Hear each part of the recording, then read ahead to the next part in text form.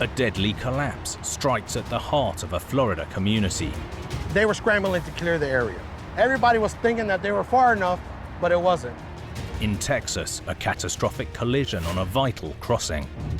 Car after car driving off of a bridge that was no longer there for them. In Spain, World Heritage historic houses on the brink of disaster. You've got more than 1,000 years of history just hanging in the balance. And in Georgia, a football stadium with a state-of-the-art roof that was refusing to play ball.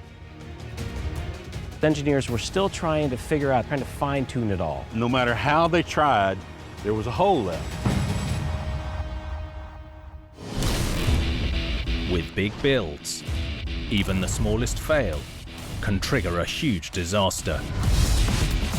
From miscalculations to misunderstandings, or just plain bad luck. These catastrophes are every engineer's worst nightmare.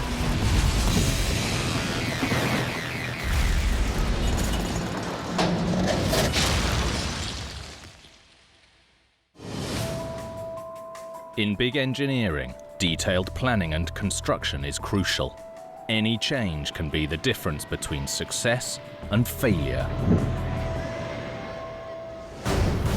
Like this collapse in Florida, where a demolition turned to disaster.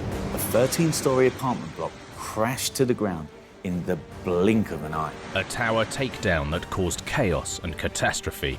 The building fell, dropped here, and fell into the street. A devastating scene that ended in tragedy. Two very large pieces of debris came flying out of this collapse. This is like the building being cut off at the knees.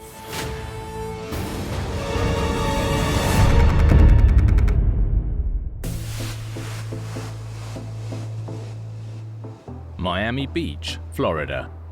This 14-kilometer-long barrier island dividing the Atlantic from Biscayne Bay has been drawing people to its shores for decades.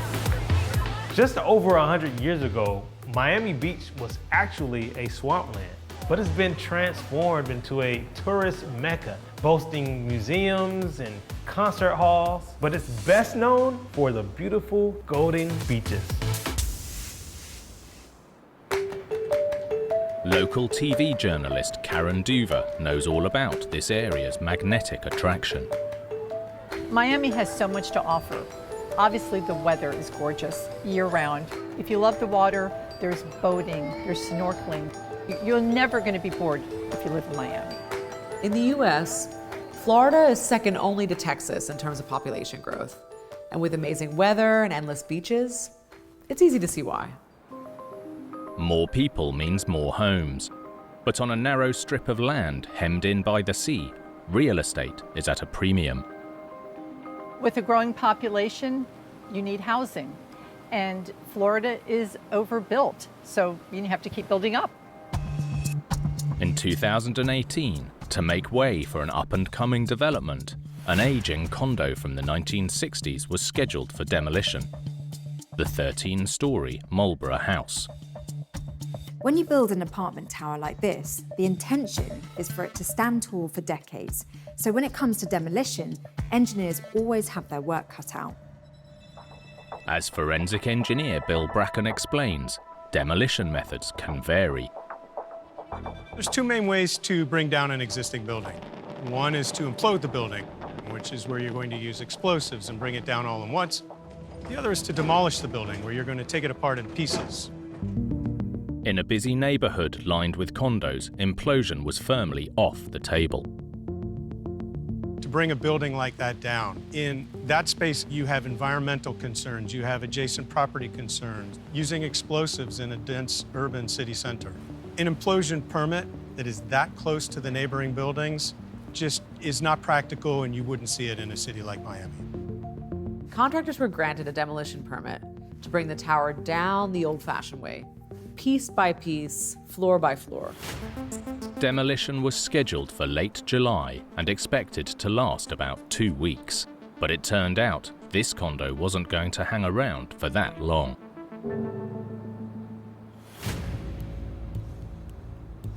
In the early morning of Monday, July the 23rd, demolition was well underway. Concrete specialist Albert Cabada was working nearby. We were working doing the restoration of the two buildings directly south of the Marlborough house. It was going to be a standard demolition in which they bring the building down in pieces rather than the entire building falling at once. Albert noticed something was wrong. They were scrambling to clear the area. This is very unorthodox. Normally you would clear the area prior to any construction work or any demolition work. Something was about to happen. Albert and his crew quickly laid down their tools and vacated the premises. His instinct paid off.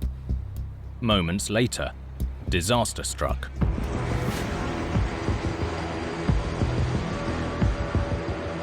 "13 stories of concrete and metal crashed to the ground." There was no dynamite, no explosion, but this condo came down in seconds. When it fell pancake style, dropped here, and fell into the street. Everybody was standing across the street thinking that they were far enough, but it wasn't. The collapse hurled massive chunks of concrete across the road. The workers that were standing in the middle of the street began to run. The debris itself flew approximately 200 feet across the street. As workers scrambled for safety, television journalist Karen Duver heard some devastating news. A piece of debris that was the size of a hood of an automobile came crashing down onto a construction worker, hit him, and threw him about 5 feet. Miraculously, most onlookers escaped unscathed, while the injured worker was rushed to the hospital. Sadly, he later died from his injuries. The Miami Beach community was stunned. Everyone wanted to know how this demolition had gone so tragically wrong. Of course, there was a lot of speculation and a lot of questions that needed to be answered. How were people able to be so close to the building? And what about the workers? Why weren't they safe? What kind of permit did they have? Forensic engineer Bill Bracken believes the problem was in the method of demolition used. They were granted a demolition permit, but not an implosion permit. So they were able to bring it down in pieces, but not by pulling it all down at once.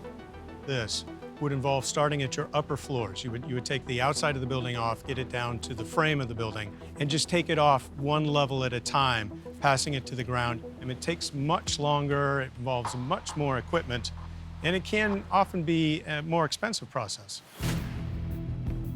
But a few days before the disaster, concrete specialist Albert Cabada noticed something odd, involving a small machine known as a skid steer. A skid steer is a small, versatile digger. It can be used for everything from heavy lifting to digging trenches, but not normally as a demolition machine. They were actually taking a skid steer and bringing it up into the building, which is very unusual, and removing large sections of the flooring and columns. They were knocking out support beams, actual floor slabs, and chipping columns. This wasn't the only strange thing to occur. On the morning of the disaster, a much larger digger was also seen at the site. They had tied a chain to this tractor, and they were yanking on one of the support columns. Why they were doing this, we have no clue. We started to hear cracking of the columns. This seemed to some to indicate a different demolition technique, known as a blowdown or pull-down. It's quicker than a standard demolition, but far less predictable. If you want to bring a building down, basically an implosion without explosives, it's kind of like cutting down a tree. You cut a wedge and you want it to get to fall a certain way. You soften that ground floor so that you identify the last critical columns and you pull those out, and that controls the way the building falls. And with a blowdown, that control is key. Because it's a fairly inaccurate technique, the pull-down method is normally used on buildings that are isolated, so that if something does go wrong, there's minimal risk to surrounding structures or people. It's a very uncontrolled method of demolition. In a dense urban area, that's just not the way to do this. This is like the building being cut off at the knees. Debris is going to go everywhere. It is a very real safety issue.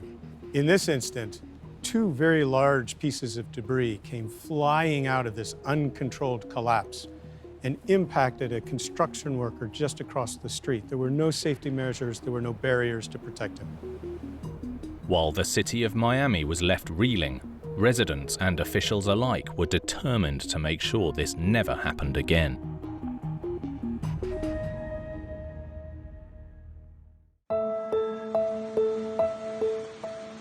In the aftermath, the Miami Beach commissioners sought to strengthen the city's demolition policies, including being notified of exactly when and how any future demolition would take place. Safe demolition, whatever the method, is difficult at the best of times, but hopefully, with tighter regulations, disasters like this will become a thing of the past.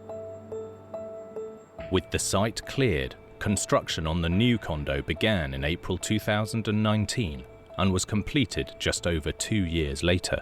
Yet the need for new housing development continues to grow. There's a very high demand for these types of high-end condos, waterfront condos in Miami. I'm sure there were time demands. I'm sure there was a schedule that had to be met. Something was sacrificed, and in this case, it was the safety.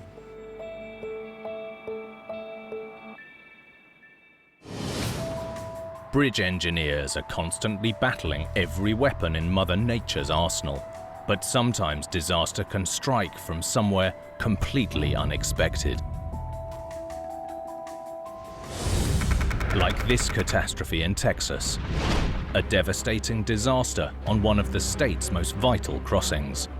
One single catastrophic event could disconnect a whole community from the mainland. Sudden destruction on a massive scale. Hundreds of tons of concrete came crashing down in the blink of an eye. And a shocking tragedy that took everyone by surprise. Car after car driving off of a bridge that was no longer there for them.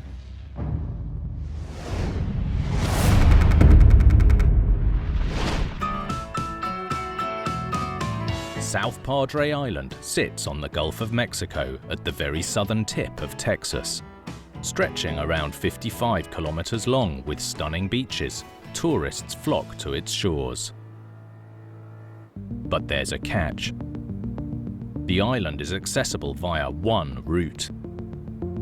The almost 4-kilometer long Queen Isabella Causeway. Local Robert Espericueta knows this Texan hotspot well. The Queen Isabella Causeway is what brings the people to and off of the island. 9 million people, more or less, occupy that island yearly. It's not just tourism. Residents also depend on the vast crossing. Journalist Bertha Gonzalez grew up nearby. People that live on the island depend on the causeway. People that live on the mainland but work on the island depend on the causeway because we do not have a boat ferry or a vehicle ferry. This is a vital, vital organ. This is the main artery of this community's heart. The Queen Isabella Causeway opened in 1974, and today it's the second longest bridge in Texas, with a staggering 147 concrete spans connecting South Padre with the mainland. To keep maritime trade moving, it rises around 23 meters above the water, with a 230-meter main span, bridging the busy shipping channel below. It's a crucial part of the Gulf Intracoastal Waterway. The Gulf Intracoastal Waterway is a major inland waterway that carries commercial shipping all the way from the southern tip of Texas to Florida without risking the open sea. Where the causeway crosses the navigation channel, it relies on some heavyweight engineering, known as a continuous steel span. Rex Costley is Deputy District Engineer for the Texas Department of Transportation. Here's the beginning of the 750-foot continuous steel girder unit. You got your rocker bearings down here, massive diaphragms, vertical stiffeners, or lateral stiffeners. This beam is anywhere from 8 to 12 feet deep. You have the traffic load on top that gets transferred to the beams. Those loads then get transferred over to the columns below us. Then those loads get transferred into the foundation. Today, this vital system of support keeps the causeway standing strong. The Queen Isabella Causeway is a mammoth feat of engineering, and there's a good reason this central span is so incredibly robust. It's all down to a disaster that struck from nowhere more than 2 decades ago. Friday night, September the 14th, 2001. Robert Espericueta was on the water heading to a nearby fishing spot, Laguna Madre, in search of respite after a national tragedy.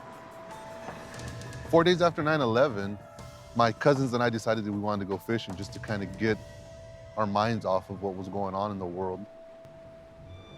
Robert and his group were on their boat about 140 meters north of the causeway when the dark silence was suddenly broken. We heard the sound of metal scratching up against concrete, and this huge boom followed it right afterwards, and a slap. We stopped fishing and we started looking around to kind of see, well, where's this coming from? At 2 a.m., without warning, an almost 50-meter section of the bridge had collapsed into the water below. The night was dark and we couldn't really see what was going on. At this point, we literally think that we're under attack.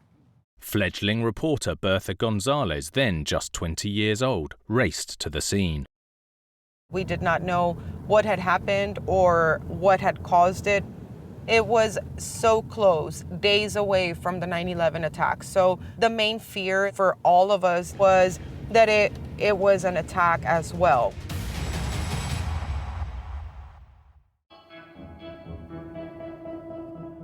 But this was no attack. A barge loaded with thousands of tons of steel had missed the main navigation channel by more than 90 meters, ramming into the Queen Isabella Causeway.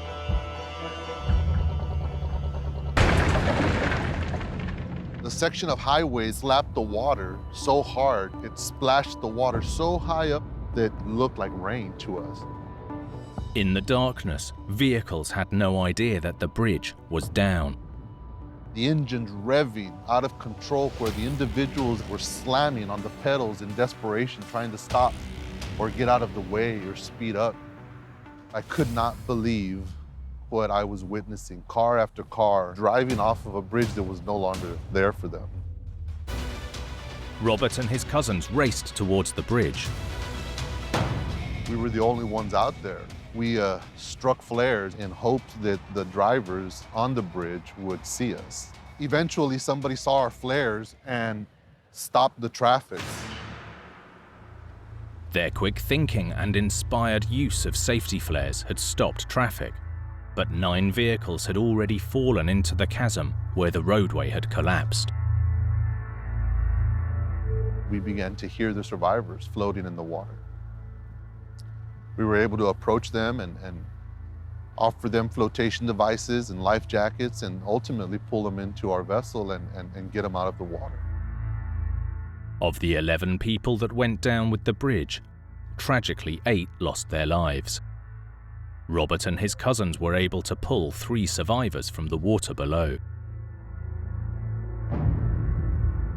It's traumatic, it is life-changing. I still to this day can't believe what I witnessed.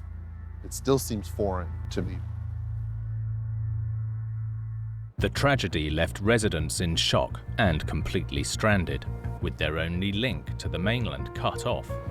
We never really thought that one single catastrophic event could really disconnect a whole community from the mainland. 2 days after the disaster, ferries were brought in to help bridge the divide, but this was just a band-aid. There was a lot of chaos and confusion. Growing up here, the Queen Isabella Causeway is iconic for us. And just to see it kind of so wounded and injured, it was just kind of surreal. Officials needed to identify the cause of the accident to prevent it from happening again. The first question was why had the barge missed the main navigation channel by more than 90 meters? Although huge, The barges were in single file and just a fraction of the width of the shipping channel. So the big question was, why were they so far off course? While the report cited human error, it also found that the sea conditions and configuration of the vessel may have played a part in the catastrophe. That night, the Coast Guard had issued an advisory to smaller vessels, warning of riptides and strong cross-currents. But the report found that the same currents might have been strong enough to push the massive front barges way off course. These vessels don't have brakes. They don't have the ability to pivot and stop on a dime. It was just impossible to recorrect. By the time he had realized that he was off course 80 yards, it was too late. And once the barge hit the bridge, the concrete structure had no chance. A concrete column or pier is great in compression and can handle heavy vertical loads really well. But its Achilles heel is side impact, a massive strike that can cause it to crack. And if the impact is big enough, bring the whole thing crashing down. As Texas transportation engineer Rex Costley explains, the possibility of side impact had not been factored into the original plans. An errant vessel is not typically anticipated in a design. That's not the intent at the time of the bridge when it was designed. When the heavy barges struck a pier, the effect was instantaneous and deadly. As that gave way, other members were compromised and acted as a unit and kind of crumbled onto one another. But the bridge collapse itself wasn't the only problem. Vehicles had continued to drive into the void until Robert and his cousins lit flares. Because of the way the bridge is kind of designed, if you're coming up, you don't see what's happening. And that was one of the reasons that cars kept falling when the bridge collapsed. People were essentially driving blind. They didn't stand a chance. All of these things equaled the perfect storm and scenario for catastrophe, for just tragedy. As the community mourned, engineers knew they needed to fix this vital link, and fast. I think they worked extra hard and made sure that the effort was all hands on deck so that they could get it done. The bridge came down September 15th, and by November, the bridge was ready to go, and it was ahead of schedule. In all, 3 spans of the bridge were rebuilt much more robustly than before, and this time the supporting piers were given extra protection with some defensive measures in the water below. We implemented dolphin docks, and they're basically just massive concrete piers parallel to the bridge in case an errant vessel, and that would be the sacrificial element that would get hit. A new early warning system was also added to protect motorists in the event of another accident. Along the bridge are traffic arms that prevent traffic from moving forward onto the bridge. Flashing lights come on either end to alert the traffic for a stop condition. Another safety measure that we're pretty proud of. With the motorist warning system, the super strong main span, and extra protection down below, this bridge is the safest it's ever been. More than 20 years later, for Robert and others, the bridge is a stark reminder of that fateful night, one of heartbreak, but also of heroism. Against all odds, we managed to preserve 3 wonderful people's lives, and that's something substantial to me.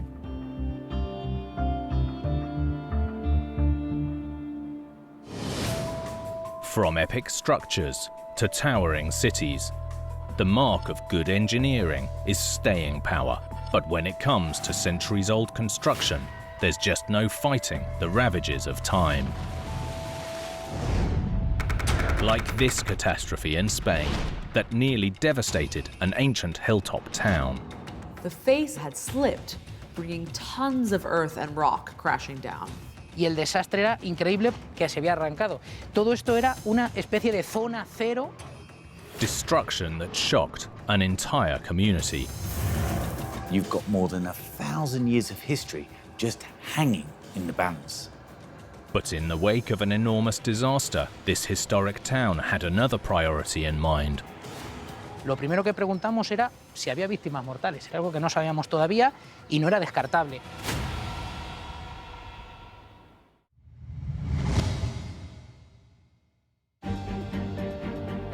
Cuenca in southern Spain. This ancient mountaintop city has been moulded by the land it stands on. With near bird's-eye views of the surrounding landscape, it was a prized strategic location. Cuenca started life around 1,000 years ago as a fortified citadel, built by invaders from Africa known as the Moors. It was a defensive hub from which they could raid the heartland of Spain. Today, medieval armies have been replaced with tourists, drawn by Cuenca's unique architectural marvels, the hanging houses. Leo Cortillo is a local journalist. Y hace que el entorno en el que nos encontremos sea objeto de visita de infinidad de turistas, no solo nacionales, sino de todo el mundo. Con las casas colgadas como punta de lanza, con las casas colgadas como el emblema más importante que tenemos. Cuenca gained UNESCO status in 1996 for its architectural and cultural value, joining an exclusive list of iconic locations like the Old City of Jerusalem and the Great Wall of China. Although it's up for debate who constructed the hanging houses and when. They have towered over the 60-metre deep Huecar River Gorge since at least the 15th century. Their precarious position the result of the prime location. Historian Miguel Romero is official chronicler of the city. Cuenca, sabéis, es una ciudad colgada en un farallón rocoso y hay que construir elevando, pero se construye de arriba abajo.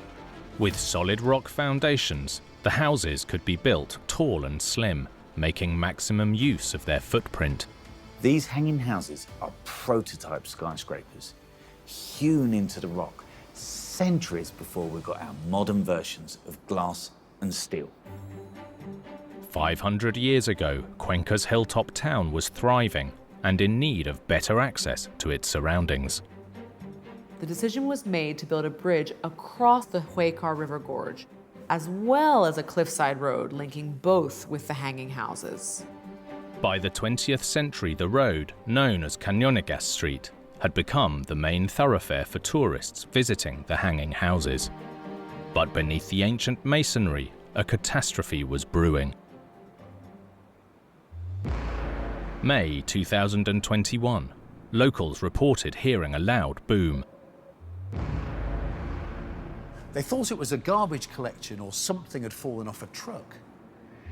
But this was no rubbish truck. It was the sound of Cañonegas Street collapsing. The face of the cliff road had slipped, bringing tons of earth and rock crashing down. Leo was one of the first to arrive. Y el desastre era increíble. Recuerdo perfectamente el sonido de las sirenas. Estaban llegando los policías, los bomberos. Era un poco de caos que se había arrancado. Todo esto era una especie de zona cero. Lo primero que preguntamos era si había víctimas mortales. In the debris, engineer Miguel Valiente Garcia saw an excavator that had been working on the road that morning. La máquina se cayó, estaba allá abajo. Era una máquina pequeña, lo que se llama una mini, pero estaba abajo. Miraculously, the workers had escaped unharmed, thanks to the timing of the collapse. Con la suerte de que los trabajadores en ese momento se habían ido a almorzar, porque si no, posiblemente estaríamos hablando de pérdidas humanas. And yet, the city still held its breath. The failure had left the world-famous hanging houses on uncertain ground. Muy preocupados por la repercusión que pudiera tener esto en las casas colgadas. The houses held firm for now, but the cliffside road that had stood strong for centuries was destroyed. Lo que era la joya de nuestra corona estaba en el suelo tirada. Las preguntas eran entonces muchísimas. Many saw the excavator as a clue. Had work on the road triggered the catastrophe? Miguel Valiente Garcia's company was brought in to stabilize the damage, and found evidence dating back 5 centuries that hinted at the cause. The road was not as rock solid as it seemed. Una vez que se limpió parte de la ladera, nos dimos cuenta que como el trasdós del muro se había rellenado con terreno de huertas de la zona del Huécar, se iba desmoronando. 5 centuries ago, builders had used soil from nearby orchards to support the road, holding it in place with a masonry retaining wall. By modern standards, the construction materials weren't the best, but that said, they did hold the road up for centuries. So chances are there was something else going on too.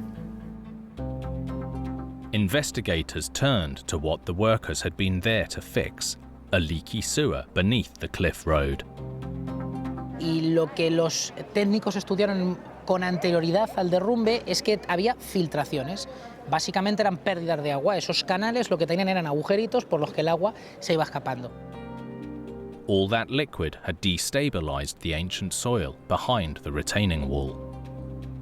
El terreno, si está seco, ocupa un volumen. Si se humedece, aumenta el volumen y eso hace empujar al muro. El empuje del agua es peor que el empuje del terreno. As the soil absorbed water and expanded, it increased the pressure on the wall until the ancient masonry failed and the roadway crumbled. Today, a cliffside road like this could be made with a modern material designed to easily allow any water to drain so that it doesn't expand. That explained why the cliff road collapsed, but the residents of Cuenca were left to wonder if their world-famous cliffside houses would survive the aftermath. The first step was to investigate the rock on which the ancient houses stand. Comprobaron todos los terrenos y comprobaron, y es muy importante, el macizo rocoso, la roca sobre la que se asientan las casas colgadas. De hecho, se hicieron estudios topográficos y no había afectado nada. With confirmation that the hanging houses still had rock-solid foundations, the city breathed a sigh of relief, and attention turned to the crucial connection leading up to them. Miguel and his team took on the repair job. The first step was to create a robust foundation. Dar tierra.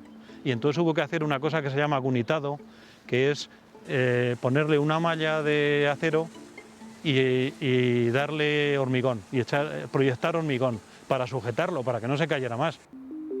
The concrete and mesh base was built up with modern fill, further anchored to the cliff with 6 steel beams. Esas 3 filas que ahí se pueden ver se construyeron con unos bulones que anclamos a la roca. With the core now rock solid, the next challenge was recreating the masonry retaining wall. Experts used photographs taken before the collapse to painstakingly replace each stone using traditional lime mortar instead of modern cement. But to ensure the event wasn't forgotten, they didn't try to completely hide the repair. Teníamos un arqueólogo a pie de obra y luego ellos no querían eso, que se crearan los falsos históricos, pero querían que se supiera que esto era una reconstrucción. In December 2021, 7 months after the collapse, Cañonegas Street's road to recovery was complete. Esa herida que teníamos en el corazón se cerró, se cicatrizó, se abrió y además coincidió con una efeméride muy importante en la ciudad, que es el 25 aniversario de la declaración de esta cuenca como ciudad Patrimonio de la Humanidad por la UNESCO. Once again, visitors were invited to experience the iconic architecture of the hanging houses of Cuenca. Me siento muy orgulloso y sobre todo el siendo nativo de Cuenca, pero el haber formado parte de esta obra que va a quedar debajo de las casas colgadas para siempre, pues la verdad es que he quedado muy a gusto. Como historiador y especialmente como cronista oficial de esta ciudad, me siento orgulloso de ella, ¿no? Creo que es una de las ciudades más bonitas que puede haber en el mundo. Hopefully, Cuenca's houses will be hanging around for hundreds of years to come. With big structures, engineers are constantly striving to push the limits of technology. But sometimes that ambition causes problems of its own. Like this football stadium in Georgia, where a state-of-the-art roof was feeling the strain. All the fans had an opinion. The roof was always a bone of contention. A technical flaw that had designers working overtime. Engineers were still trying to fine-tune it all. Leaving fans worried that America's biggest sporting event could pass them by. Without those facilities, they're not even going to consider your town.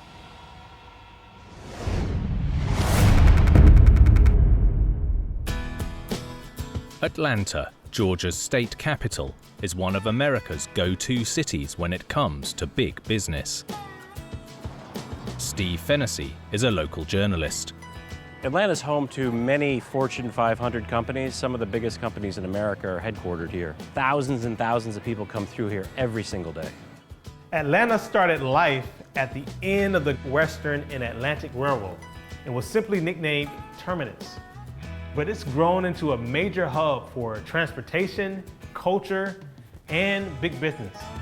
And in a city where people like to work hard, leisure time is a serious business too. Atlanta has become a hub of American sports, but arguably all are sidelined by one in particular: football. Football is incredibly important to people who live in Atlanta, Georgia. College football and especially professional football. Brothers Paul and Charlie Cross have been fans since childhood. Our area, this part of the country, is fanatical about football at every level. It's the base of all communities. They start playing football at 5 and 6 years old here. So fans are born very, very early. And at the heart of this football-crazed town is the city's professional team. Fan Patrick Seals explains. We have great chicken wings and we have good football. I've been playing and watching football since I was in the 6th grade. Man, I can't get enough of it. Game day is hectic. Their hectic home for over 2 decades was this, the Georgia Dome, built in 1992 to withstand Atlanta's changeable seasons. The covered dome could hold 70,000 people, come rain or shine.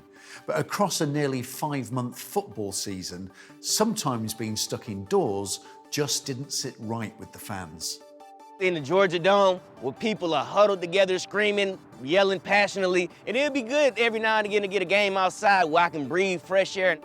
The solution was a brand new futuristic billion-dollar stadium, complete with a one-of-a-kind retractable roof. The crowning glory of the stadium is the vast retractable roof. The 8 panels each look like a futuristic airplane and work together, almost like a camera shutter, to open or close the roof. The 8 petals, almost the size of a city block, cantilever out 60 meters over an oval opening. Each petal is attached to the stadium with 2 sets of tracks in parallel. The outside uplift rails are gripped with wheels like a roller coaster, preventing the 450-ton petals from tipping. The inner track provides the power to move the petals back and forth with 8 wheel-driven systems called bogies, opening and closing like a giant eye. But it's an optical illusion. In reality, the individual petals move in a straight line along their own tracks. The new state-of-the-art stadium would stand 30 stories tall and cover an area of over 185,000 square meters, almost the same size as Grand Central Station. Charlie Cross, an ironworker on the Atlanta landmark, was impressed by the scale of ambition. They said they were going to do something different, way different, but we didn't have any idea that it was going to be to the level. Work began in 2014, but the retractable roof was about to prove a real eye-opener for engineers. With a scheduled grand opening of March 2017, the construction team didn't have time to lose.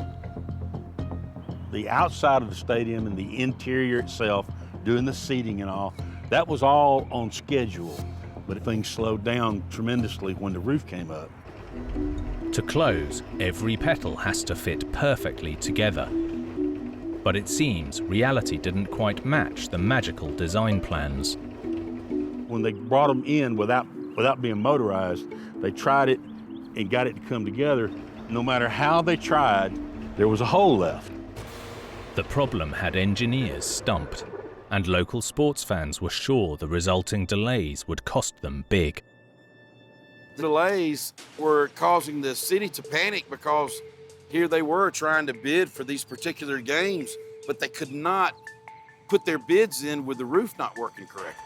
For a city to get a championship game for any sport, you have to have the facilities in place. And without those facilities, they're not even going to consider your town. Concerned fans were clamoring to know what had caused the delays. It seems the unique petal design was the root of the issues.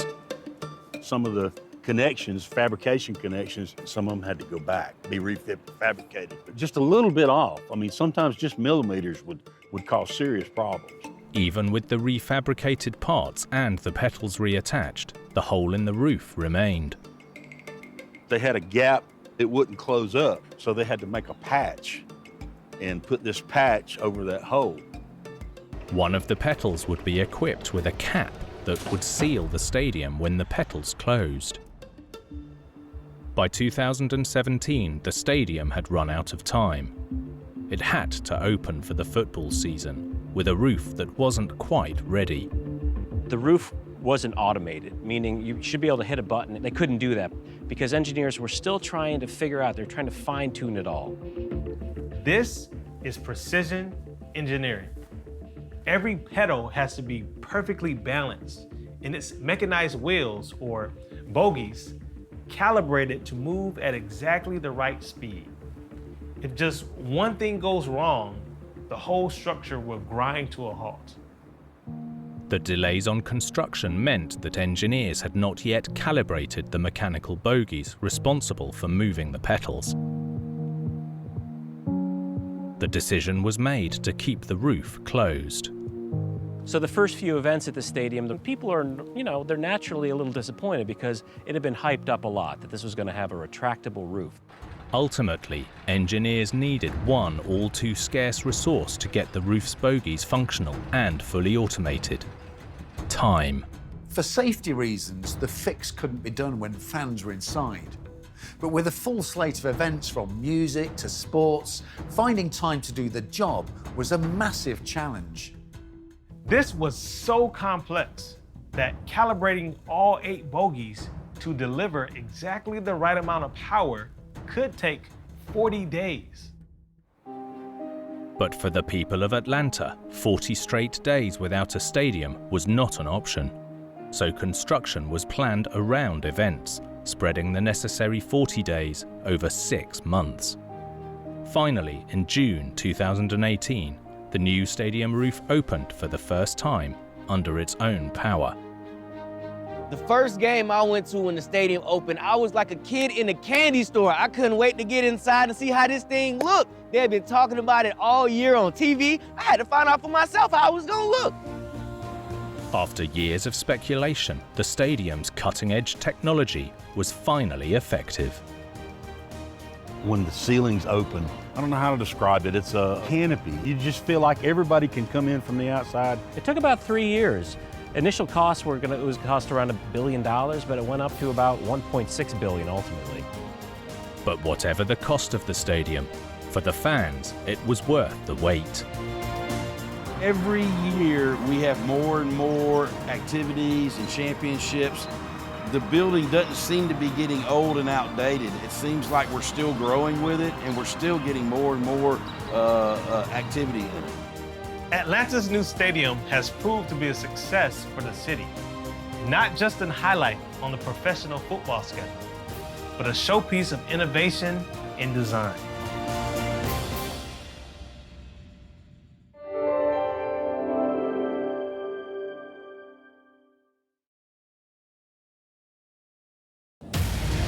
In Florida, disaster strikes a luxury condo building. There were helicopters in the sky. It was clear that it was going to be a devastating scene. the tragic destruction of a vital river crossing in Austria. To encounter a disaster like that firsthand, it was gut-wrenching. Catastrophe in Spain as the ground is ripped from beneath a community. It was the signal that something goes very, very, very wrong. And a US-Canada border crossing battles the elements and loses. This was a force of nature that was unheard of.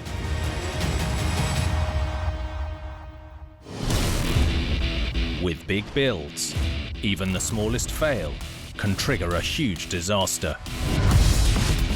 From miscalculations to misunderstandings, or just plain bad luck. These catastrophes are every engineer's worst nightmare.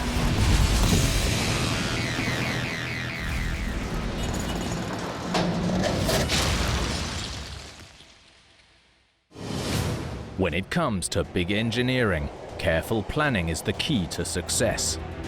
Even the smallest change can trigger a major catastrophe. Like this disaster in Florida, which took out a downtown construction project. The whole structure pancaked down into a pile of twisted concrete and steel. With destruction on an epic scale. There was just devastation. There were people everywhere. Seemingly small mistakes that had a tragic impact. It was like nothing I had seen before. This structure was doomed to collapse.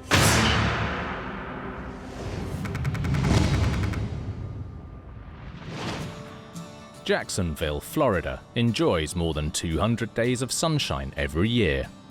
And with a population topping 1 million people, it's the state's largest city. Diane Faulkner is a local journalist.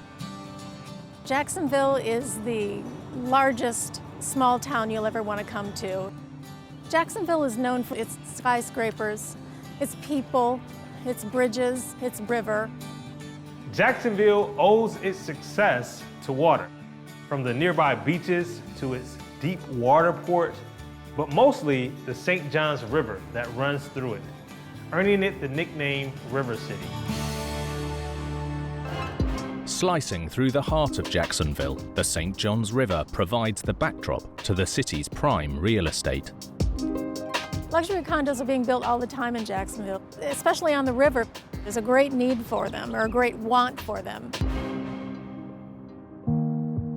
In 2002, construction began on a waterside development, which would include 2 nearly identical towers.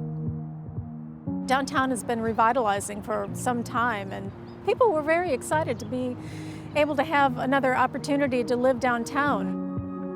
Residents would have access to a fitness center, tennis courts, and the most valuable luxury of all for downtown living, a place to park.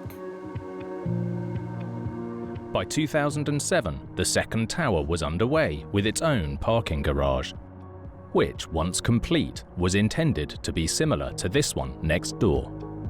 The garage was an all-reinforced concrete structure, 6 stories high with more than 50 private parking bays. While the car park's central location would be a draw for potential residents, it made construction more complicated. Structural engineer William Bracken witnessed the building's progress. We're in a downtown area, and getting equipment and materials and concrete to the site can be a challenge to avoid traffic and the congestion. To avoid the logistical nightmare of bringing enormous pre-made parts into the city, the plan was to cast the 6 stories of reinforced concrete floors, pillars and beams all on site.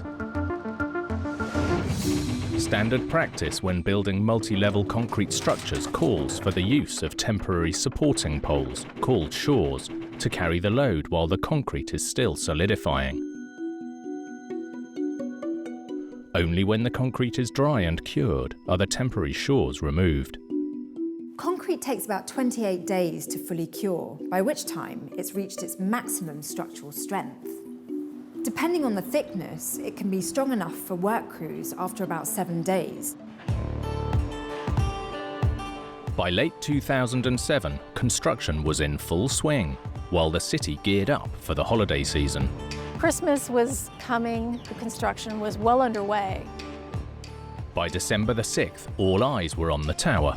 The building, the skeletal frame, so the concrete and the framework was up, all the floors were up. Meanwhile, the prized city centre parking garage was in the final stages. 5 of the 6 floors had been completed and they were working on the 6th floor. To avoid potential delays from holiday traffic, the construction crews transitioned to a grueling schedule. There was a real risk of materials getting held up, so crews were working through the night when the roads were quiet. At 2 a.m., the crew was pouring the 6th and final floor of the parking garage. There were about 40 or 50 construction workers on site as they were placing the concrete. Over the next 4 hours, the slab slowly took shape. As they were placing the concrete on the 6th floor of the building, they were nearly complete. Suddenly, at 6:15 in the morning, the 6-story garage catastrophically collapsed. Suddenly it was all over the news. There were helicopters in the sky. It was clear that it was going to be a devastating scene. Fire and rescue teams responded in minutes. There were firefighters everywhere, at least 100 firefighters. William Bracken was part of the emergency response. I was brought in as a structural engineer to assist with determining what's safe and what's not safe, having participated in search and rescue for 20 years. It was like nothing I had seen before. 6 floors had collapsed, one on top of the other. Only a small section was left standing. It looked like pancakes had just come down with rods coming out of it. In the chaos, there was no telling how many workers had been hurt in the collapse. Some were actually on top of the structure placing the concrete and rode it to the ground as the building collapsed. Most of the workers had escaped unharmed, but 21 were injured. And after a head count, authorities realized there was someone missing. William knew the rubble was too unstable to search, so rescuers called in Robin Murphy from the Center for Robot-Assisted Search and Rescue. Jacksonville called over for the robot, saying, "We've got stuff we can't get into." The team tried to narrow down the victim's possible location. There was the standing portions and may have been in that area. The other was he may have been coming off the pile, in which case he would have been right where the pancake portion was. With the missing worker in danger, Robin and her team were in a race against the clock. By early evening, Robin's robot was deployed, recording this footage as it scoured the wreckage.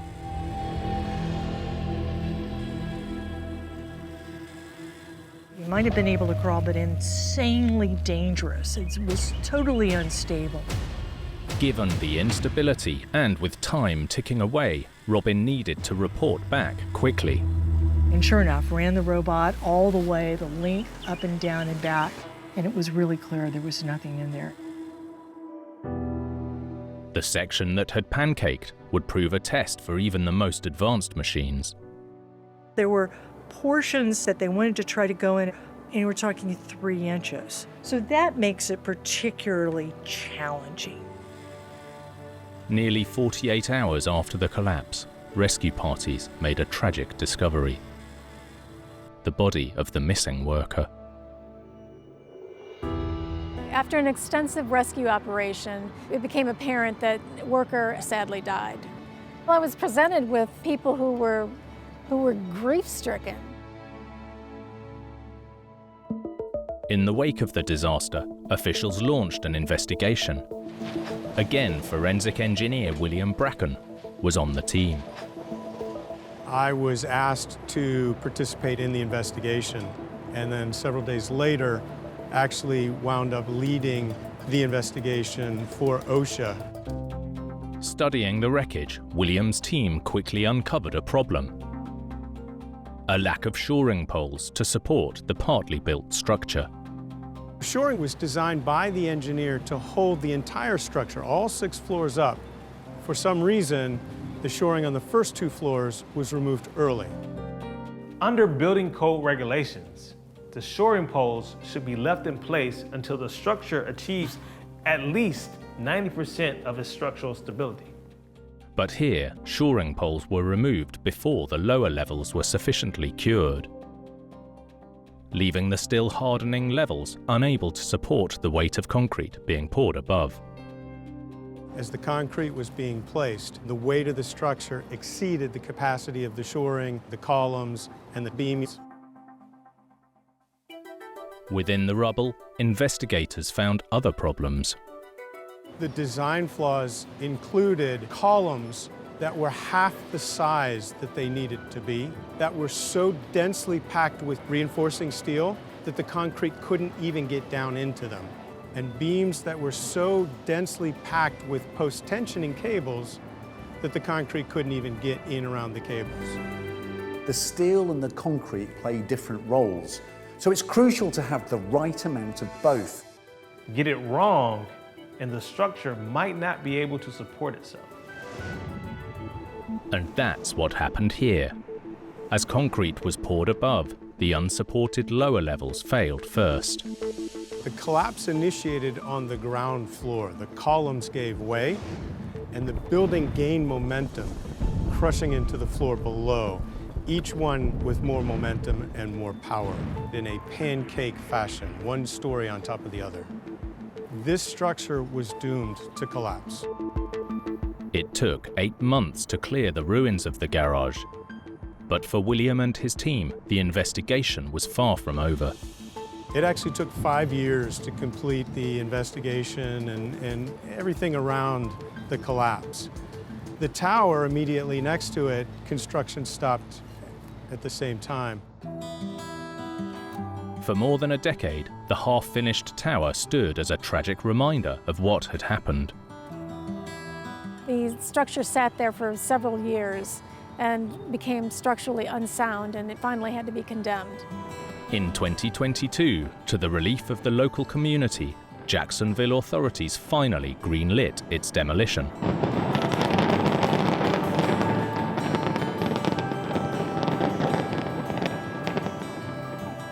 For many, the removal of the second tower will finally draw this chapter to a close.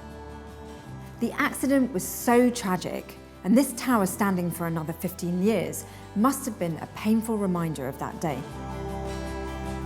People were just glad to see it go. Routine inspection and maintenance can help big construction stand the test of time. But some problems remain unpredictable. Like this story in Austria, as a vital crossing crashed into the Danube River. When we realized that it was real, it was like a nightmare. Devastation that shocked a nation. It was a cry through the whole country. And a tragedy that left everyone asking what had gone wrong. How could this be allowed to happen? And what do we do now?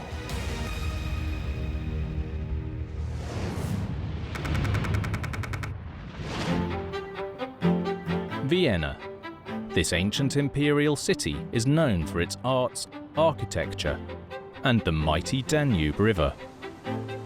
The Danube is Europe's second longest river, flowing through 10 countries from southern Germany eastward to its delta on the Black Sea. In Austria, the river splits the capital, Vienna, down the middle.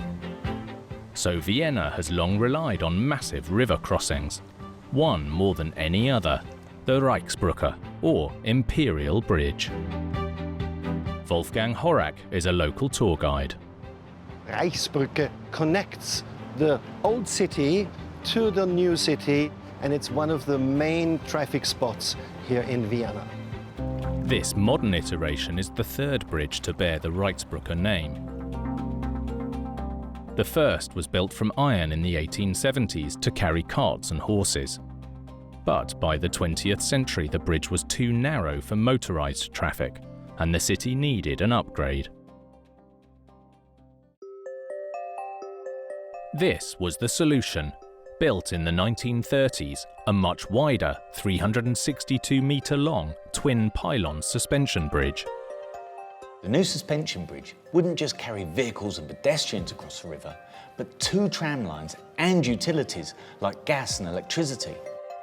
But this imperial bridge would be no conventional suspension span. The floodplain here was too soft to anchor cables from the banks. The solution: the main cables were attached not to the land, but to the ends of the decks themselves, meaning the whole structure could stand alone. It's what's known as a self-anchored suspension bridge. This type of bridge relies entirely on the pylons, or towers, to hold the bridge deck up. Those pylons, in turn, transmit the loads down into the foundation. So it's key that the foundations are strong. This innovative solution kept the major transport link open for 40 years. Until late summer in 1976 when, without warning, catastrophe struck. August the 1st, a quiet Sunday morning in Vienna, until 5 a.m. when residents of the capital city were awoken by a loud noise. A seismic monitoring station outside Vienna registered a spike on its instruments. But this wasn't an earthquake. As this rarely seen footage shows, the Reichsbrücke had collapsed into the Danube. Ground engineer Dietmar Adam was shocked when he heard the news. When we realized that it was real, it was like a nightmare. The most important bridge in Austria was down. At the time, Christopher DeSantis was visiting Vienna from the US. But this wasn't a sight he had planned on seeing. To encounter a disaster like that firsthand was breathtaking. It was gut-wrenching. Eyewitnesses reported seeing the mighty bridge wobble and begin to slip. We saw the remains of the post on one side of the bridge, the remains of the pylons on the other. A city bus crossing the bridge dropped into the Danube. Fortunately, its only passenger, the driver, survived. But the driver of another vehicle wasn't so lucky and sadly died. The sole victim of this catastrophic tragedy. Yet the timing of the collapse likely prevented an even greater loss of life. Imagine if that wouldn't be a Sunday, hundreds and hundreds of cars were on that bridge and we had a lot of injured people. We were really lucky on that day. The tragedy sent shockwaves across the nation and left people in mourning and uncertain, including Christopher, who photographed the devastation. This was the one that actually seemed the most breathtaking to me, because here we were right next to this bridge that was supposed to be so solid. On this side you could see the remains of the trolley tracks because they had trams going back and forth over the bridge. Almost 18,000 people per hour were transported by public transportation over this bridge. It was one of the main roads and main bridges in the city. This was a crippling blow for the city. This major route that carried people, vehicles and streetcars was gone. An official commission was established to find out why a bridge with so few vehicles on it had failed so catastrophically. It was a cry through the whole country. The mood of the city, to me, felt like a combination of shock and outrage. How could this be allowed to happen? And what do we do now? The people wanted answers. Sifting through the wreckage, investigators identified where the collapse had begun. The foundation on the eastern end, where they discovered problems with the concrete itself. The quality of the concrete of the abutment was not so good as expected. There was the kind of shrinkage and creeping of the concrete, which was not so well known at this time. Concrete creep happens when the material sags under its own weight over a long period of time. The problem is that it changes how concrete behaves. While the creep weakened the connections to the steel pylons, there was another factor at play. A protective granite shell around the exterior of the foundations was also found to be faulty. We use granite for table and countertops because it's so durable. But although it seems rock solid, granite is porous, unless it's properly sealed. When the bridge was built, the granite shell hadn't been sealed against the river. And here, after 40 years, river water had infiltrated the concrete inside the foundation. As water penetrated the granite exterior, it began to erode the cement within. The cement was mainly made of limestone. During the 40 years, part of the limestone washed out. The granite shell, which surrounds the block foundation, could not really protect it.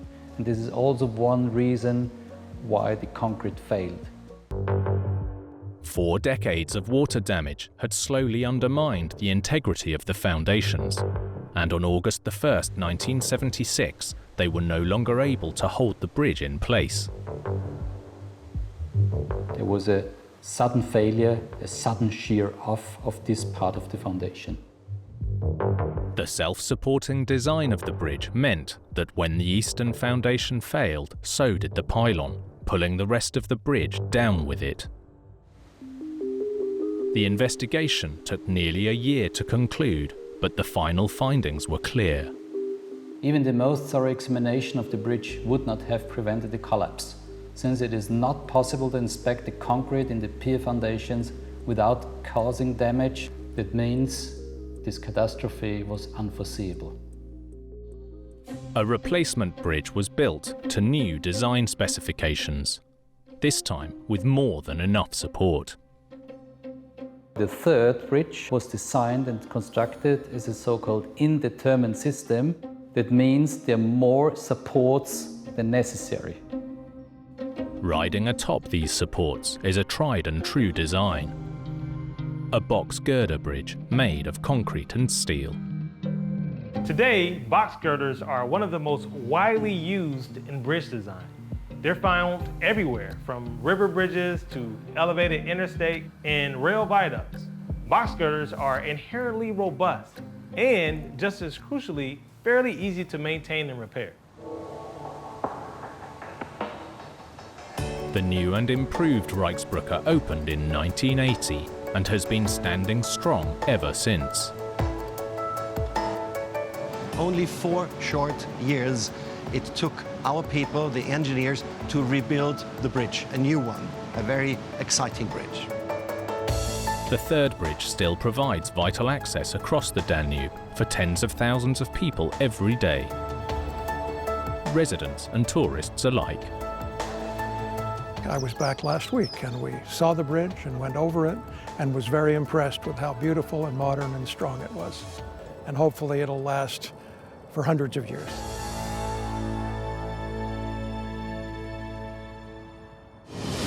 With big infrastructure, projects can spend years in the planning and execution phase. But just one mistake can have catastrophic results. Like this disaster in Spain, where a sinkhole terrorized a packed city suburb. Massive amounts of earth and rubble just vanished into the ground.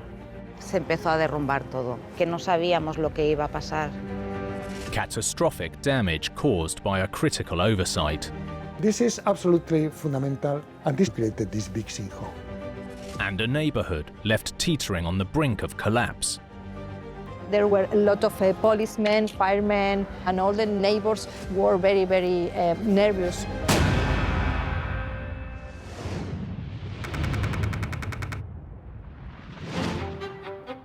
Barcelona, Spain's second largest city, is sandwiched between mountains and the Mediterranean Sea.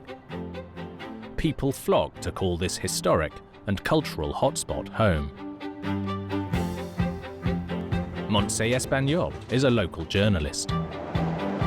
Barcelona is very curious because it has 1.5 million people. in 100 square kilometers. It's a very dense city. This tightly packed and growing city relies on a broad public transport network, including Barcelona's highly prized underground metro. With more than 140 kilometers of track, the Barcelona Metro has one of the longest networks in Europe. And yet, there are still parts of the city that aren't connected. One such area was the hilly Carmel district on the northern edge of the city. And in 2000, plans were in place to connect Carmel with Barcelona's extensive metro system. For locals like Yolanda Candelario, it was welcome news. Emocionados, sí, por tener una línea de metro que nos trajera hasta aquí, hasta el Carmelo. Porque tenías que subir arriba del todo de la montaña para coger autobuses para ir al centro. The extension would run for nearly 3 kilometers. Much of it in new tunnels that would link the city center with the hills of the Carmel district and beyond. By November 2002, work was underway. But for engineers, the city's geology was proving to be a major challenge. If you're tunneling through solid rock, you can just blast a hole, and you pretty much have your tunnel. But here, the ground wasn't strong enough. So they used a mixture of blasting and digging to create short sections of tunnel, which would be fully reinforced with concrete later. Crews hoped that the technique would deliver rock-solid results. Eduardo Alonso Perez de Agreda is a geophysical engineer. Typically what you do is first you excavate the upper part, then you apply shotcrete. As the top half is dug out, the exposed rock is covered with a thin layer of high-performance concrete, shot from a hose at high velocity, aptly named shotcrete. The thin layer of shotcrete quickly compacts and holds the earth in place as it settles. With this technique, engineers expect the ground to settle or deform a little. And when it stops, the tunnel is stable and can be permanently lined with concrete. When you have this part stabilized, then you excavate the lower part, and this is generally the procedure. Deformation has to be carefully monitored, so that extra shotcrete and steel bolts can be added to provide permanent support where needed. This is absolutely fundamental, and this should be done on a regular basis. And somebody has to look at this and this information almost daily. By early 2005, construction was progressing smoothly and had reached the Carmel district. But deep underground, a disaster threatened to stop the tunneling in its tracks. January the 27th, a store owner suddenly noticed cracks appearing on the buildings. Local resident Yolanda Candelario heard the news. Y el señor de la tienda, entonces avisó a todos los vecinos de que salieran de la casa. The warning came just in time.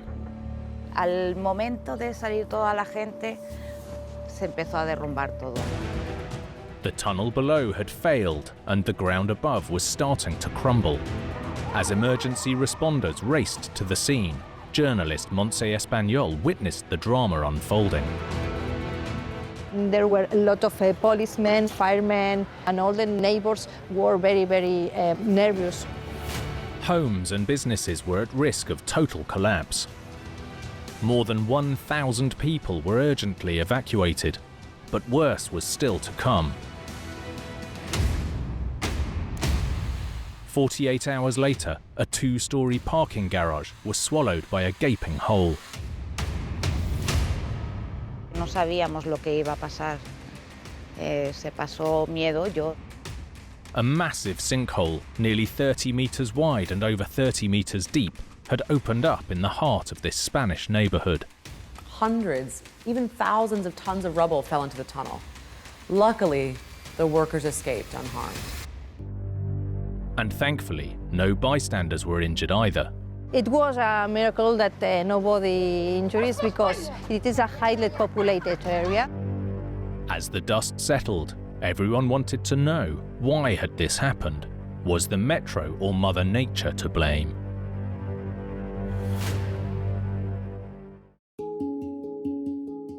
Investigators got to work. Their first area of concern was the excavation of the underground metro tunnel. They left some thickness of rock to be excavated at the very end. And this was the triggering. To prevent heavy machinery damaging the floor, workers had left a protective layer of soil in place until later in construction. When it was time to pour the floor, crews removed the remaining soil, but in the process they exposed a weak point or fault in the ground. This fault was a slice of sandy soil that was weaker than the ground it was sandwiched between. As the fault failed, the earth shifted and it started a chain reaction. The tunnelling works effectively punched a hole into the fault, and the soil started to pour down, like draining a massive hourglass. It failed in the position of this fault. The left part simply collapsed. All this soil and rock went into the tunnel. For 2 days, the ground became more and more unstable, until eventually time ran out and the earth above collapsed. This movement actually displaced in the vertical direction, and then finally you created this big sinkhole. The cause was identified. The sinkhole was definitively man-made. Investigators switched focus to determine how the fault was overlooked. It seems the signs may have been there all along: deformation in the tunnel wall. In the tunneling method. So you have to take care of all these stability conditions. And you do it by measuring in a periodic manner. This is of fundamental importance. Constant monitoring for weak points is a crucial part of this tunneling technique. This cave-in exposed a fault, not just in the rock, but in the process itself. This collapse revealed a flaw in the tunneling method.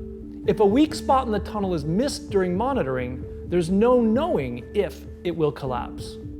One of the reasons that actually explains the failure is this was not noticed. In the aftermath of the disaster, 84 buildings were affected and 3 demolished. Bueno, pues sí, después del incidente, después del socavón, fueron meses muy duros porque no sabíamos lo que iba a pasar. Hubo mucha gente que tuvo que salir corriendo de sus casas, que han estado pues incluso por 10 o 11 meses viviendo en hoteles. To finally stabilize the ground, the tunnel and sinkhole were infilled. Engineers drilled holes down to the tunnel and poured 40,000 tons of concrete in to fill it. Eventually, the work on the tunnel extension resumed, and in 2010, the metro finally opened in Carmel, connecting thousands of people daily with the heart of Barcelona, where the ill-fated excavation is now just a distant memory. If there's a lesson to be learned from this sinkhole disaster, it's that the devil is always in the detail. With massive structures, engineers build to survive every eventuality, but sometimes they're blindsided by the unexpected. Like this catastrophe on the Niagara River that divided 2 nations. Ice was pushed over the falls that filled up the entire channel of the river. A failure on an epic scale. It was a powerful, unstoppable force people had never seen or heard of before. A storied bridge doomed by the elements. The moral of that story is, you're not going to beat Mother Nature in the end.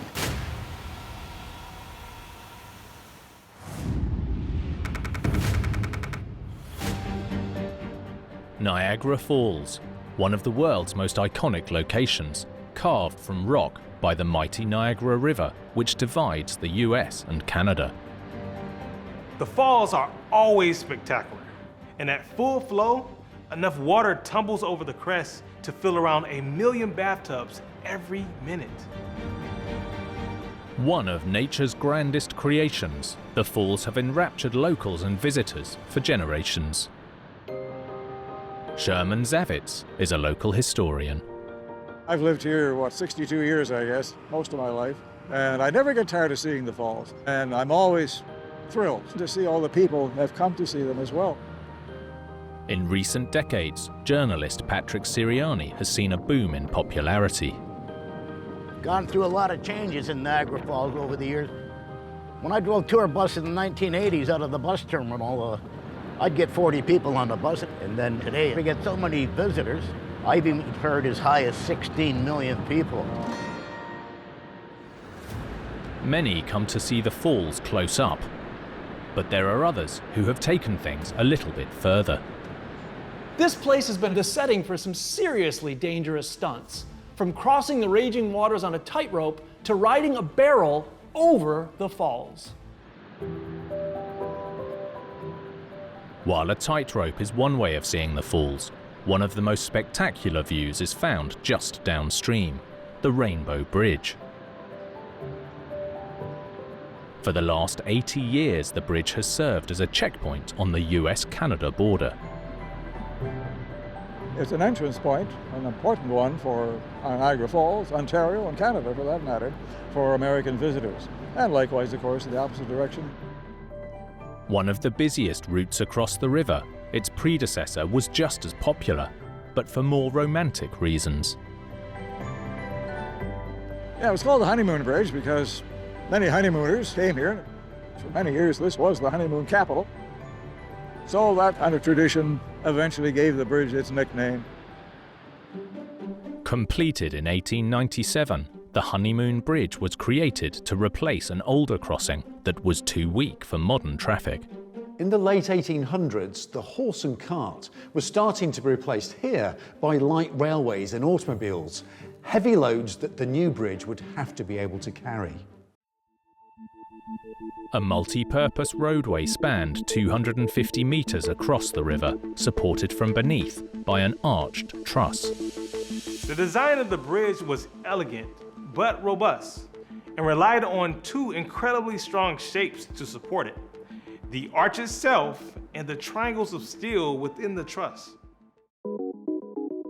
The material of choice was cutting edge for its time, riveted steel tubes, both lighter and stronger than solid steel. Structural engineer Frank Griggs Jr. explains. It was unique. Nobody had done this before.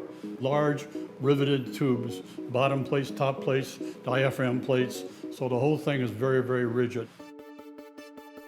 Key to supporting that rigid arch would be strong foundations secured to solid rock on which the abutments would sit. They had to get to a rock that not only was high enough for his abutment supports, they tried to get rock that was sound. And engineers found it just 800 metres downstream from the falls. Now engineers had stable rock to build on. They poured concrete for the foundations, then built masonry abutments that would take the load of the bridge above. When the Honeymoon Bridge opened, it was the largest steel arch crossing in the world, and quickly proved popular with visitors. Local journalist Patrick Siriani explains. You could walk out in the middle of that bridge and get a spectacular view of both the American and Horseshoe Falls. For 4 decades, the bridge offered unparalleled views as well as a crossing point between the US and Canada. But high upstream, the end of the bridge's honeymoon period was already in motion. January the 23rd, 1938, a harsh winter had left the Niagara River packed with ice. A winter gift from Lake Erie, the ice had fallen over the falls and was piling up in the gorge below. Historian Sherman Zavitz knows the story. A massive ice bridge developed here below the gorge. Now, ice bridges are common here during the winter, late winter especially. Ice jams in the river here. So what you eventually have, finally, is what you might term a suspended glacier, with the river still flowing underneath this. As this footage from 1904 shows, ice bridges had formed here before, but not on the scale seen in 1938. The ice bridge was of such a size that people had never seen or heard of before. Estimates put the ice at up to 18 meters thick, stretching from the foot of Niagara Falls all the way up to the Honeymoon Bridge. The ice had reached the masonry abutments at the bridge's foundations. As the Niagara Gorge filled up with ice, it was putting massive pressure on the only things holding that bridge in place. Men who crossed the bridge on a daily basis left the American side, and as he was crossing the bridge, he noticed that the railings were beginning to twist and buckle, and he informed them on the Canadian side, and they immediately shut the bridge down. For several days, the ice continued to build up. It was a powerful, unstoppable force that eventually began to weaken the abutments of the bridge. They found out that the bridge was going to go any minute now. So when the news of that hit the streets, everybody came to Niagara Falls and wait for this bridge to fall into the river. On January the 27th at 4:20 p.m., the Honeymoon Bridge failed catastrophically. It folded just like a carpenter's ruler. And then it slammed down in the ice, creating a spume of ice up in the air. Onlookers were staggered by the destruction. The honeymoon was decidedly over. People were really shocked at the time because it had been constructed and reinforced with steel. But even its cutting-edge design couldn't save the bridge from the forces of nature. The sudden dramatic destruction of an internationally famous destination left the public searching for answers. The initial cause was obvious: the ice. The Northeast has a long winter. Rivers freeze, lakes freeze, ice comes out. Now, if ice would let loose gradually, it's not a problem because the river will just take it downstream. But this was no normal ice flow. It was a freak weather event in which high winds and normal winter ice combined upstream from the bridge to create the perfect storm. Ice was breaking up on Lake Erie. Wind was blowing out of the southwest. So ice, which would normally come down slowly, was pushed over the falls. So it keeps on coming and coming and coming, right? It had so much ice that it filled up the entire channel of the river. This ice was moving slowly, but with immense power, almost like a glacier, forcing everything in the gorge out of its way, which included the Honeymoon Bridge abutments. The mountain of ice was beyond the limits of anything the designers had foreseen. It's very hard to design for that, even though you know it could exist. They had checked before. They knew where the water come up typically, and they learned where previous ice was. But in fact, there may have been prior warning that this could happen. A similar event occurred in 1899, soon after the bridge's completion, when an ice flow threatened to destroy the structure. At the time, authorities decided to simply reinforce the vulnerable abutments. The solution was to build high walls around the abutments, hoping to protect them from the onslaught of the winter ice. But it wasn't enough. 4 decades later, nature had other ideas, and the ice combined with freak winds brought the Honeymoon Bridge to its knees. Just months after the collapse, a commission was formed and plans for a new bridge drawn up, one that would be completely ice flow proof. When the new bridge was built, engineers stuck with a steel arch design. But the big difference is that the abutments are now around twice as high above the river, well out of reach of any moving ice. So even if there would be another ice jam of that significance, it shouldn't bother the abutments at all.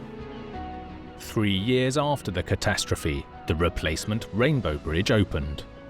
And while visitors can confidently enjoy the revamped crossing, locals still remember the power of the elements. The moral of that story is, you're not going to beat Mother Nature in the end.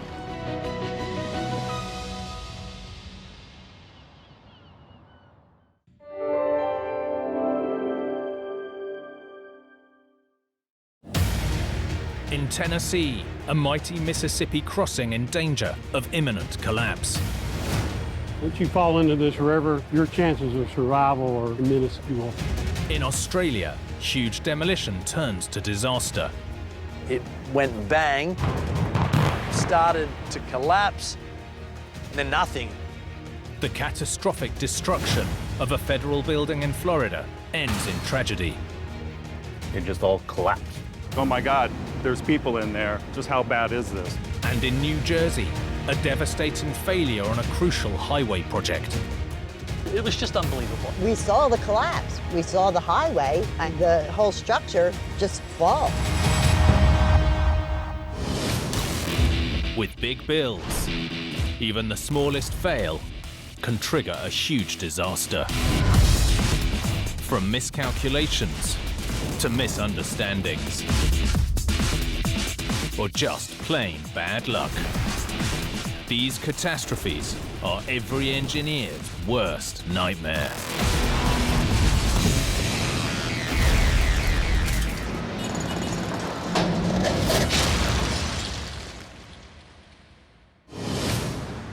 In big engineering, regular maintenance is just as important as cutting-edge innovation. Because sometimes when disaster strikes, danger has been hiding in plain sight all along.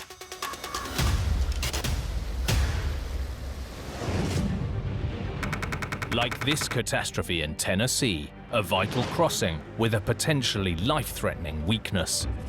I could have been on that bridge. My family could have been on that bridge.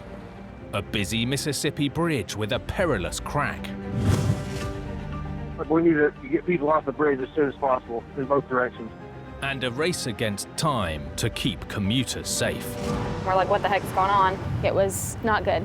Extremely not good. It affected Memphis. It affected the whole country.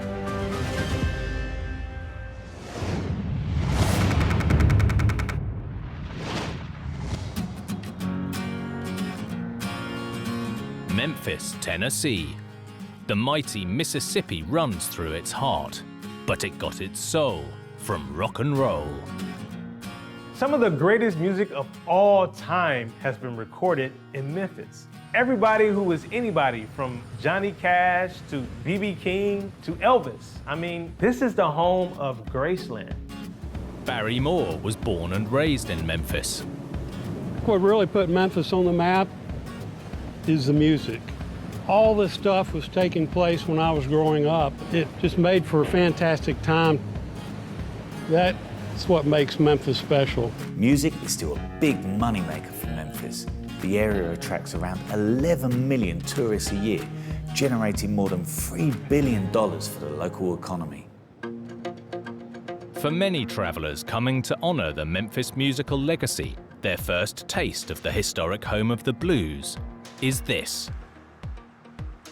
The distinctive M-shaped Hernando de Soto Bridge, also known as the I-40 Mississippi crossing.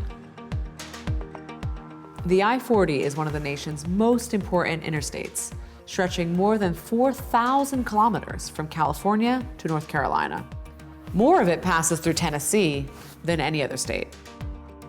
Not only is the I-40 one of the busiest cross-country trucking routes, but the Mississippi River is one of the busiest commercial waterways in the world. This busy waterway is subject to major floods, which ruled out building a suspension bridge. Instead, engineers opted for a tied arch design. A tied arch bridge is like an archer's bow on its side.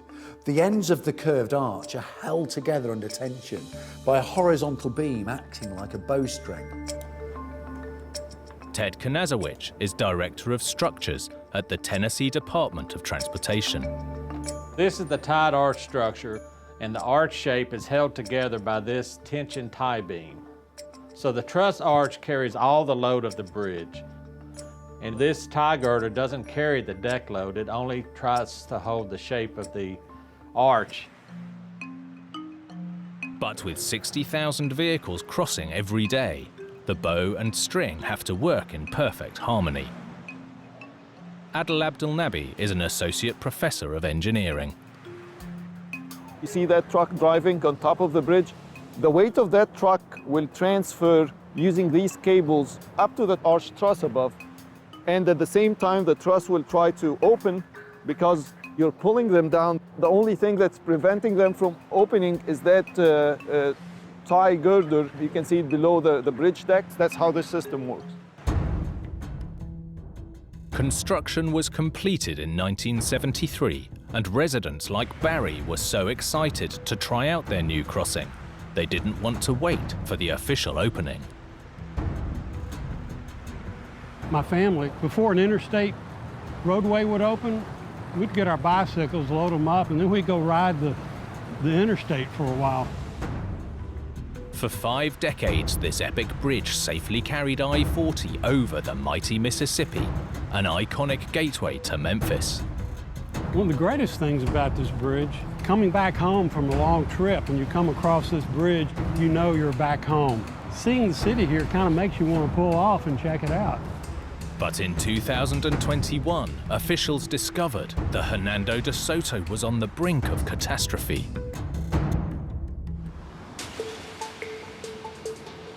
May the 11th, engineers were inspecting the I-40 Mississippi crossing. Shortly before 2 p.m., they noticed that something was very wrong. Engineers called 911 to get this bridge shut down. Fast. Memphis 911 emergency. Do you need police, fire, or ambulance? I am doing a bridge inspection here on the I-40 Mississippi River Bridge. We just found a super critical finding in one of the members that is split. One of the crucial steel tie girders was almost severed by a massive crack. We have a broken bridge member. We need to get people off the bridge immediately in both directions. Vivi Merrick was on the bridge when traffic ground to a halt. We're like, what the heck is going on? I think it was a firefighter that essentially stopped traffic by himself because he was like, oh crap, like this is terrible. We need to stop traffic right now. So it was like an emergency situation. Now stuck on the bridge, Vivi knew things were serious.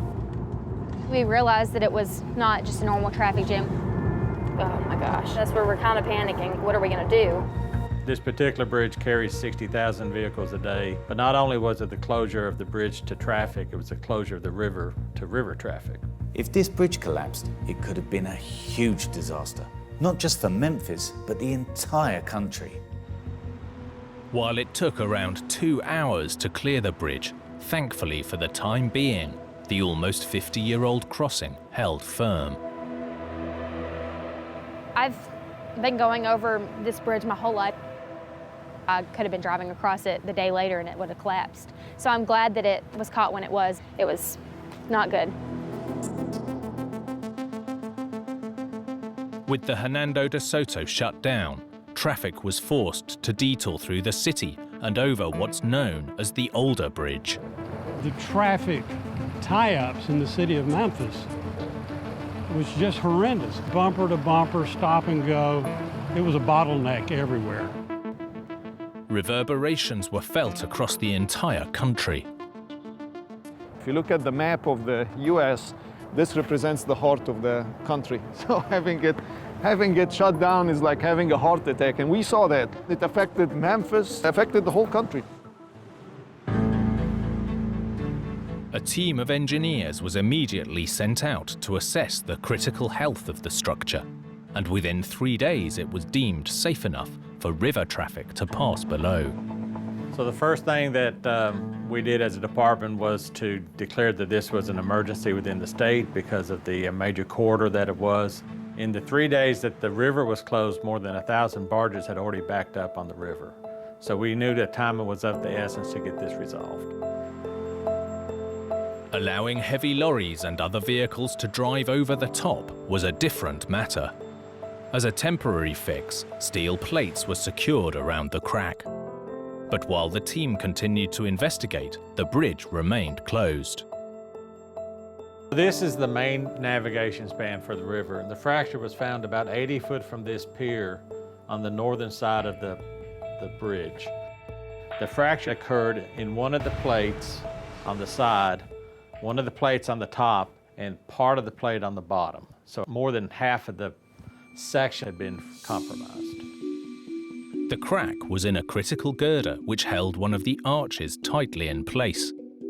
If the girder failed, just like a bowstring, it could release the tension, and the whole bridge would come crashing down into the mighty Mississippi below.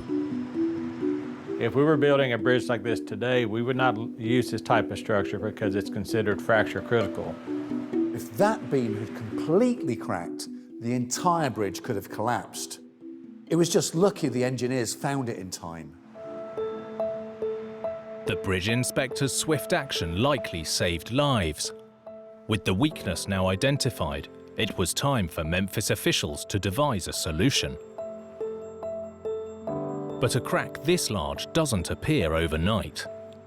Drone footage from an inspection 2 years earlier showed that the crack was already there. Despite its size at this stage, somehow it was overlooked. I'm like, well, could it have collapsed a week ago when I was going over the bridge? So it freaked me out. For local Barry Moore, the disaster triggered a memory of a kayaking trip under the bridge in 2016. It's such a magnificent structure, I decided I'm going to take some photographs from the underside. When the news of the crack came out, I went to my computer, opened up the pictures, and then I started zooming in. And lo and behold, there was the crack. Wow, 5 years before they found the crack, and I've got a picture of it right here. Officials needed to determine exactly how long the structure had been compromised and what caused the fracture in the first place. A section of the girder was analysed and the results were shocking. It seems the crack wasn't 5 years old, but more than 50. And it started in a weld. The forensic report that we got from the materials science people suggested that the fracture was located within the weld and probably dates back to when the bridge was originally constructed in the late 1960s. The problem was not with the steel itself, but a byproduct of the welding process, hydrogen. The fracture was caused by hydrogen embrittlement that was located within the weld. As welds cool, they give off hydrogen. It's just part of the process of the melting of the steel. So if the welds are not cooled properly, then hydrogen can get trapped within the weld and can lead to just a very small fracture. This bridge seemingly had a flaw in it from the get-go.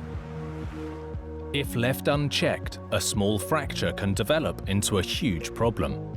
And with over 20 million vehicles a year testing these welds, the flaw was bound to grow bigger and more dangerous by the day. Ultimately, if it hadn't been caught, it could have brought down the entire crossing. I could have been on that bridge. My family could have been on that bridge. Once you fall into this river, your chances of survival are minuscule.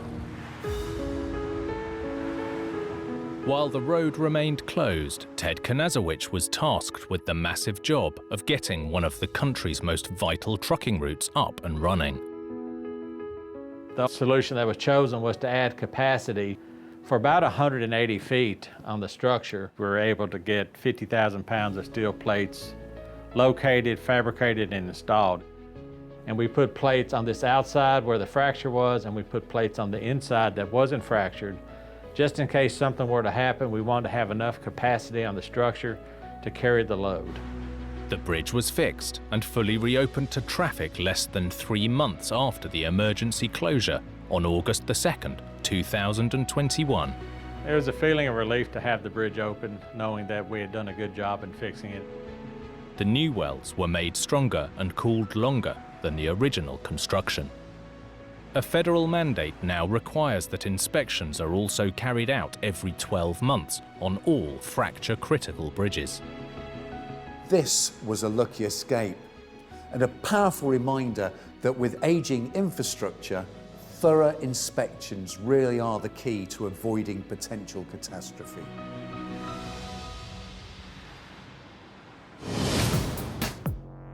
In big engineering, careful planning is the key to success. But sometimes even the best laid plans can go disastrously wrong.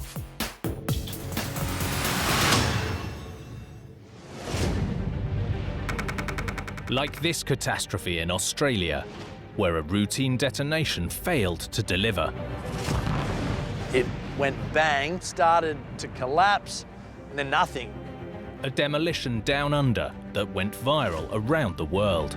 It was so darn well built. It was quite funny when it didn't fall down. A building determined to stand strong. Safe to say, this demolition didn't go according to plan.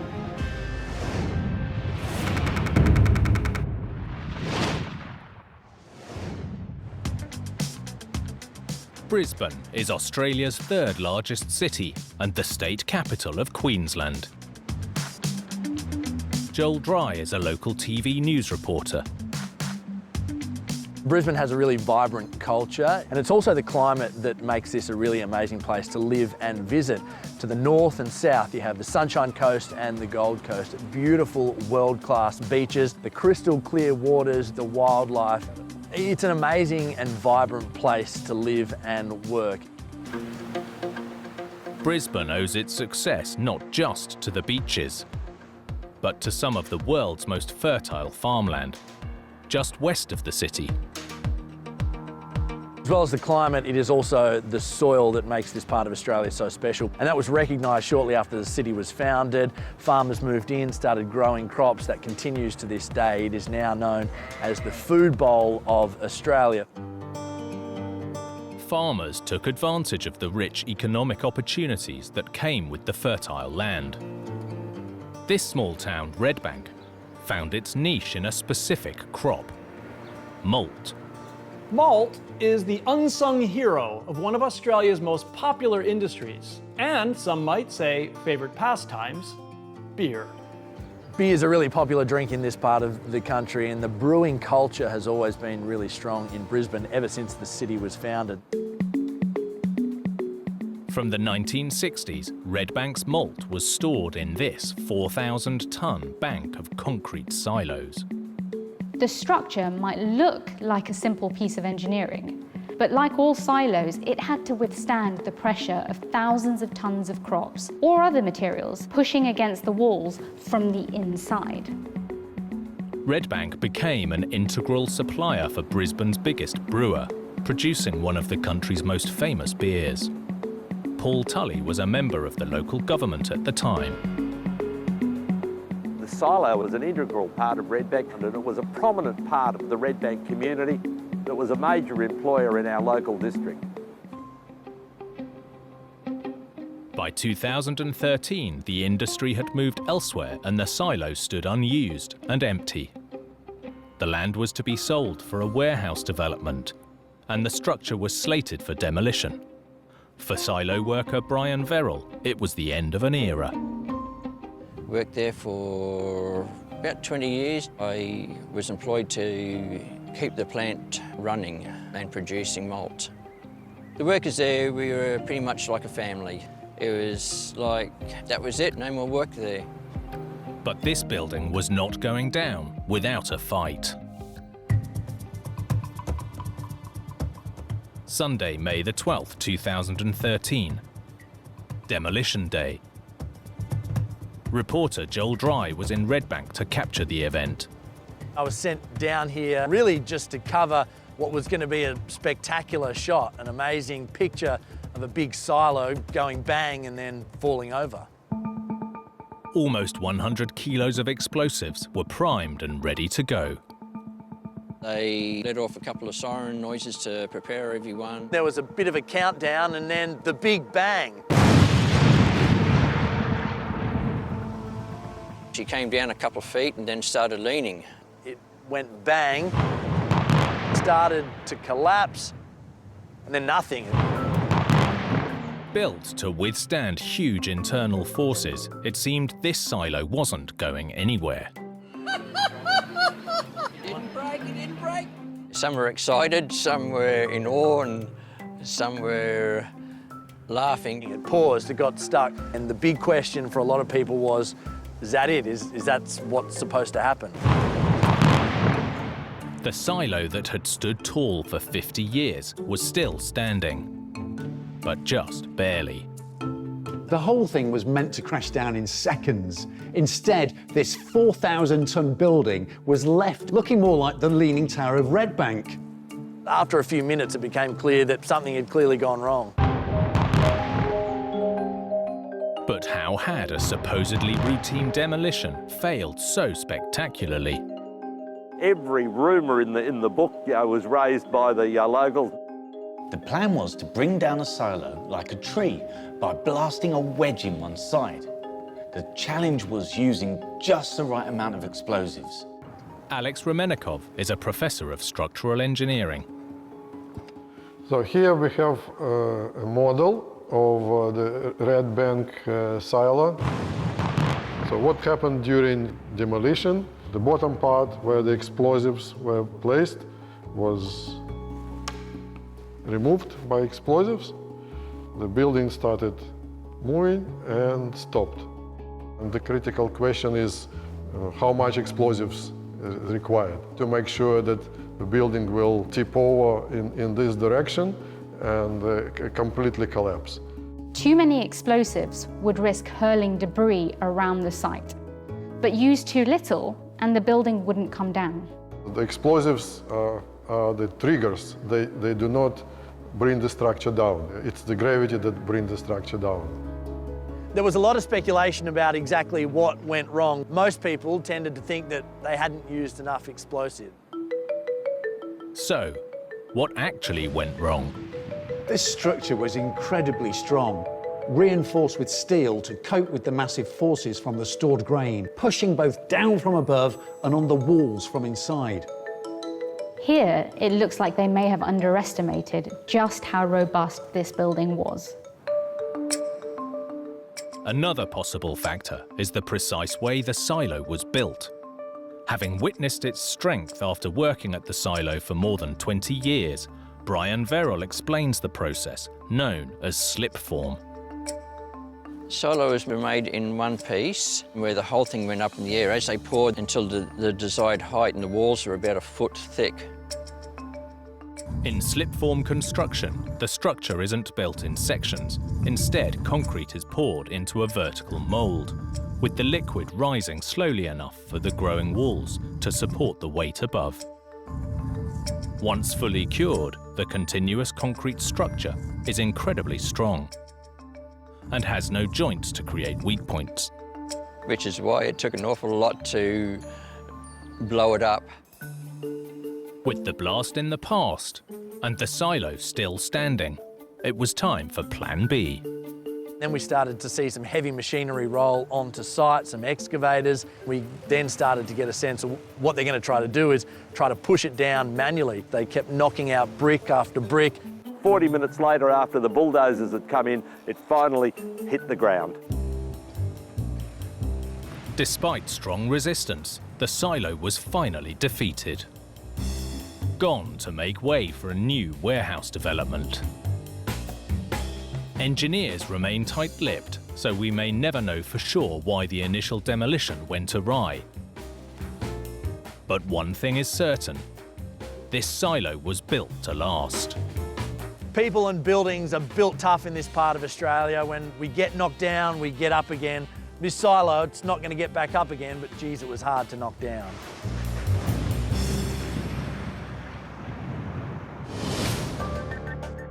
In big construction, every element has to work together in perfect harmony. Get that balance wrong and the results can be catastrophic. Like this federal building in Florida that was hiding a deadly secret.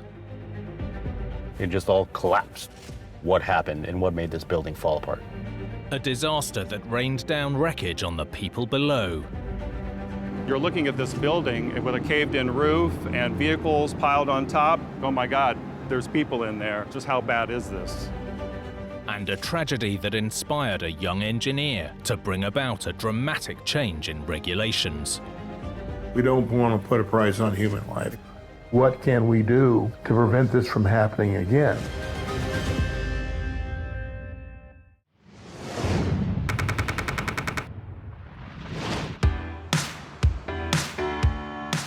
Miami, on the southern edge of Florida, is America's gateway to the Caribbean and Latin America.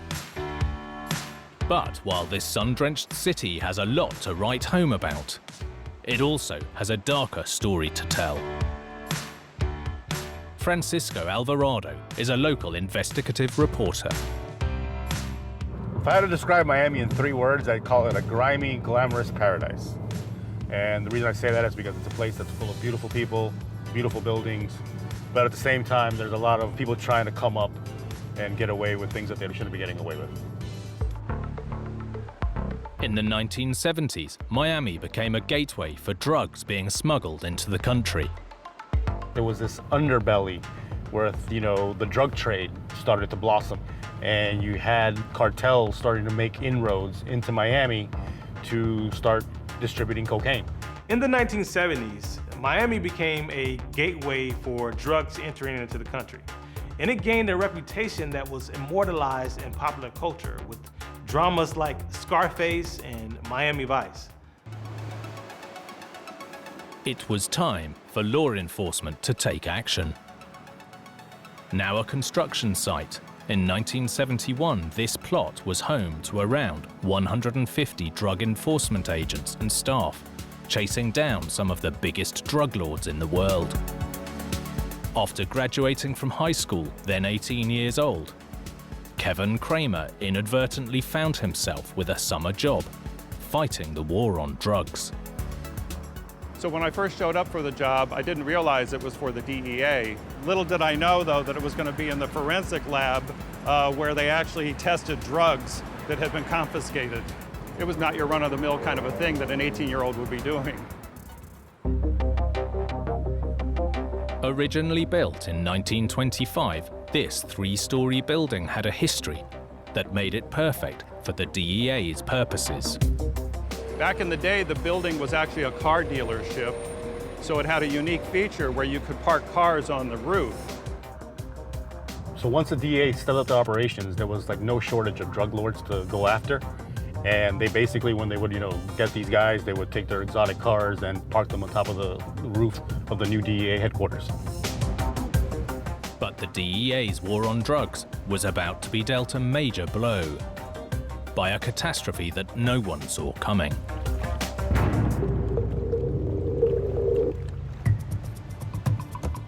Monday morning, August the 5th, 1974. DEA headquarters in downtown Miami. 18-year-old Kevin Kramer was on the job. So the lab where I worked was on the east side of the building. The agents were on the west side of the building. And it was just like any other day. But this was about to become a morning that Kevin would remember for the rest of his life.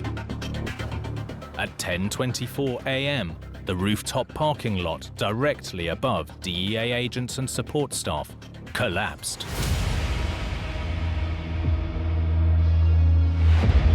This failure was so sudden. There was no warning. The roof just dropped. And all of a sudden, there was just this whoosh.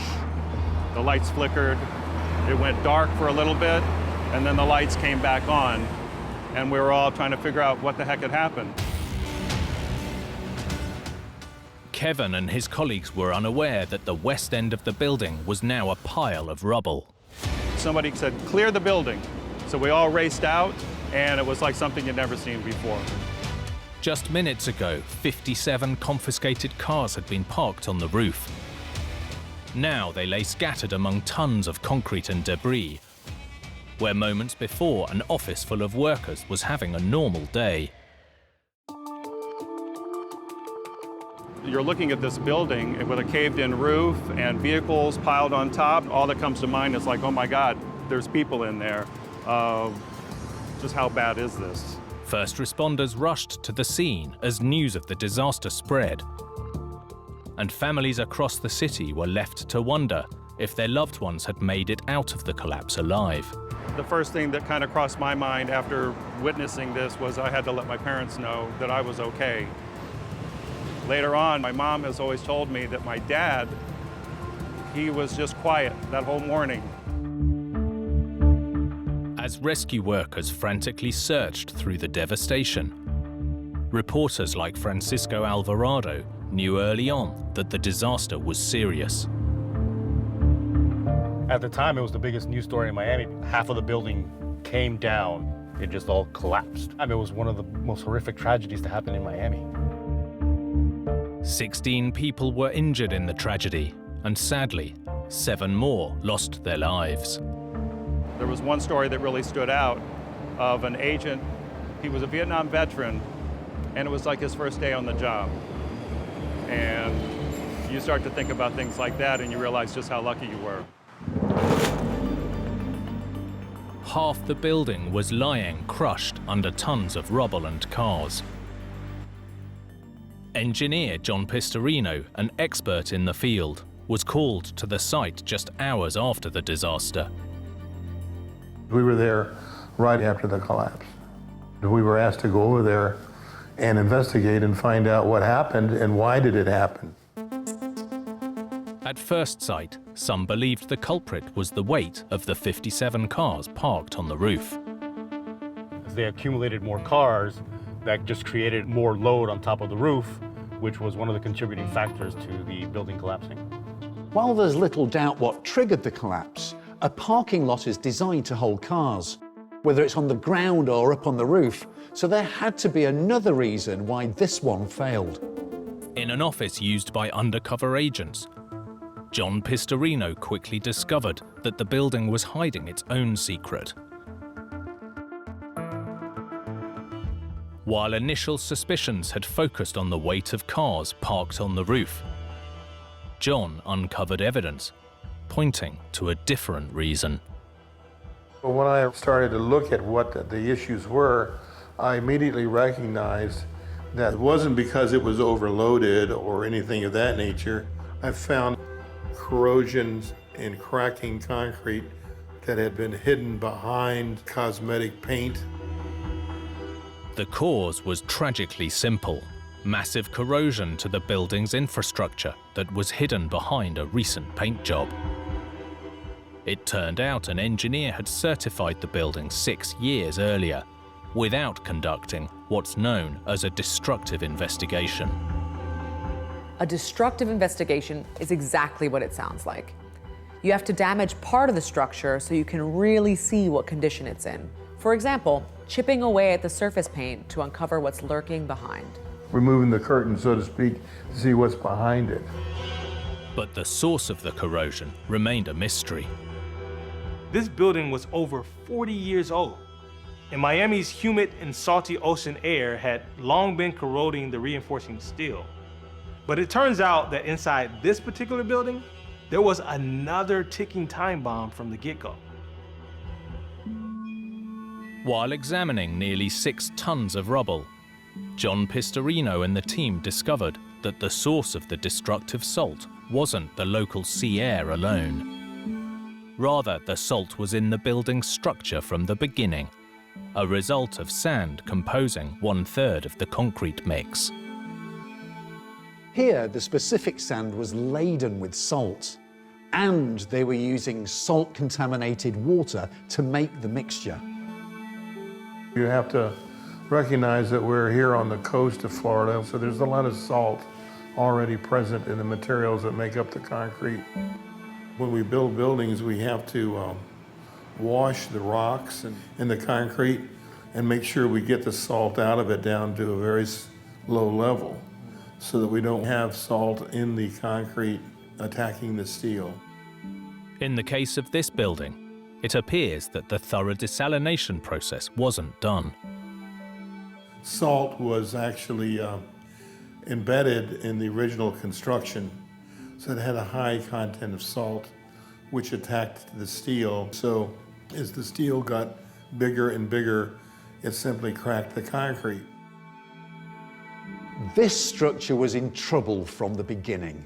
The concrete that relied on steel for strength was salty, which in turn started to destroy the steel inside. The salt within the concrete was slowly eating away at the steel, and thorough inspections weren't done to catch the problem before it was too late. The building had already gone through all these inspections, so the staff that was working there really had no reason to believe that they were in any danger or that something might happen. With the war on drugs ongoing, the DEA moved their vital operations to another part of the city. But drastic action was needed to prevent construction oversights from happening again. and John Pistorino played a key role in devising new regulations. In the wake of the disaster, a countrywide program was implemented that required buildings over 3 stories tall to be thoroughly inspected and recertified every 40 years. We look for telltale cracks. Then normally we will even take a chipping hammer and remove the concrete that's already failed to see how the condition of the steel behind it. It was an old building, but it looked fine. But when you start to think back to this incident, you realize just how fortunate you were. We don't want to put a price on human life, so we do what is necessary and look at a building and evaluate it as though we lived there ourselves.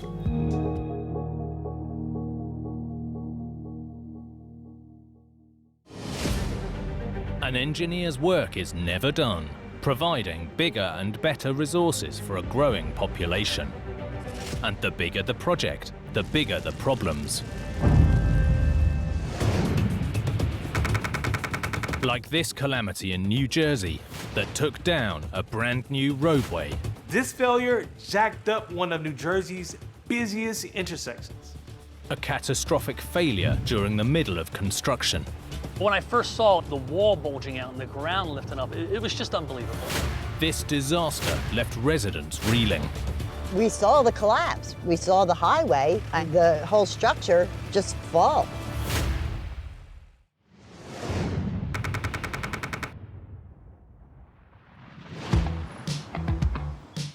The United States relies on a vast network of roads to support its bustling commerce, tourism, and interstate travel.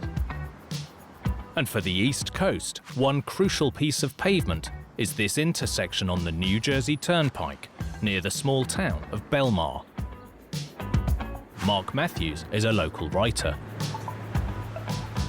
You know, coming from Philadelphia, heading anywhere, whether you're heading down to the Jersey Shore, whether you want to head to Delaware, you're going to find your way going through Belmar.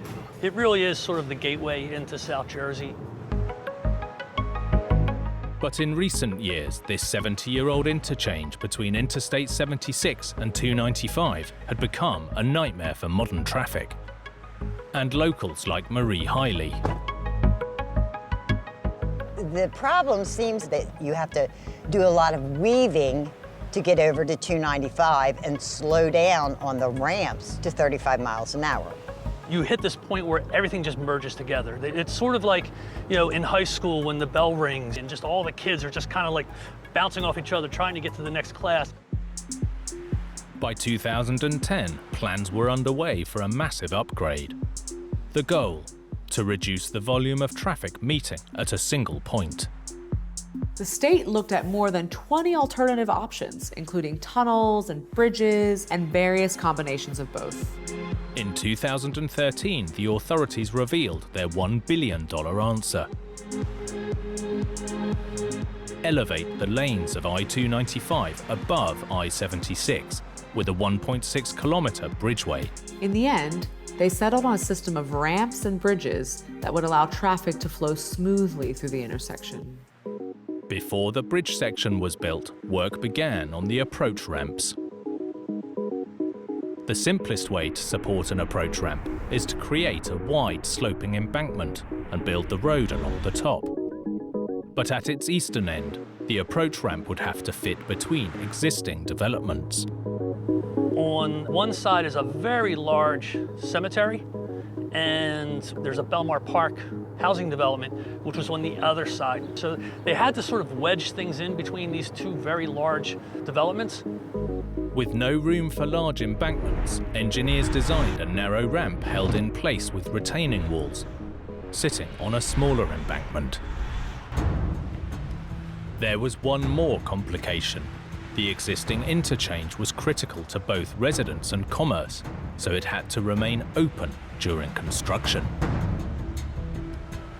You already have hundreds of thousands of people a day traveling the roadways.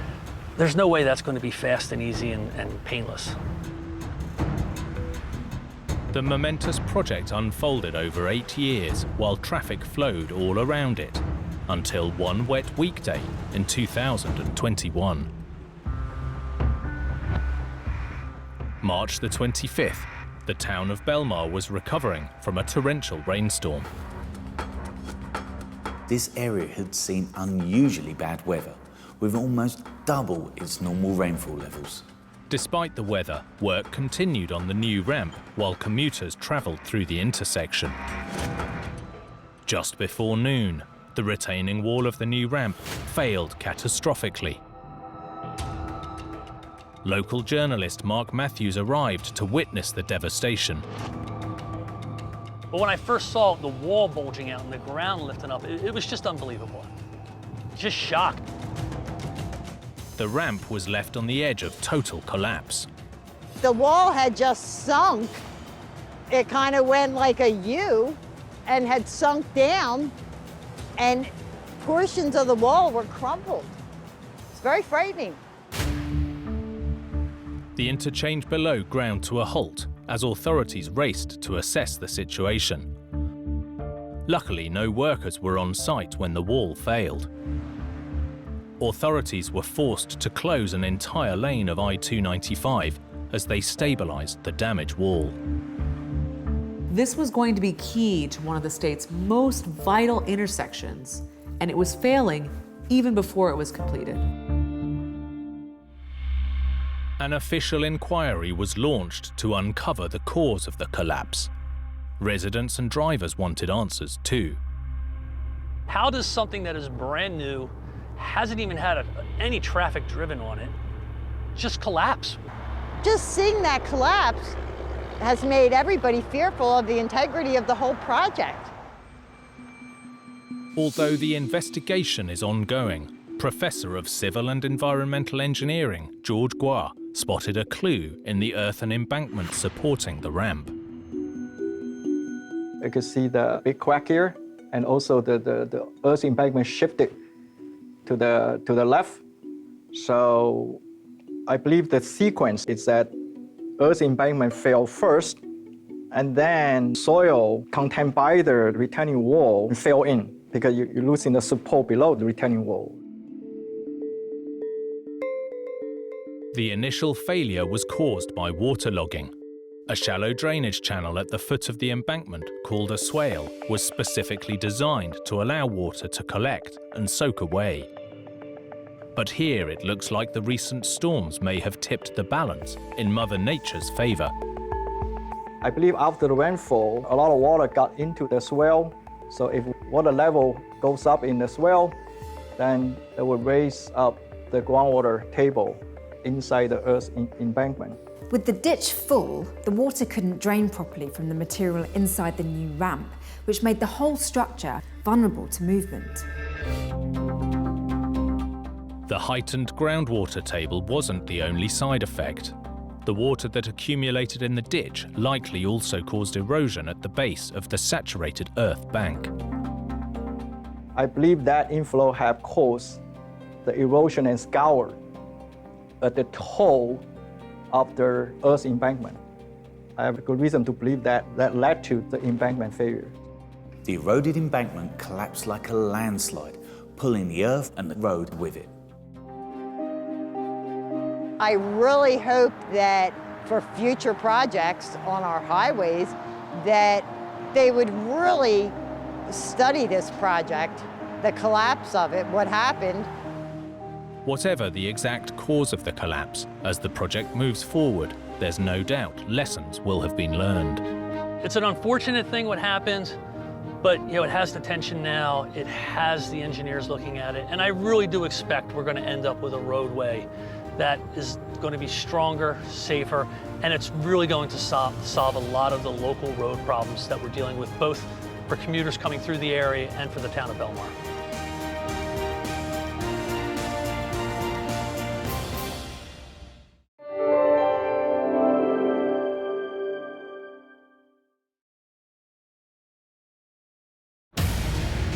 In New York, a catastrophic crane collapse in downtown Manhattan. Holy cow! It suddenly became a war scene. Everything on this side of the block was totally crushed. Disaster strikes a construction project in Texas. This was a mistake that might have led to some tragic consequences. In California, danger lurks beneath San Francisco's Bayside towers. Buildings could be pulled off their foundations. I mean, it could be apocalyptic. And in Germany, a thwarted attempt to remake Berlin on a nightmarish scale. Some people say that Germania was a fantasy, was far too ambitious. It was impossible to build. With big builds, even the smallest fail can trigger a huge disaster. From miscalculations to misunderstandings, or just plain bad luck. These catastrophes are every engineer's worst nightmare.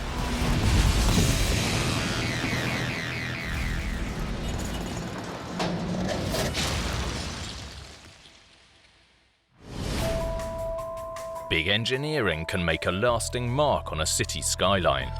But like any construction project, just one mistake can lead to disaster.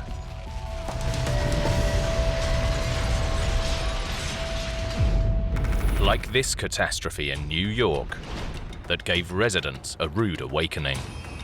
We were still in bed, we heard a crash, and we felt the building move. Get dressed, see what the hell's going on. A tragedy where mammoth engineering came up against the might of Mother Nature. She's moving fast now. Oh, it broke! Ultimately, this was beyond the point of no return, and the entire system toppled over.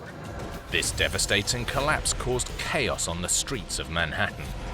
When a crane this magnitude collapses onto the New York City streetscape, it's major news.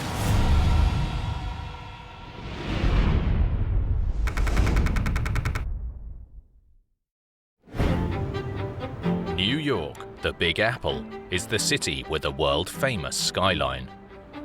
Engineers have been building big in Manhattan for well over 100 years. And for much of the 20th century, the city held the title for the world's tallest building with a series of gravity-defying towers.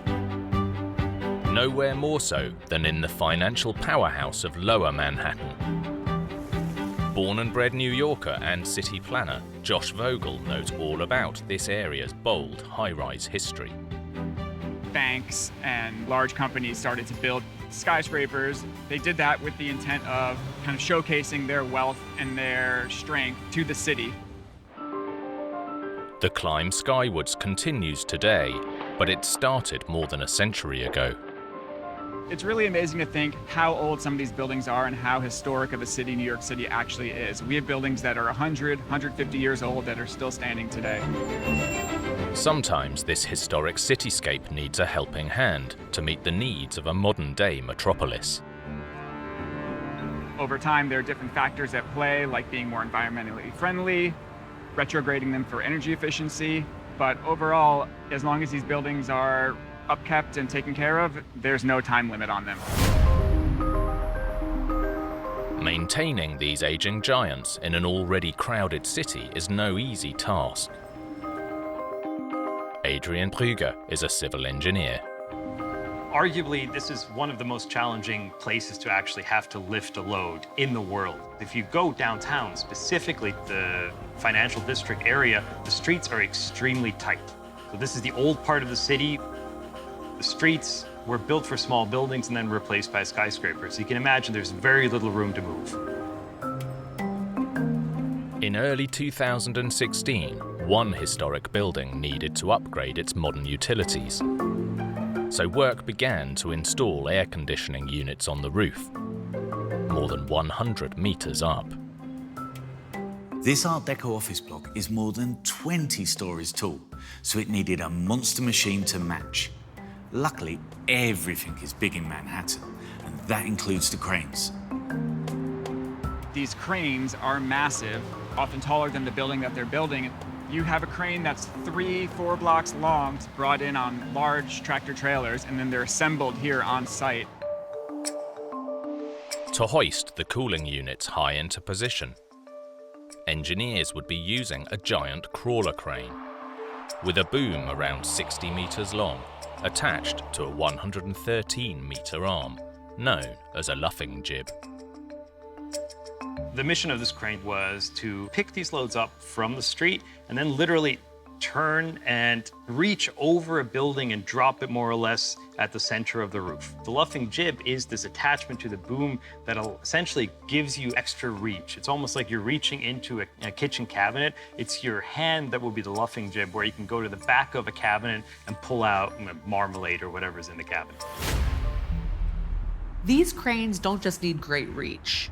With narrow streets lined by tall buildings, maneuverability is key. That's why it had to be a crawler crane. One of the most amazing things about these cranes is that they're in no way tied to the ground. It's only through counterweights that are in the back of the crawler unit and just careful movement of the jib and the boom that the crane does not topple over. But in a city that's the setting for many disaster movies, a catastrophe was about to play out in real life. Friday, February the 5th, 2016. Local resident of 30 years, Mark Goldman, was asleep in his lower Manhattan apartment. About 8:30 in the morning, we were still in bed. We heard a crash and we felt the building move. Literally, the building shook. It was, get dressed, see what the hell's going on. Mark's booming wake-up call was caused by this. Okay, so we're on the 30th floor now, and the crane's starting to move again. Workers in a nearby office building captured the dramatic scene unfolding. There he goes, he's moving fast now. He's dropping it really quick now. Whoa. Oh, it broke! The 173-meter crawler crane boom and jib crashed down onto the streets below. I was shocked. We came out the door and we see this massive crane, a whole row of crushed cars. First responders rushed to the scene. Within 10 minutes, we had police, firemen. It suddenly became a war scene. Everything on this side of the block was totally crushed. More than 100 tons of metal was lying in a twisted mess on the streets of Manhattan. The crane is like 3 blocks long. It's a monstrous thing. All you saw was crane. City planner Josh Vogel was in his office nearby when he heard the devastating news. It started a block down at the base on Hudson Street. It passed this area right here, and then it landed another block up on Church.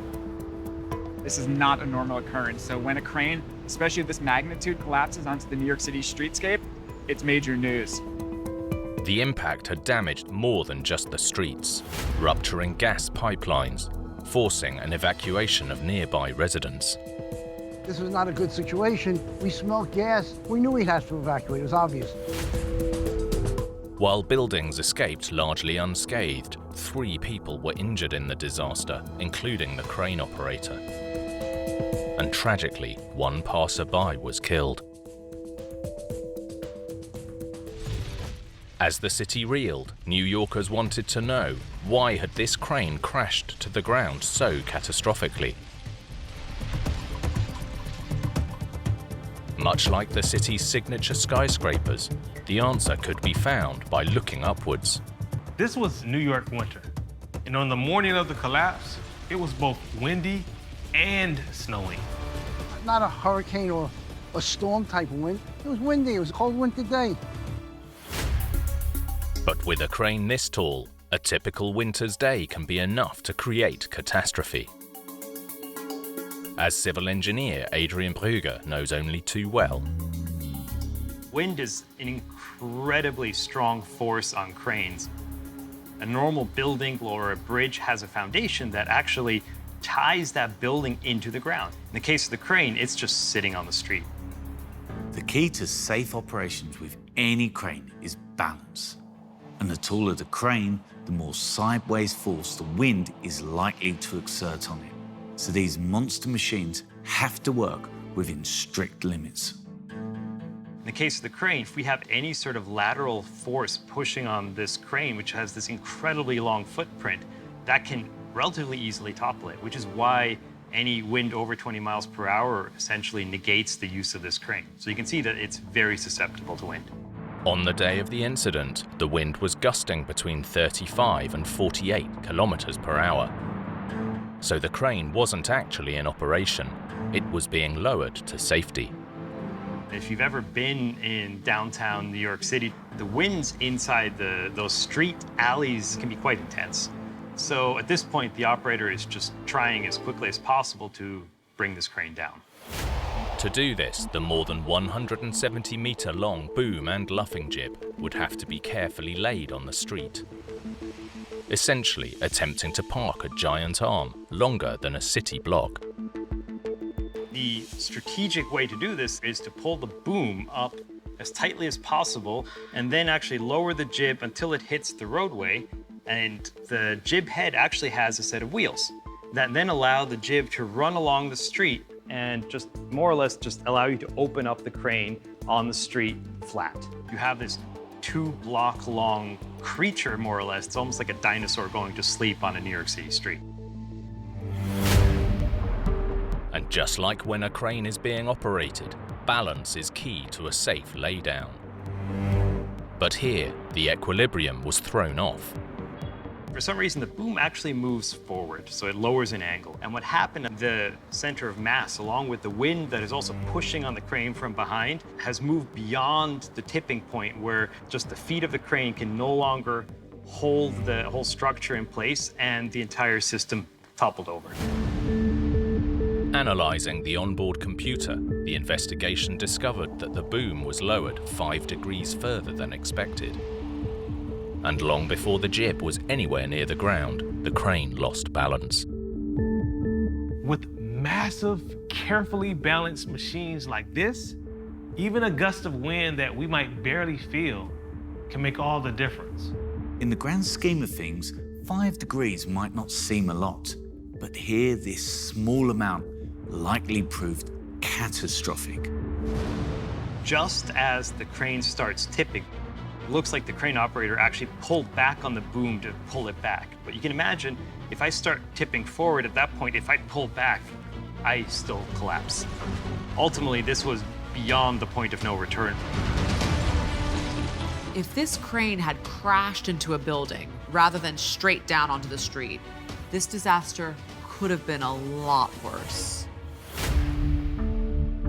After the tragedy, the wrecked crane was dismantled and transported to a yard in Brooklyn for further inspection, while crews went to work repairing crushed pipes and repaving damaged roads. It took them years to replace pipes in the street, so the aftermath took quite a long time, where the cleanup itself was fairly rapid. The mayor announced manufacturers' recommendations would immediately be enforced, requiring all tall crawler cranes to lay down in winds of 32 kilometers per hour or more. The major lessons to be learned from this incident are really that wind is a massive threat to these cranes. That reinforces the fact that we really need to invest not only in operator training, but also in building cranes that are inherently safer. These cranes might seem rough and ready, but they're incredibly high-tech and even have black boxes like an airplane. The hope is that wind-activated safety systems could be introduced to help prevent disasters like this in the future. So while this was a rare occurrence of a crane toppling over in the middle of New York City, we really hope that safety precautions can be taken so something like this doesn't happen again.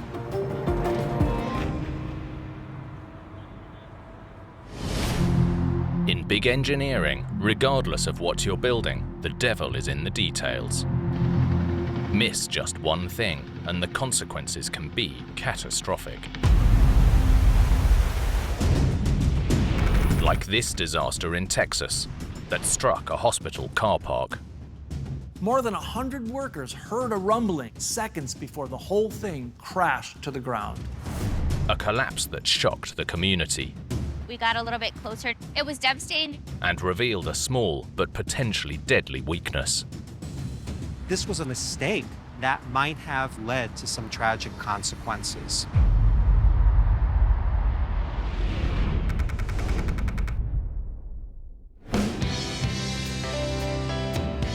San Antonio, Texas, a city with a rich history, with its sights firmly set on the future.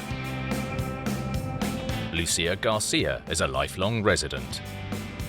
I am born and raised in San Antonio. It's a place where families come not only to live, but to visit. For over a decade, this Texan slice of paradise has been growing by the day.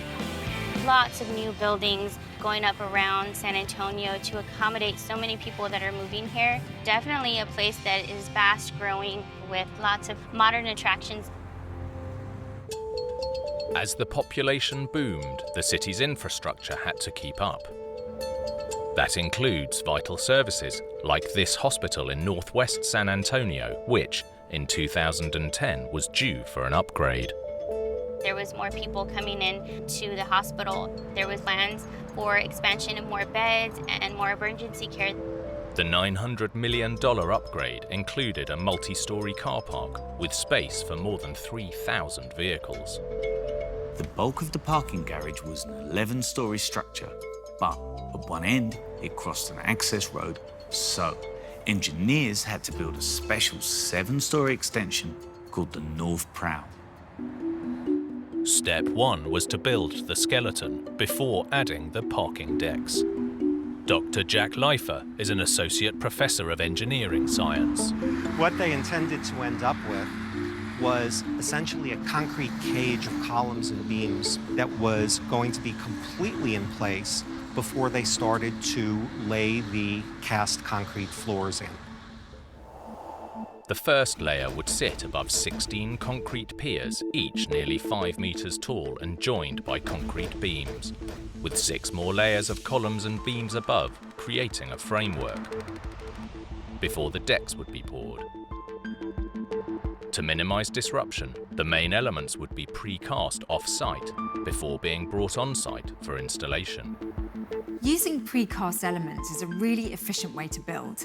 It's like assembling flat-pack furniture. But the big difference is that people and vehicles would depend on this structure holding together perfectly. And like flat-pack products, to ensure everything lined up correctly, the parts arrived with pre-prepared connections already in place, as Dr. Jack Leifer demonstrates. When I put this together and twist it together, you can see how they end up perfectly aligned. So threaded connections are used for alignment as well as for strength. By 2011, the construction crews were making rapid progress, but their fast-tracked project was about to come to a screeching halt.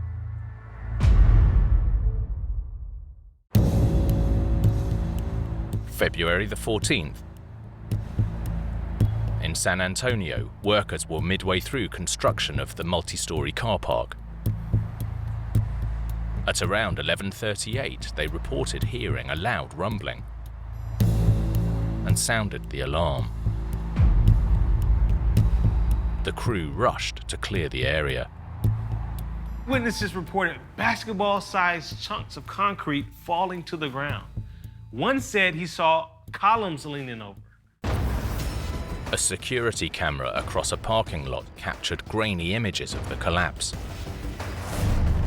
News of the disaster spread across the city.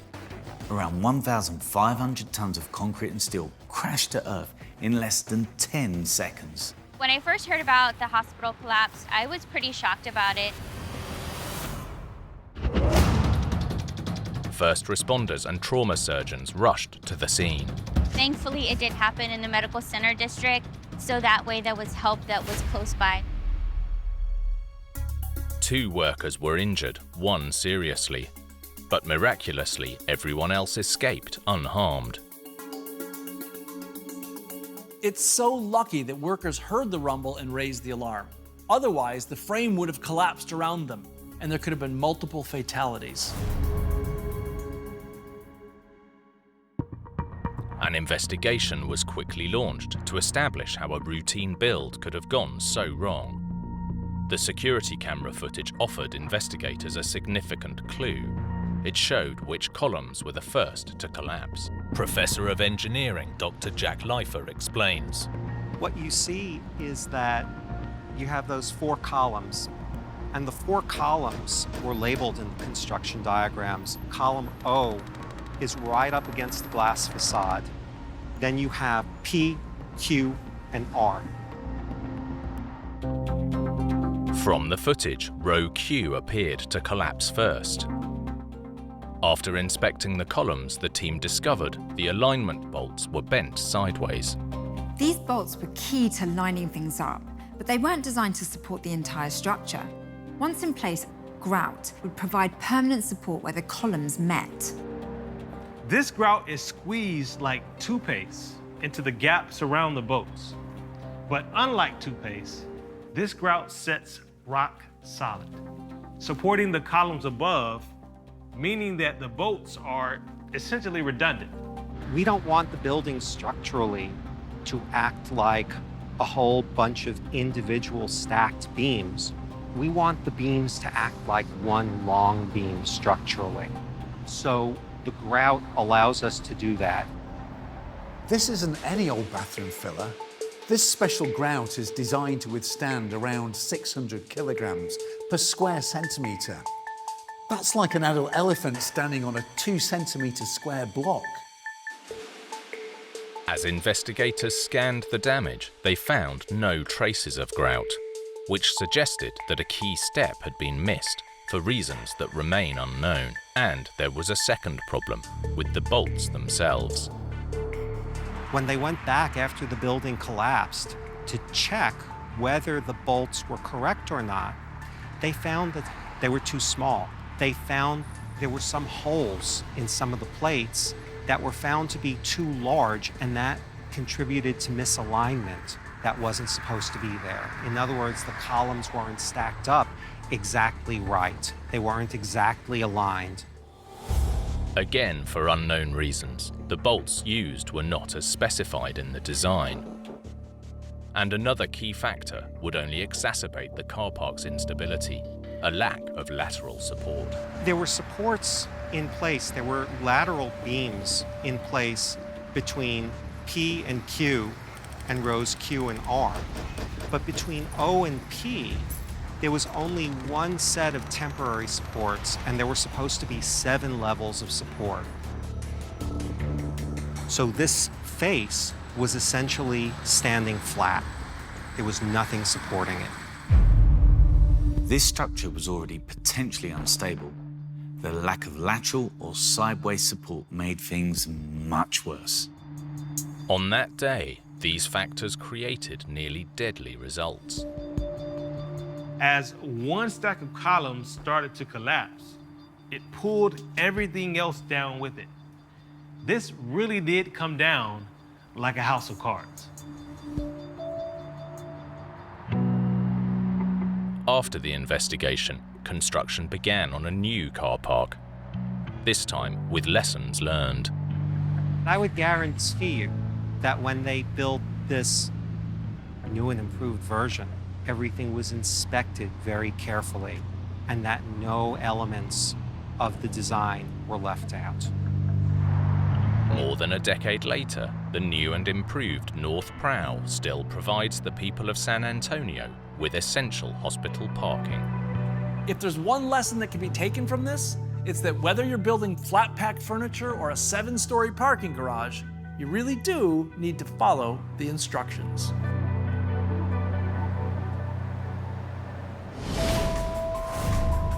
Every piece of iconic engineering is built on innovation. But sometimes that innovation contains a hidden weakness, a ticking time bomb waiting to go off.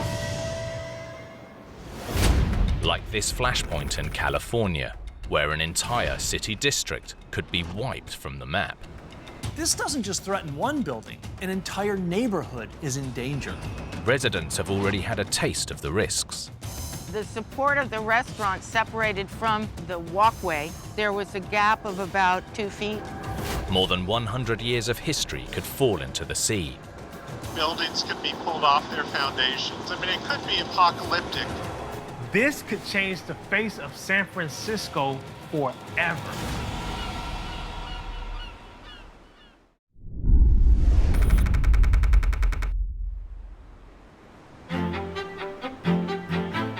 San Francisco sprung up during the gold rush and has been growing ever since. During the gold rush, the population of San Francisco exploded as prospectors flooded in, hoping to strike it rich. The city never looked back, with businesses, residents, and tourists flocking to the city by the bay. Architectural journalist John King is admiring what 1.5 centuries have built. It's a big city with a lot of skyscrapers, a lot of buildings. You see these tall towers as high as 1,000 feet. But the city's gleaming skyline only exists thanks to decades of trade down at the Embarcadero. You really get a sense of the city's history. You see the ferry building from 1898. This used to be a very robust industrial waterfront. It was the largest port on the West Coast into the 1920s or 30s. And these finger piers all used to have lots of cargo going in and out. Today, warehouses have given way to trendy cafes. Restaurant manager Flicker McGurran is an Embarcaderan through and through.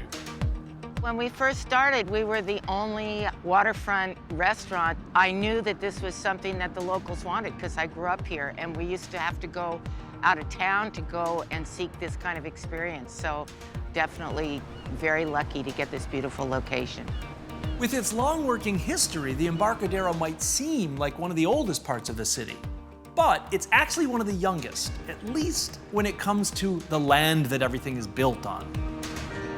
The Embarcadero and much of San Francisco's bayfront land stand on a 19th century solution to a problem every coastal city faces. Where do you build when you've run out of space? In the early days of the gold rush, ships docked at the northeastern tip of the then small town. But as more space was needed, engineers filled in the mudflats to create a new shoreline, stretching from the Embarcadero west to the Marina District. The earliest sections of filled soil in San Francisco, a lot of it was torn down from Telegraph Hill, brought in from other areas. It was whatever junk was left behind by people heading to the gold rush. The bay was littered with abandoned ships. As the city grew, the hulls were swallowed up in the landfill and used to create the new shoreline.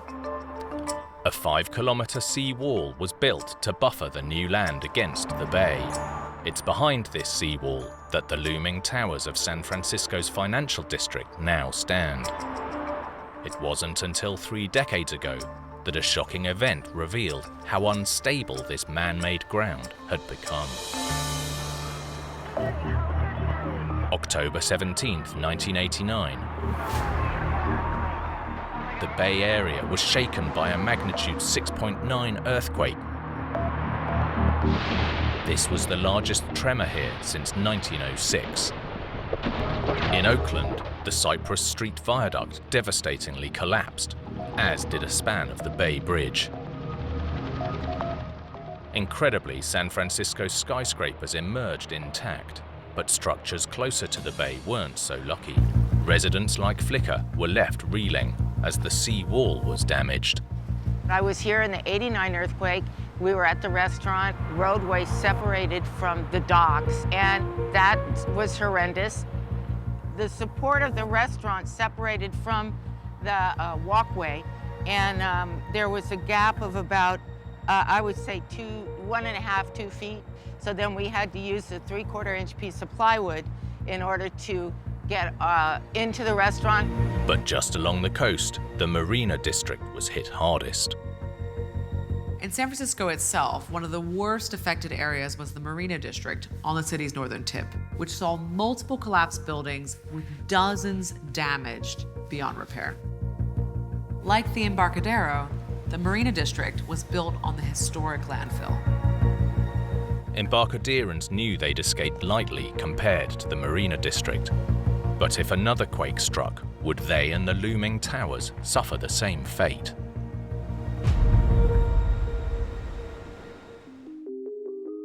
The threat stems from the days of the gold rush. As experts now know, the old landfill by the bay is more vulnerable than the solid ground inland. This is where this old inconsistent cocktail of landfill could be in real trouble. from a phenomenon known as liquefaction. Kim Blizniuk is an earthquake geologist.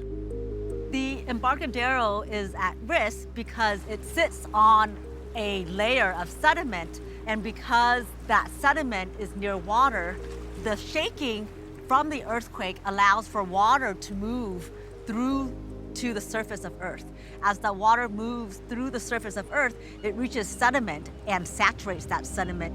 When an earthquake hits wet land, it can make the loosely packed soil liquefy or move around like quicksand. For the buildings on top, like the Embarcadero, this creates a dangerously unstable foundation. As a result, all of the material and buildings on top of the Embarcadero will be shaken and possibly destroyed. But there's another weakness lurking that threatens to leave the bustling Embarcadero district underwater. The more than century-old seawall itself is under threat.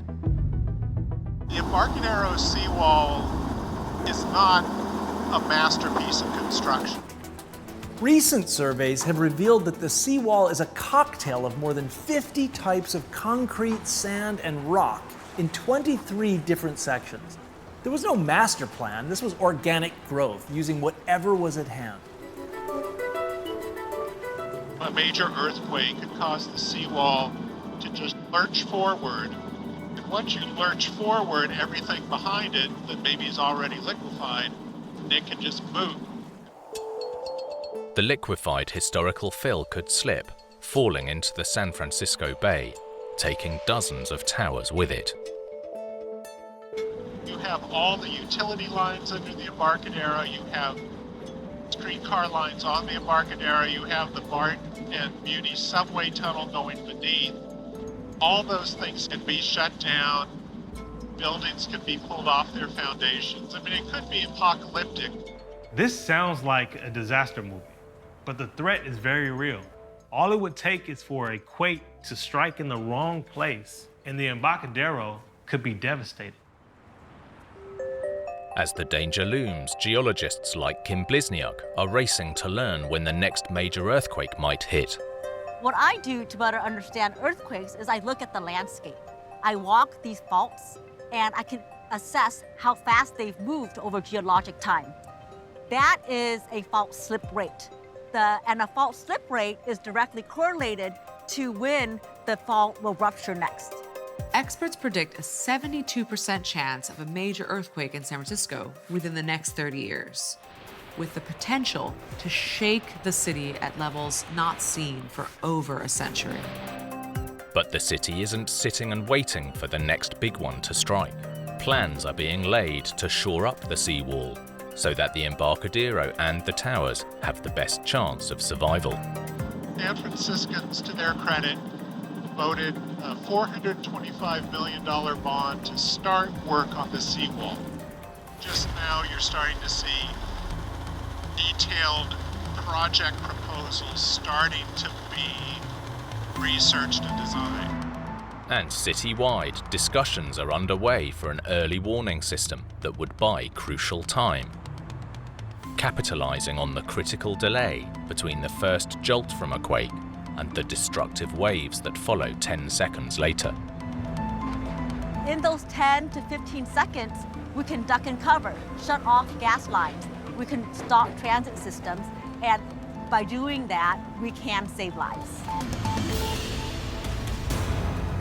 But for the people of the Embarcadero, the unpredictability of Mother Nature is just part of doing business in the city by the bay. You just never know what's going to happen. So no, I don't worry about stuff like that. I worry more about getting on an airplane, to tell you the truth.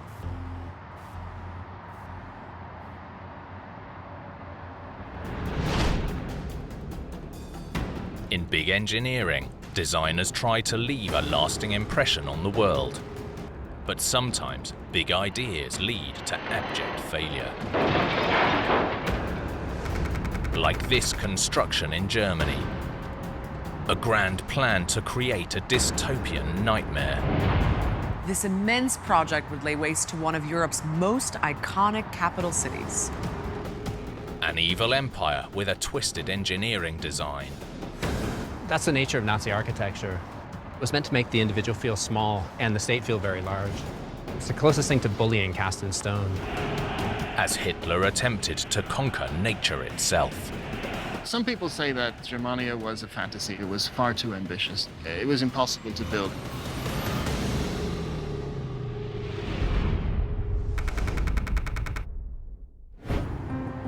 Berlin, Germany. In recent years, this eye-catching European city has become known as the capital of cool. After London and Paris, Berlin is now the third most popular tourist destination in Europe, but its reputation as one of the trendiest places on the planet was underground and undiscovered for years. For decades, it was closed off, a divided remnant of the Cold War. Journalist Ryan Murdoch lives and works in the city and knows all about its bohemian past. Berlin has always been a remarkably nonconformist corner of a rigidly determined society and culture. It's the sort of place that attracts dropouts and artists and original thinkers.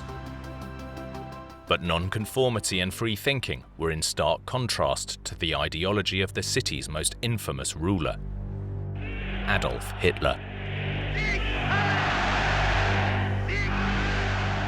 Hitler always despised the city. He hated the cosmopolitanism of Berlin, and he hated the cynicism and the wit of its inhabitants. And he wanted to remake the entire place into something more fitting for his glorious dreams of an empire that would control all of Europe and potentially the world. And hidden in a dark corner of the city is this, a little-known concrete legacy of one of the most destructive regimes in history. All that's left of a grand plan to create a world capital known as Germania. This massive scientific instrument is one of the only remaining traces of Hitler and his architect, Albert Speer's dystopian capital of Germania. As historian Sean Stewart explains, Germania was intended to permanently memorialize Hitler's power and ideals. Germania was the vision that Hitler had for the rebuilding of Berlin. And he had the idea that by building this magnificent new city, as he saw it, the idea of the Nazi Party would live on long after he himself had died. It was meant to show the stability and the permanence of this new Reich that was being built, as well as the power and the dynamism of it. Designed in the 1930s by Hitler and his chief architect Albert Speer, the centerpiece of Germania would be the Volkshalle, or Great Hall, the largest auditorium in the world. The Volkshalle was meant to accommodate about 180,000 people. It was truly massive. It was meant to be a gathering hall for speeches of Hitler and future leaders of the Reich. This mega project to overhaul Berlin involved more than just this gigantic hall. It would also include a giant triumphal arch, 3 times the size of the Arc de Triomphe in Paris.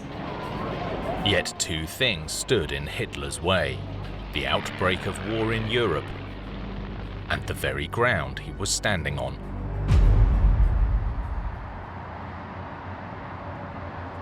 The problem that builders have here in Berlin, even today, is the fact that Berlin is built on essentially marshy territory. And so the soil is quite weak and the water table is quite high here.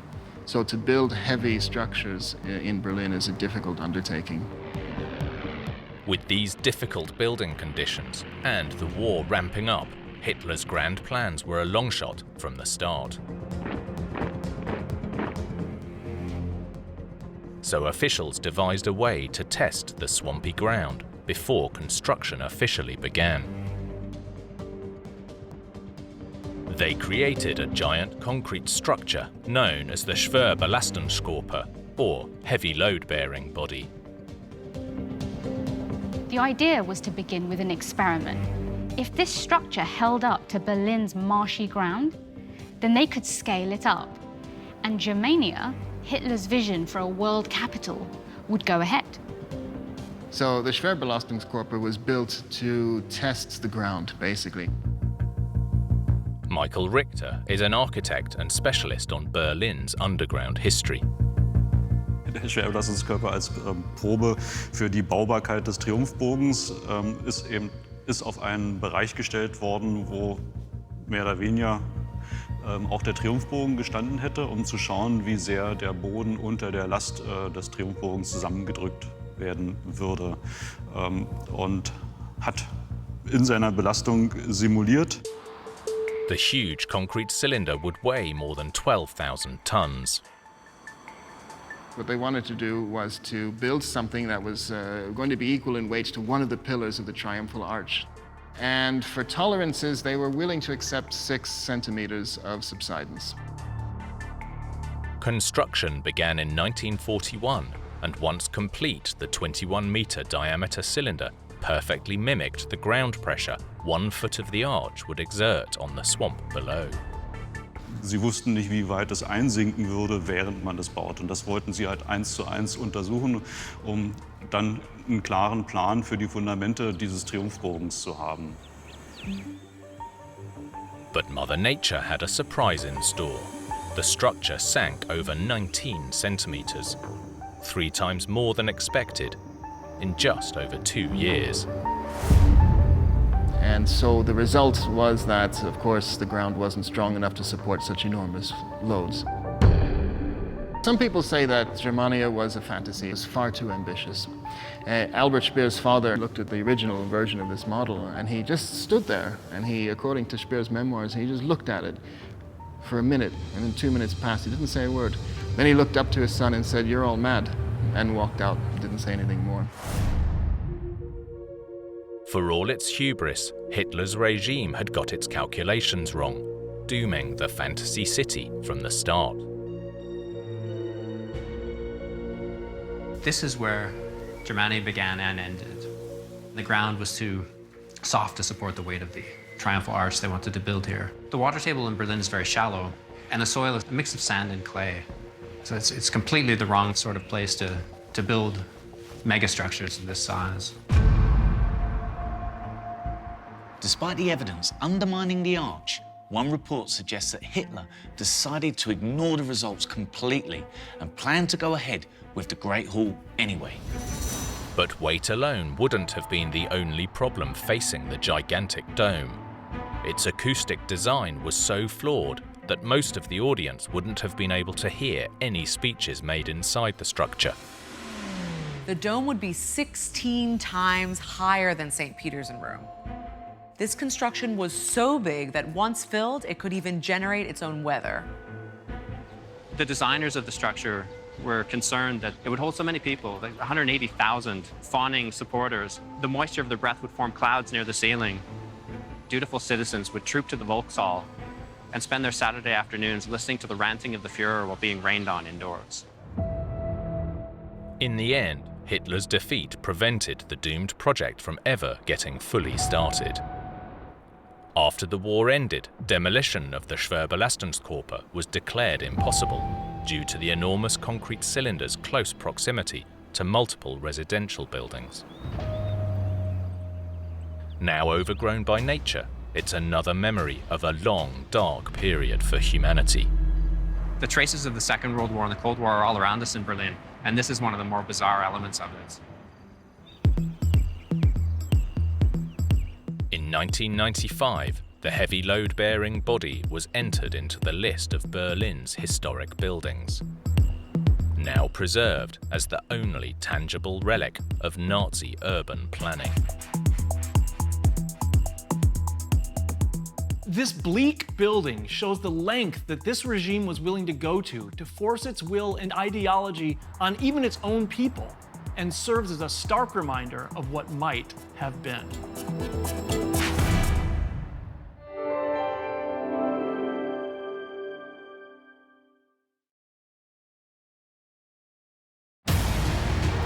In California, catastrophe strikes on one of America's biggest bridges.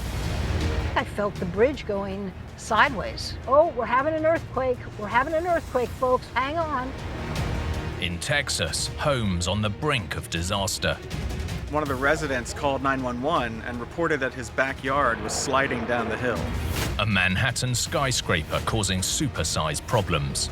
cables were causing the elevator to stop. There was one instance in which a resident was stuck for more than an hour. And a narrow escape in New Zealand as a stadium collapses in seconds. There was a real loud bang, and the next minute, all hell broke loose. With big builds, even the smallest fail can trigger a huge disaster. From miscalculations to misunderstandings, or just plain bad luck. These catastrophes are every engineer's worst nightmare.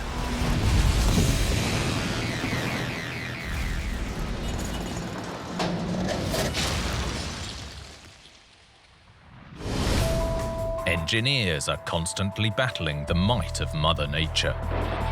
Her massive forces can strike at any time with devastating power. Like this catastrophe in California that was witnessed by viewers across the nation. It was only a matter of seconds, but it felt like a lifetime. The world saw the city collapse. As a devastating earthquake wreaked havoc on an iconic bridge. To see a chunk of it falling off, it seemed like a movie, and it was just shaking itself apart. A tragedy that left drivers fearing for their lives. To me, every second on that bridge was, how could I save myself?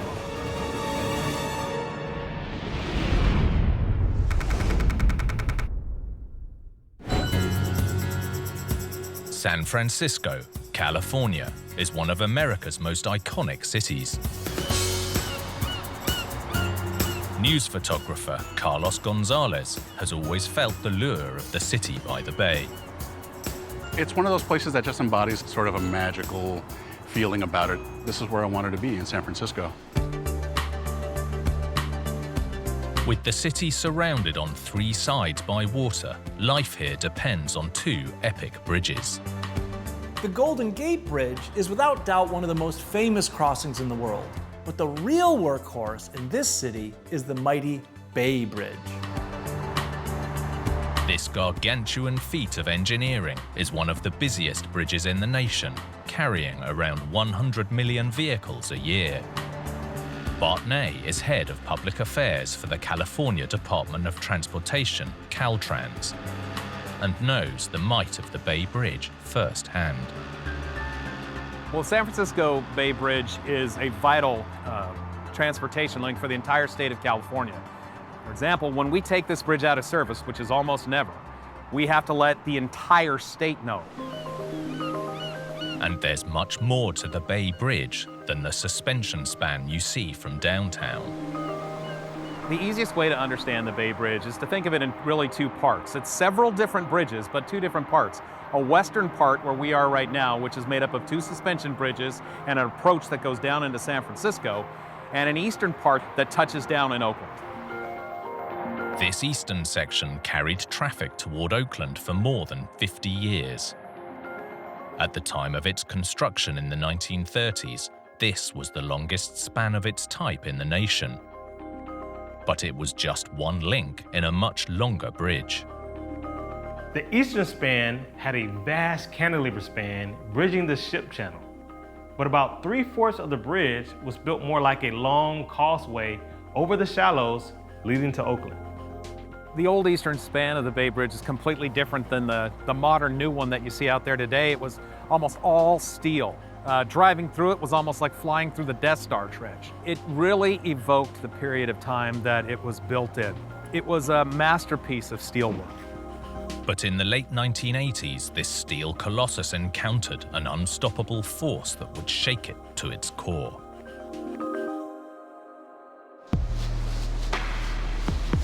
October the 17th, 1989. It was Game 3 of the World Series, and for residents like Bartney, this was a must-watch event. I was working on my boat, and I needed to take a break because the A's and the Giants were playing. It was an amazing thing to see both of our Bay Area teams in the World Series. You have the teams from each end of the bridge going up against each other. It's a huge rivalry. In fact, this was known as the Bay Bridge Series. Shortly before 5 p.m., Suzanne Lee was on the approach to the Bay Bridge, heading home to catch the game. I got on the ramp and got onto the bridge and looked around and thought, whoa, this is great. The traffic is so light. This is really, like, perfect. But Suzanne's perfect commute was about to hit a major roadblock. It felt like the car was having 4 flat tires. And when I looked around, the other cars were starting to, like, drive, like, wobbly. And I thought, oh my God, they must have 4 flat tires too. This was no multiple blowout.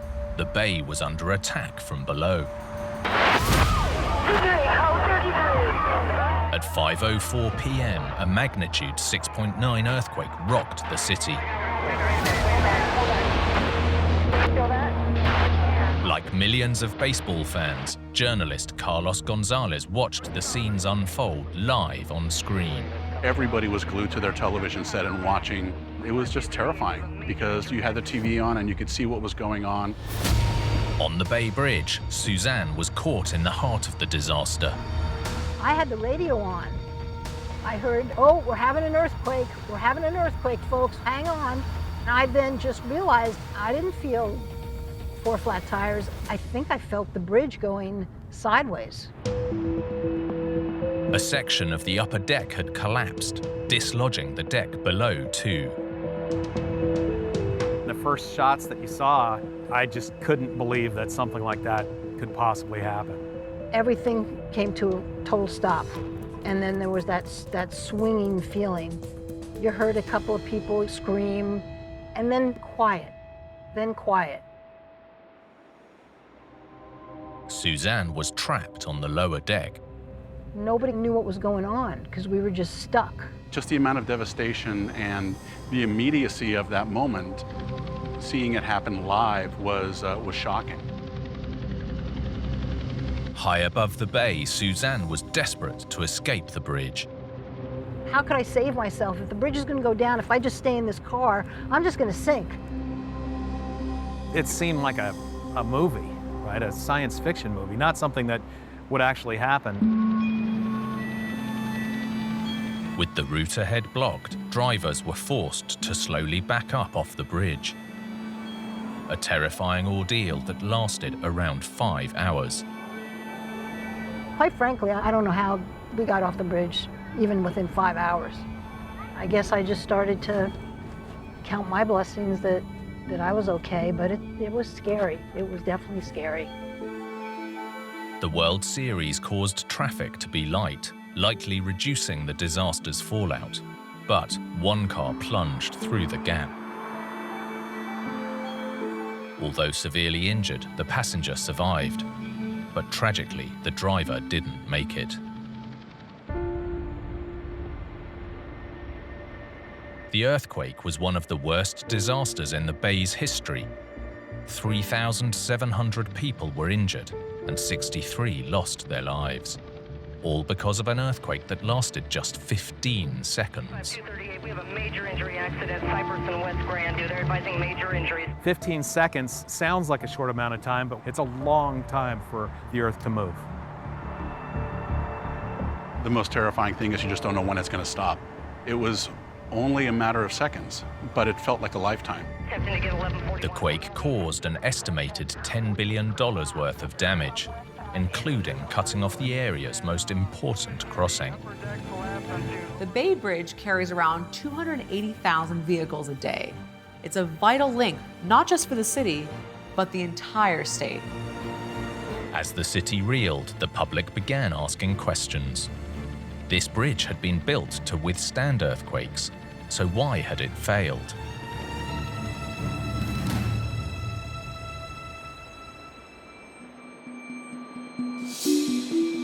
As Caltrans Chief of Public Affairs Bart Ney explains, the disaster exposed a weakness lurking within this supersized structure.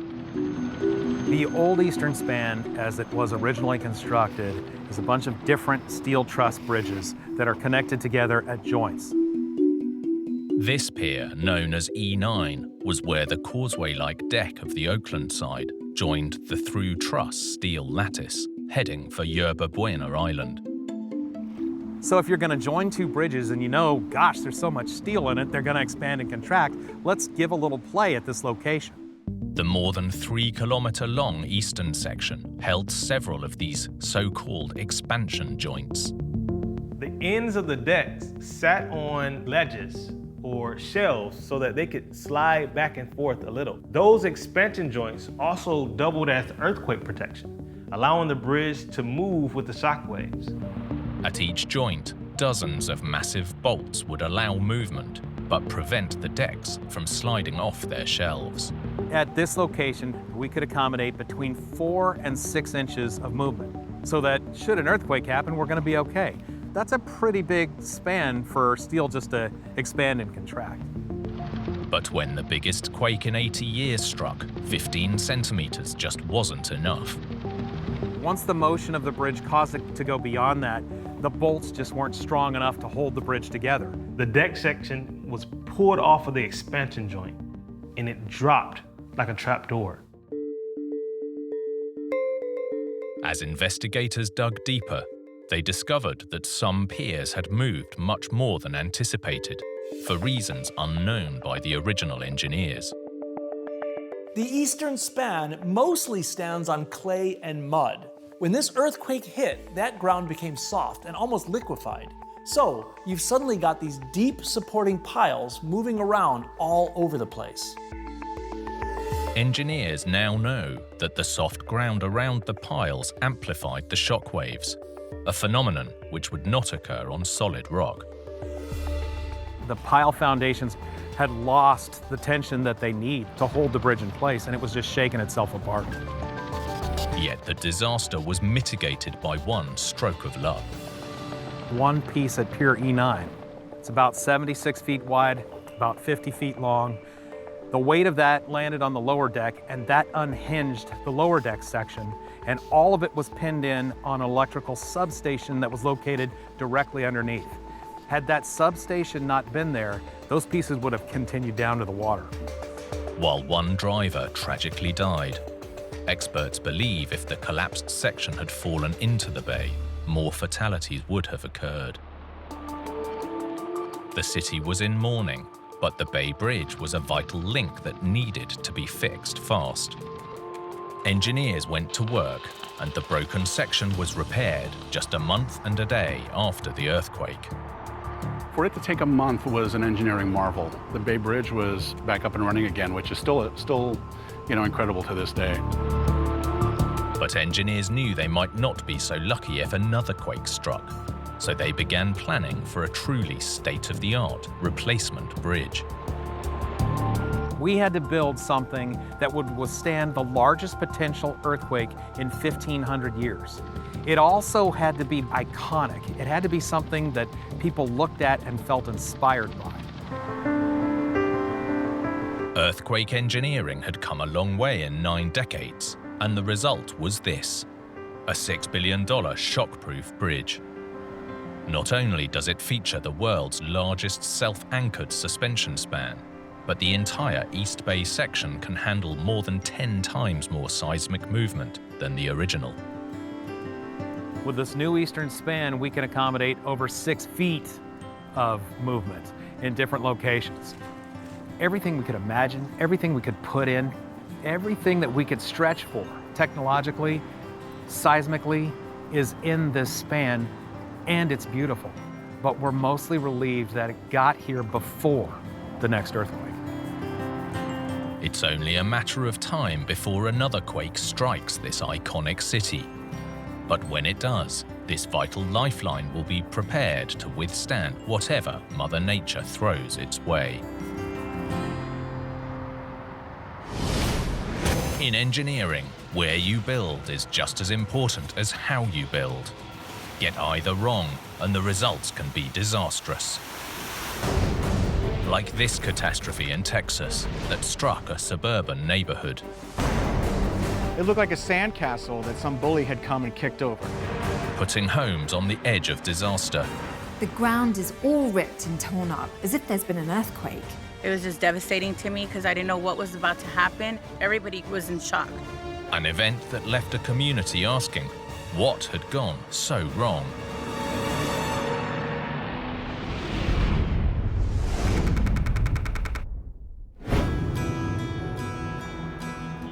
There's a famous saying in the Lone Star State, everything's bigger in Texas. And that's true for those living in San Antonio, who can see their city growing every year. Sean O'Neill is a journalist and Texas native. So people like to say San Antonio is a big city with a small town feel. Will Rogers famously called it quaint, you know. It's unlike Dallas or Houston, it's still sort of got this intimate small town vibe, even though it's, you know, the 7th biggest city in America. With the population boom of 2020 and 2021, it's fast overtaking Philadelphia to become the 6th. And one thing this new wave of San Antonians all need is somewhere to live. Right now, the housing market is exploding in San Antonio. There's been this need to annex that land at a really rapid pace, and that's really picked up, especially in the last few decades. And with that comes a lot of building on land that wasn't necessarily meant to house large subdivisions. This is one of those new subdivisions in northwestern San Antonio. Javiera Arana Johnson is a former resident. River Mist, I felt like it was a really nice place to live. It was my first home, so I had a lot of dreams and a lot of different things that I wanted to do with the house. Nice, sweet community. All the people were really close. I really enjoyed living here. Javiera's home was one of 300 new houses built on the undulating ground. When you're building, ideally you want to do it on a flat, stable surface. If the terrain is uneven, like the hills of River Mist, one option is to use massive amounts of soil to create a flat surface. Then you need to make sure it all stays in exactly the right place. In River Mist, that called for a giant retaining wall. Dr. Jack Leifer is an associate professor of engineering. A retaining wall is a structure that allows differences in elevations to be held and maintained. They literally hold back the soil. We have some soil, and we have this wooden board that serves as a divider, maintaining the difference in heights between the two sides of the soil. Retaining walls can use deep-driven pilings or cable systems to hold them in place. But here, they went for a gravity wall. Essentially, you build a wall using heavy blocks which use their own weight to hold back the soil. Crucially, the wall needs a wide base to prevent the soil it retains from knocking it over. So the wall has to be both heavy and it has to be wide enough on the bottom to resist the rotation of this wall. By 2008, the hills of River Mist were home to more than 400 people living out their American dream. Until one quiet Sunday morning, when that dream became a nightmare. January the 24th, 2010, Javiera Johnson was driving home from town. On my way back, my mom and my dad called me and they said that hurry up and come back. So I tried to rush back over here. Pulling onto her road, she was greeted by roadblocks and police tape. Police and the sheriff department and also fire department. Her road was closed off, as was her home. They told me that I have to evacuate my home because there was a wall collapse and they were afraid that those top houses were going to fall to the bottom. River Mist's 12-meter retaining wall was crumbling, right on top of Javiera and her neighbors' homes. One of the residents called 911 and reported that his backyard was sliding down the hill. What I saw when I came back, there was actually like crumbling, and you could see like the inside dirt and rocks is what you can see. Imagine watching the land around your home just falling apart. It must have been horrific. It looked like a sandcastle that some bully had come and kicked over. With the situation out of control, authorities determined that the whole street was at risk. At the rate that the slope was deteriorating, I can only imagine that the residents, once they left these homes, they probably weren't certain that it was still going to be here when they got back. Everybody was in shock. I couldn't even think of what to grab, what not to grab. I don't even have time to be able to gather things. With their homes uninhabitable, residents were forced to ask what had caused the disaster. Analysis of the damaged site found the culprit could be the very soil the wall was designed to hold back. In the weeks leading up to the failure, the area had seen heavy rainfall, and it seems the waterlogged ground behind the wall had started to expand. A process that over time was causing serious problems, engineering professor Dr. Jack Leifer explains. The soil at the River Mist location was what we know as clayey soil, and that's the way you say it. It's clay-like. Clayey soil accumulates water, and that puts enormous additional lateral pressure onto any sort of retaining wall system. As the soil absorbed heavy rainfall, it expanded like a sponge, causing cracks in the masonry that was holding the retaining wall in place. And the damage was about to get worse. When it dries, it recedes and it retracts. So now you may get separation between the soil structure and the wall. As the dried soil pulled away, the weakened wall was left unsupported. And it was only a matter of time before it failed. But the soil wasn't the only factor. The type of retaining wall might have played a part as well. First of all, given the height of the wall, you may have wanted to consider something other than a gravity wall. From an engineering perspective, a successful gravity wall has to have both weight and it has to have girth at the bottom. Engineering is all about compromise, striking the right balance between strong enough to do the job, but not so strong that you're wasting time and materials. And sometimes the balance is off. The investigation also revealed that the wall was lighter and narrower than originally designed. Any small changes, even if they're seemingly harmless, can drastically change the loads on a structure and can cause that structure to fail. Although the reasons for the design change remain unknown, the failure of the wall had far-reaching consequences. It was like 80 total homes at first that they said were possibly affected. It was a complete disaster. Javiera's home escaped unscathed, but the risk of the wall further collapsing left the authorities with no choice but to prevent Javiera and her neighbors from returning. I had fully furnished my house. To me, I'm thinking the furniture, all my belongings, everything, like what's gonna happen, but we weren't allowed.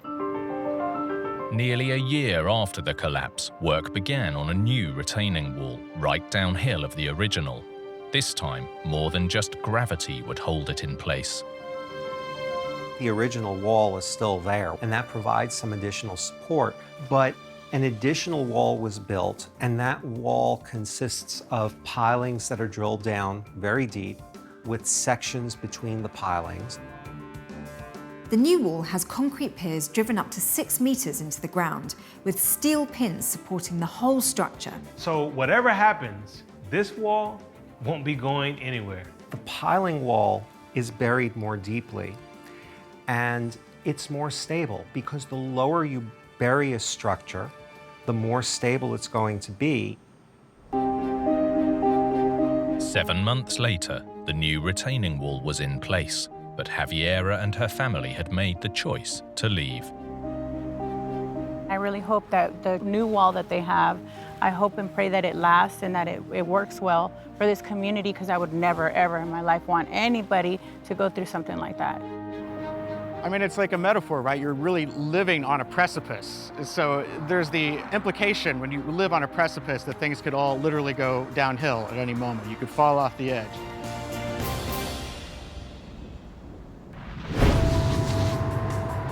For engineers, pushing the boundaries to create iconic structures means taking big risks. But sometimes the risks can outweigh the rewards. Like this story in New York, a pioneering skyscraper that hit the headlines. There were reports of it creaking like a ship at sea. An iconic structure plagued by unanticipated issues. This pressure would cause loud banging noises that, I quote, sounded like a bomb. A super tall skyscraper causing supersized headaches for residents.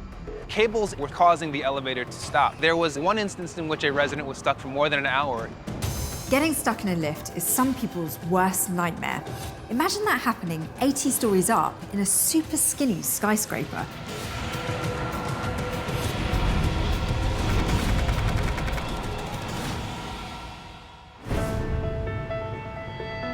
New York City, a financial, commercial, and cultural powerhouse, is also home to some of the finest skyscraping structures on Earth. Former resident Stefan Al is an architect and skyscraper designer. New York is one of the greatest cities in the world. And I think it's an example of what we can achieve as a civilization, building greater and greater up in the sky, but also bringing people together from all over the world into a relatively small space. The Manhattan skyline is possibly the most iconic in the world. Engineers have been building here higher and higher ever since the 19th century. Sean Corsandi is an associate professor of architecture. Historically, towers are about ego. They're about eminence, they're about attitude. And that's why it was so great to be building tall and getting things in New York like the Chrysler Building or the Empire State Building. That had a civic pride. It was sort of something for the city to look forward to, an engineering feat, and it's something everyone could enjoy. In recent years, the ranks of commercial and civic structures have been joined by super tall residential towers. Stefanos Chen is a real estate reporter.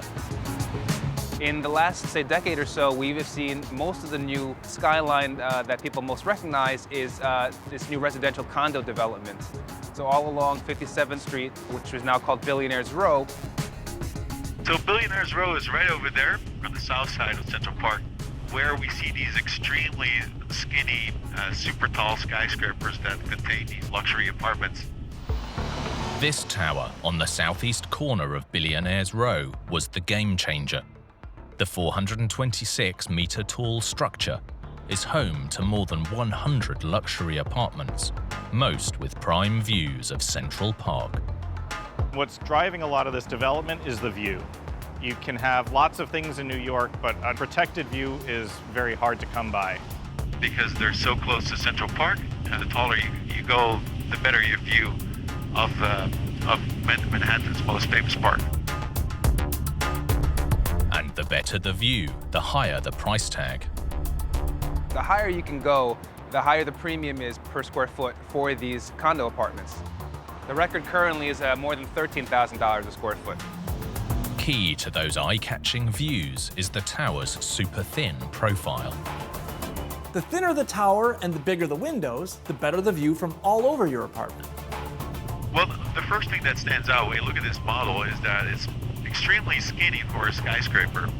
So 432 Park Avenue has a slenderness ratio of 1 to 15. That means that it's 15 times taller than it's wide, right? Which is very different from the early generation of skyscrapers. This tower is insanely skinny. The base is the size of just 2 basketball courts, but it is structurally taller than the Empire State Building. When building tall and thin, engineers take on not just gravity, but the power of the wind, which applies lateral pressure to the tower. The building wants to swing left or right in the wind. It needs to transfer it to this very narrow base. That makes them a real technical challenge. Engineers used a clever trick to reduce the wind pressure on the building. 5 double-height stories with no windows, known here as mechanical floors. If you look at these mechanical floors, they're completely open so that the wind can blow through them, so that reduces the wind pressure on the building. But allowing the wind to blow through only reduced part of the sway. Engineers also installed massive weights near the top. On the upper stories, there's what we call tooth mass damper, which is a very large counterweight, hundreds of tons heavy. And every time the building sways this way, this counterweight will move in the opposite direction to kind of balance out the swaying. Upon completion, this high-tech tower was the tallest purely residential building in the Western Hemisphere. You had not only the best views in the city for a period in time, but also some of the highest prices in New York City.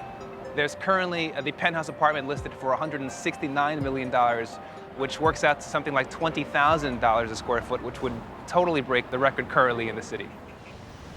However, soon after residents moved in, it appeared that all was not well with the luxury lifestyle.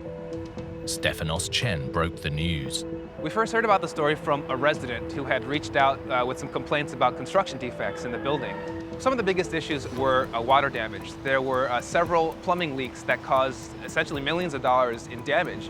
The reported problems went much deeper than water leaks. You have issues of sway as well. Basically all buildings sway, but when you get that high up in the air, it's really noticeable. Some folks had even told me that they were feeling seasick. All tall buildings sway. It's just a question of how much, and whether the movement does more than make you feel queasy. Here, there were reports of it creaking like a ship at sea with banging noises. Noise really has been a major complaint with some residents. There are whistling sounds, creaking sounds, all sorts of things that you wouldn't expect when you're paying top dollar. As if swaying, creaking, and banging weren't enough, there was one more disturbing problem. Because of the height of these towers and the way in which the building sways at that height, cables inside the elevator shaft were sort of slapping against the side of the shaft and causing the elevator to stop. So there was one instance in which a resident was stuck for more than an hour. Getting stuck in a lift is some people's worst nightmare. Imagine that happening 80 stories up in a super skinny skyscraper. It's sort of hard to relate with multimillionaires to that degree, but I can't imagine anyone really being pleased with paying that much money and getting an apartment that just is riddled with defects and issues. Everything which might have been a minor inconvenience for smaller buildings becomes that much bigger in super tall. One of the world's tallest towers was hitting the headlines for all the wrong reasons, and people wanted to know why this state-of-the-art structure was rocking. The taller you build, the more a building sways. And a little sway is good. If a building were completely rigid, it could break during a seismic event. So having a little bit of sway is good. The problem is that there's human limits to what amount of sway is comfortable. Although key to the structure's safety, that sway also caused the elevator's habit of grinding to a halt mid-ride. If the building sways too much, it can damage the elevator and it can be a safety hazard. So sometimes this is deliberate that the elevator will pause when the building sways too much as a safety precaution. But sway wasn't the only problem concerning residents, who also reported hearing banging noises. That could be caused by another air-induced problem, the so-called stack effect. When it's cold outside, the warmer air on the inside rises, creating a buildup of pressure that looks for somewhere to escape, which in a super tall building like this could be the elevator shafts or the garbage chute. If you would open the trash chute, right, which is a shaft that goes all the way down, I can imagine that this pressure differential would kind of cause loud banging noises that I quote, sounded like a bomb.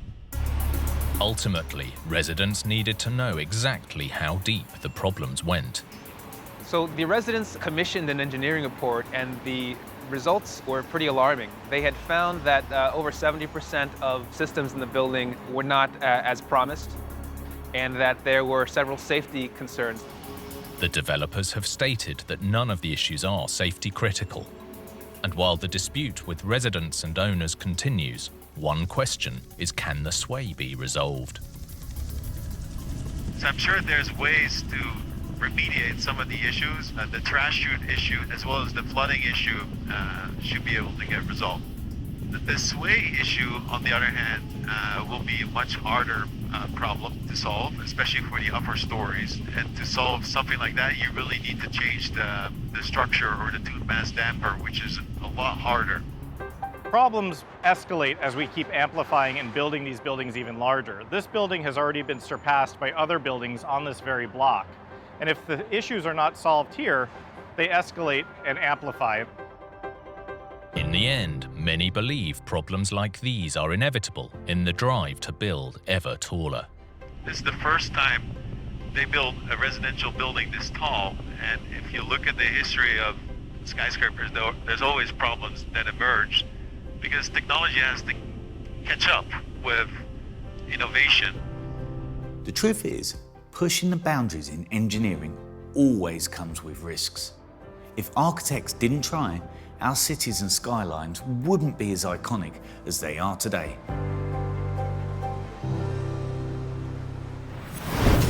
When building big, engineers are in a constant battle with the elements. But sometimes the forces of nature can't be stopped. Like this disaster in New Zealand, which destroyed a stadium in seconds. Next minute, all hell broke loose, basically. The city's pride and joy went up against Mother Nature and lost. It was chaos when I walked up here. You could see the front side of the building had tipped in. Revealing a decade-old weakness and sending shockwaves across the community. How in God's name are we ever going to get this back?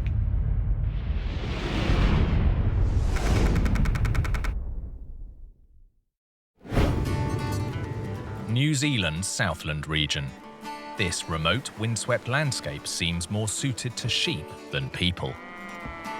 New Zealand sits right in the path of powerful winds that whip around the southern hemisphere, known as the Roaring Forties. And right at the far southern tip, the Southland region is exposed to some of the toughest weather in the country. That includes Invercargill, one of the most southerly cities on Earth, home to a tough community bonded by a love of sports. Nigel Skelt manages the city's only stadium. We are sports mad. We have a fraternity that are crazy, that follow our international franchise sport, and just a very, very close-knit community. Invercargill experiences unpredictable weather. So in 2000, Stadium Southland opened to make sure the city never missed a game. There was a massive campaign from the public who really bought into it, and some of the sports bodies and the schools. It was very much a community-driven project. More than 9,000 square meters of the stadium is dedicated to 9 courts, accommodating multiple sports under one giant roof, supported by steel trusses. Trusses are used everywhere from bridges and cranes to stadiums. They're effectively a self-supporting steel lattice that's perfect for spanning long distances without needing extra support in the middle. It's amazing engineering. When it all comes together, you end up in a covered space the size of a football field. When the stadium opened in May 2000, it scored an immediate win. Sport grew in each and every angle almost instantaneously from that day, so it was fantastic. For a decade, the stadium hosted sports as well as concerts and events, regardless of the weather, until early spring of 2010. September the 18th. A huge snowstorm was rolling into Invercargill. Safe inside the town's stadium, coach Kieran Fahy was putting tennis students through their paces. Some of the junior players needing a bit of help with doubles tennis and stuff like that. At 10:45, as the snow fell faster, the decision was made to cancel the class. So they thought, right, we get out of here before we get snowed in and can't get back home. Families gathered in the foyer and prepared to brave the weather outside, but Kieran stayed inside. There was a real loud bang, and then it's something that felt like a hurricane, going past. But this was no hurricane. Just after 11 a.m., disaster struck. Next minute, all hell broke loose, basically. The stadium's roof had collapsed. Operations manager Ryan Sycamore was first on the scene. It was blatantly obvious. When you walked up, you could see the front side of the building had tipped in. It was just terrible. Ryan called his boss, stadium manager Nigel Skelt. I called him and I just had to say, the building's collapsed. It's all falling down. When Nigel arrived, the damage looked unsurvivable. It was horrific from the corner. There was a concertina effect from there. The roof coming down at different spaces throughout. No one had yet realized that Kieran was still inside. When the roof come down, it just blew the emergency door wide open, and anything that was in the passage just was thrown out like toys. Kieran's survival was a miracle, and the city's luck didn't end there. Normally, on any weekend, we are incredibly busy. We only had a small group of tennis players that morning, and the good fortune very simply being no loss of life. But Invercargill's pride and joy lay in ruins. Why had a stadium designed to withstand the region's extreme weather collapsed after just 10 years? A detailed investigation was launched, and the first culprit seemed obvious: the snow. Structural engineer Ashley Smith was on the investigation team. Structures of that type normally have quite a large safety factor, and we felt that it was more than just the snow that would have caused that collapse.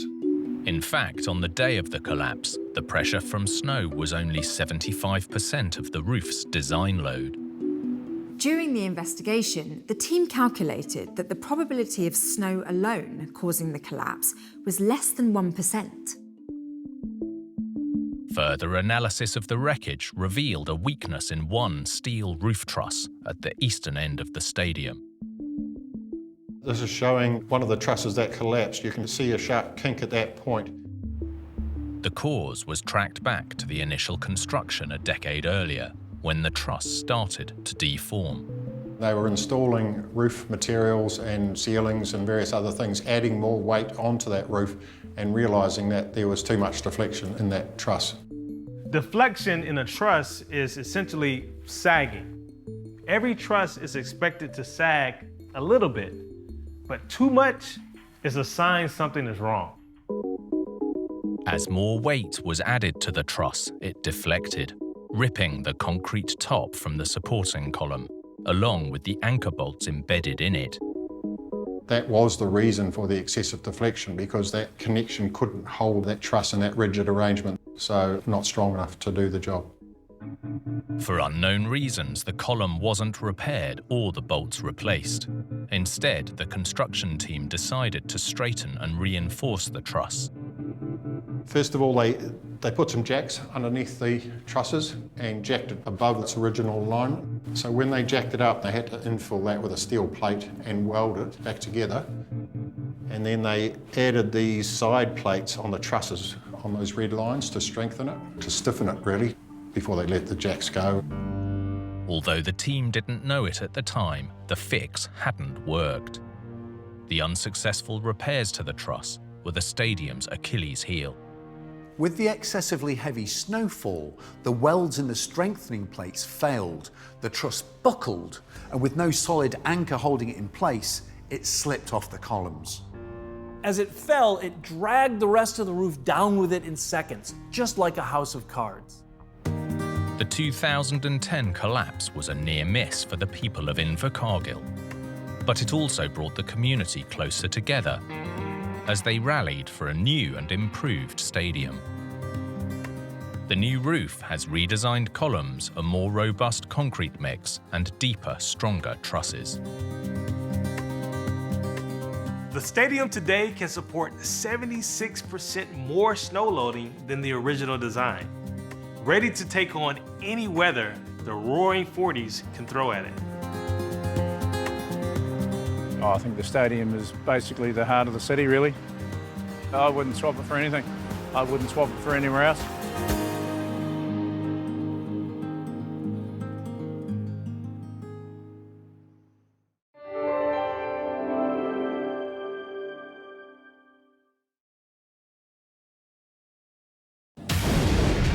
Devastation in Texas as a deadly explosion strikes a major port. It's hard to prepare yourself for something like that. You have to set that aside and just go to work. In Spain, a mammoth construction becomes a major disaster. Normally you go through life and you don't see accidents of that magnitude.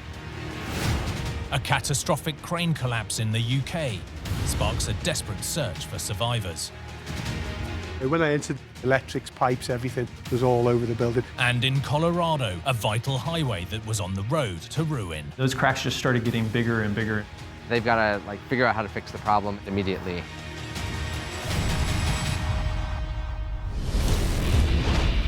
With big builds, even the smallest fail can trigger a huge disaster.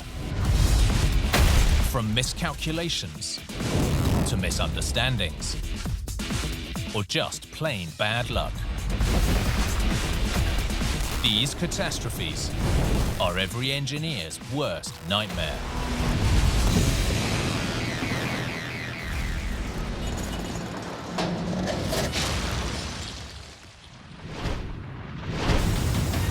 In big engineering, safety must always come first. Even the smallest mistake can cause a major catastrophe. Like this dredging operation on the coast of Texas. This was an inferno of epic proportions. A catastrophic collision on a terrifying scale. It's a tragedy. It's shocking that they would hit something like that. Deadly destruction that quickly became a race against time. We knew something had happened, something big. Our goal is to save human lives.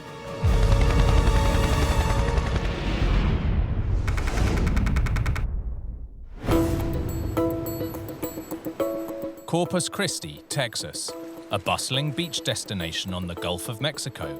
It attracts around 11 million tourists a year. Fishing guide Captain Pierre Petrilla is proud of the town, now known as the Gulf Coast capital. I certainly think it's the best city on the coast in Texas. It's very laid back. You have hundreds of miles of bays, the Gulf of Mexico. There's just a million things to do. It just has everything you could want from a water standpoint. Like most Texas cities, the economy doesn't rely solely on the tourist dollar. Corpus Christi has another major moneymaker: oil. The Port of Corpus Christi is a major oil hub, shipping around 1.75 million barrels of crude a day. That's enough gas to fill the tanks of over 3 million automobiles. In recent years, the port has regularly been the nation's top exporter of crude. Since Corpus is a part of Texas, I mean, oil is everything. It's crucial to this area. One strong reason for this continued success is a strategic location. Positioned on the western edge of the Gulf of Mexico, this deepwater port is a major gateway for commerce across the world. The port's continually busy. There's constantly ships, from large tanker ships, container ships, to smaller barges coming in and out on a daily basis. In 2019, work began on a huge redevelopment project to enable the port to accommodate some of the world's largest ships. Key to it all was creating a new dock using this 45-meter mammoth, known as a cutter-head suction dredger. The dredge is a barge with a long attachment, known as the ladder, sticking out from the bow, with a ferocious-looking toothed cutter head on the end, which gouges through the riverbed. For accurate dredging, a 21-meter-long metal piling known as the digging spud keeps the stern in place, acting as a pivot, while a system of cables and anchors moves the entire dredger and cutterhead from side to side, carving out the sediment below. The debris is then pumped onto barges for disposal. Once complete, the new channel would be wide enough for some of the world's largest supertankers to load up with crude oil for shipping all over the world. Friday morning, August the 21st, 2020, dredging work was well underway. Nearby, Lieutenant Dan Gillis from the US Coast Guard was at the beginning of a 24-hour shift. I was actually sitting in my office on the second floor, and one of my friends came in, and he grabbed me and just said, "Hey, something's happening at the port." Captured on the port's security cameras shortly after 8 a.m. Disaster struck. A huge explosion rocked the port. Around 6 kilometers away, Lieutenant Gillis and his crew immediately sprang into action. Coming on scene, we knew something had happened, something big. The amount of smoke and flames, it's hard to prepare yourself for something like that. You have to kind of set that aside and just go to work. The blast rocked nearby buildings and was heard hundreds of meters away. It turned the dredger into a blazing inferno. We could see there was a barge there on fire, a large column of flames shooting out of the water. So we went into rescue mode. We're a life-saving service, and that's really our goal, is to save human lives. As tugboats battled the blaze, the helicopter crew spotted 2 people still alive, but struggling in the water. We recognized that they were in a dire situation and needed that immediate evacuation. We saw a port police boat, but they were on the far side, and the boat couldn't access them with the flames and the heat. So we realized that it was going to be our show. Dan and the team's quick thinking and fast action had saved lives. We picked them up. We didn't see anyone else in the water in that area. We gave it a good search, but the state of those gentlemen, we needed to get them to the hospital. But not everyone was so lucky. Of the 18 people working on or around the dredger at the time, 5 were injured. And sadly, 5 more lost their lives. I think it's always a shock when something like that happens, a tragedy. It is pretty rare considering how much dangerous materials they're moving in and out of this place. Looking back at what we did that day, the other assets that responded, everyone played a part. I'm just happy that we were able to help the gentleman that we did. With the city reeling, an immediate investigation was launched, and the source of the blast quickly became clear. Michael Wong is a professor of chemical engineering. What happened for this explosion was that the dredgers basically hit a pipeline that they didn't know was there. They knew it was somewhere, but they didn't realize that where they were dredging actually hit the pipeline. In an oil terminal, underground pipelines are buried everywhere. The problem here was that the cutter head struck one of the worst possible pipes, one that was carrying propane. Propane is a highly volatile gas. Many of us will know it from camping stoves or barbecues, but it has hundreds of other uses for heating or as a fuel for machines. When it's stored or being transported under pressure, propane is a relatively safe liquid. But here, when the cutter head pierced the pipe, the liquid instantly vaporized, which is bad news. The amount that was released was about 6,000 barrels of liquid propane. As soon as the pipeline broke, it released the pressure, and then the liquid evaporated to form this gas. And the gas that was generated was about a couple of, you might say, symphony halls worth of gas. All you need is one spark to ignite that highly combustible mixture. In an attempt to swing away, the dredger increased its power. In the process, it began sucking the vapor cloud aboard. With the engines running, the highly volatile propane found an ignition source. That explained the horrific explosion and fire. But during a routine dredging operation, why was the cutter anywhere near a propane pipeline in the first place?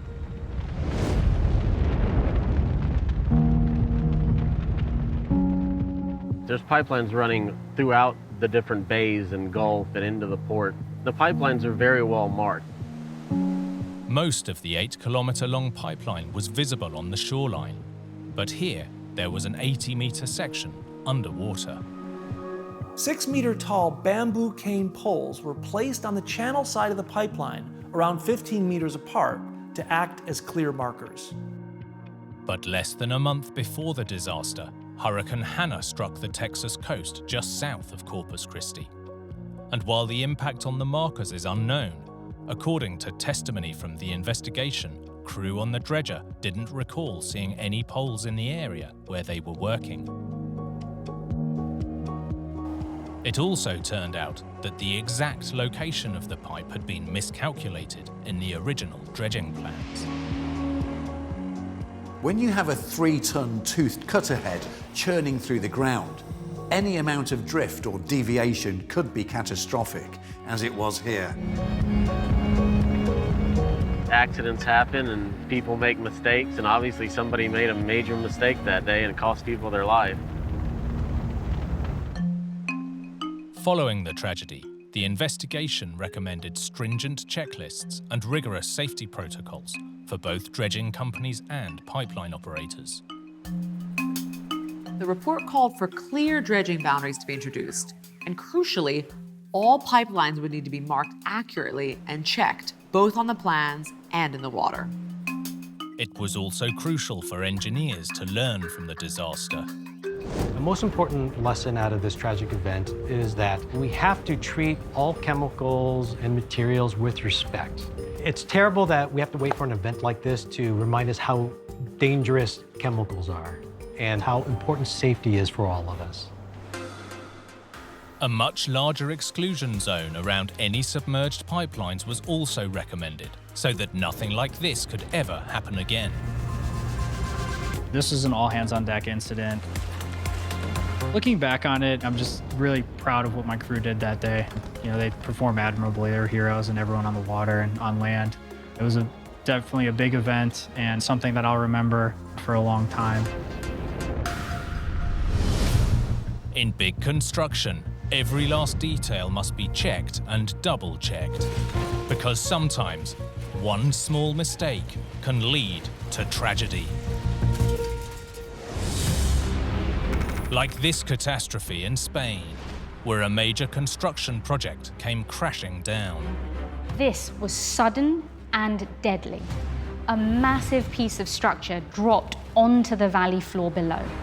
A devastating bridge collapse that left a town reeling. Normally you go through life and you don't see accidents of that magnitude.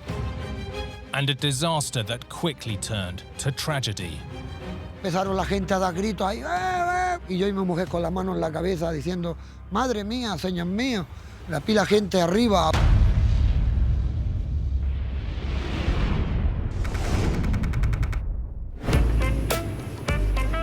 On the southern edge of Spain, along the Costa Tropical, lies the small town of Almuñécar.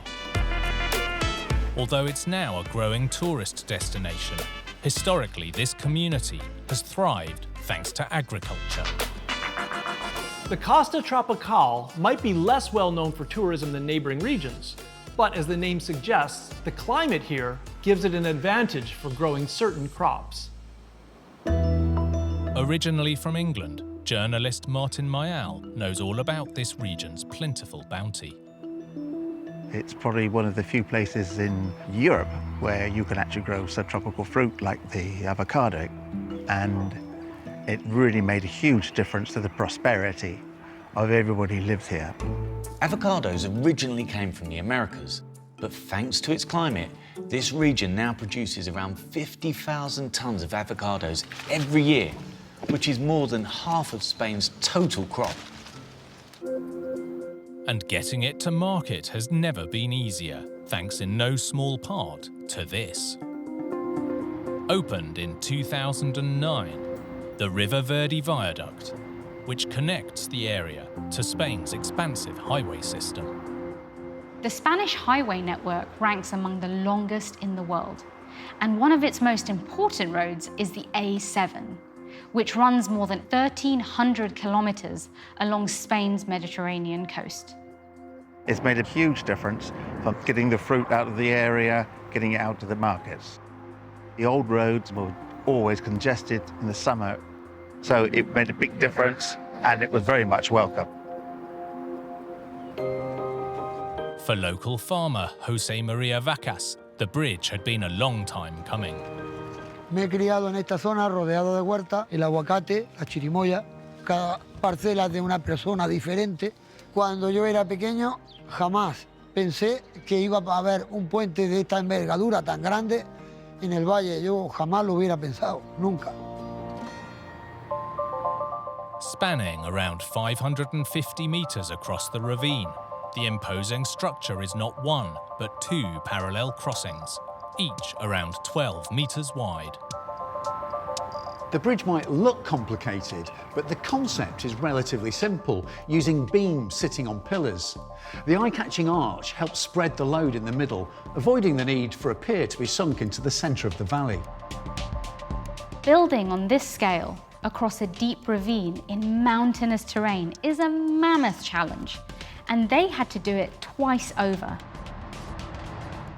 Antonio González Herrera is a professor of engineering. El problema ahí son las dimensiones. La altura de los pilares en este caso son por encima de los 60 metros, que estaríamos hablando de como un edificio de unas 20, 22 plantas. No podemos ir trasladando piezas prefabricadas y colocándolas. Entonces la alternativa que tenemos es construirlas in situ.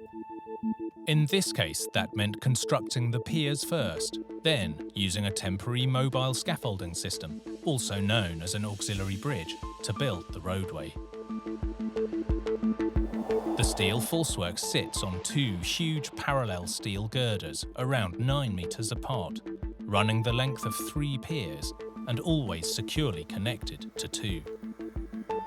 The falsework has both sliding devices and jacks, allowing it to move along the structure as the bridge is built section by section. El puente auxiliar está apoyado siempre sobre 2 pilares, ¿vale? Entonces tiene que tener una longitud que cubra 3 pilares, de manera que cuando lo vamos desplazando, al llegar al tercer pilar, el primero ya se puede liberar como apoyo.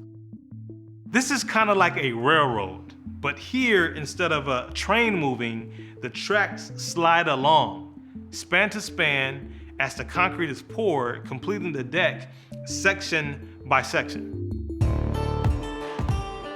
Construction began in 2002, and Jose enjoyed a ringside seat from his balcony. Me quedaba muchas horas viendo cómo trabajaban cuando yo terminaba mi trabajo y lo veía por las tardes cómo lo movían y me impresionaba. But the long-awaited bridge that would create a vital link for both tourism and trade nearly tore this small community apart.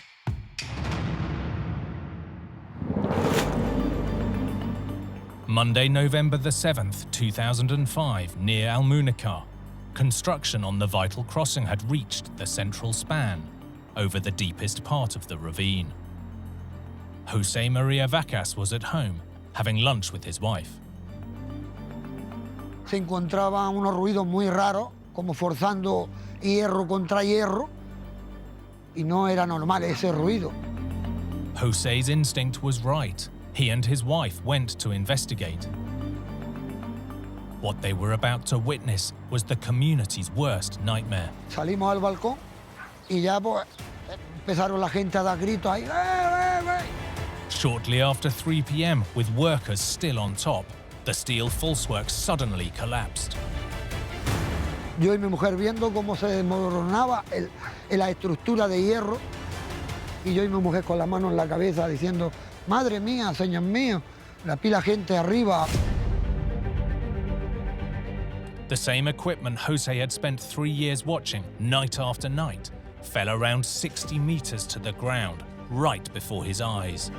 Pues como pánico de ver que se estaba cayendo una cosa que jamás yo pensaba que podría pasar. Local journalist Martin Mayal received a call to alert him that something had gone terribly wrong. When I got here, everybody thought it was an explosion at first. Just the noise, the tremendous noise of the bridge coming down. The community raced to help, Jose among them. Y la primera impresión, pues, escombro por todos lados, polvo, donde hace justamente el arco. Normally you go through life and you don't see accidents of that magnitude. So it took a long time to take it in and you just forget why you're there. It quickly became clear that it wasn't just tons of metal that had fallen nearly 60 meters. Martin came across a distraught worker at the site of the disaster. He sat down with his hands in his head and he was crying. One of his friends was down below. He had been with him moments before the accident, but he had left the area to do something else and he had survived.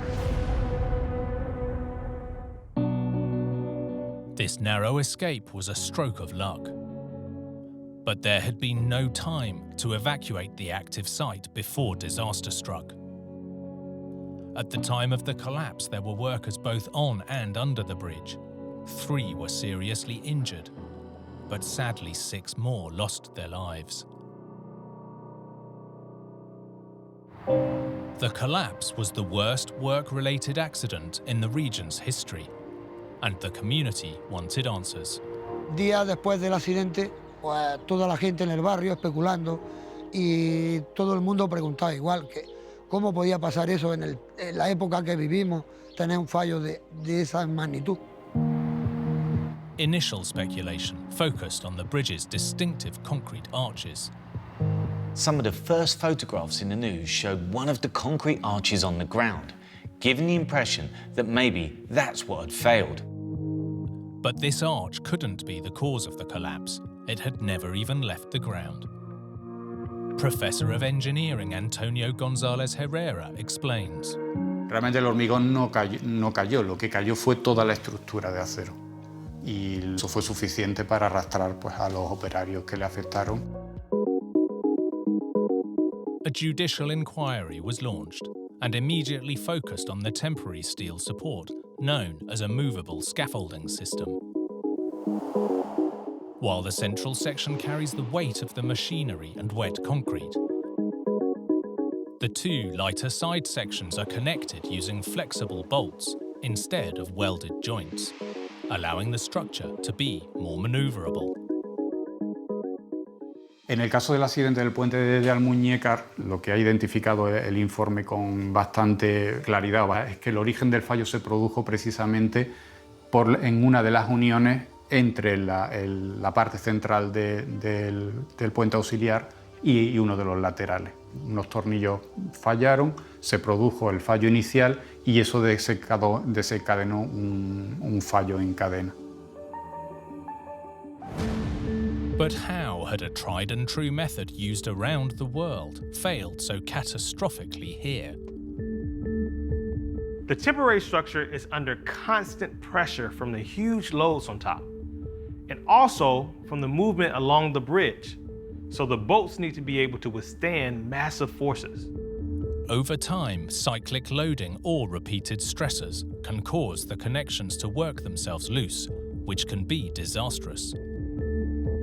Lo que dice el informe es que uno de los tornillos, entre la parte más rígida y la parte lateral, estaban aflojados, ¿vale? La diferencia entre un tornillo que está apretado o un tornillo que está aflojado es su capacidad resistente, ¿vale? La capacidad de mantener la unión pegada. While we don't know for sure, this tragedy could be down to something as simple as a loose screw. Ese tornillo debía de estar apretado, debería de estar con una determinada fuerza de apriete y lo que el informe determinó es que no era así y por ello se considera que ese fue el origen de la causa del fallo. The weight of the bridge materials combined with the temporary structure meant this one joint failure was enough to bring the whole structure crashing to the ground. One of the advantages of this construction system is its flexibility, particularly over tricky terrain. But here, it seems that it might have also been its greatest flaw.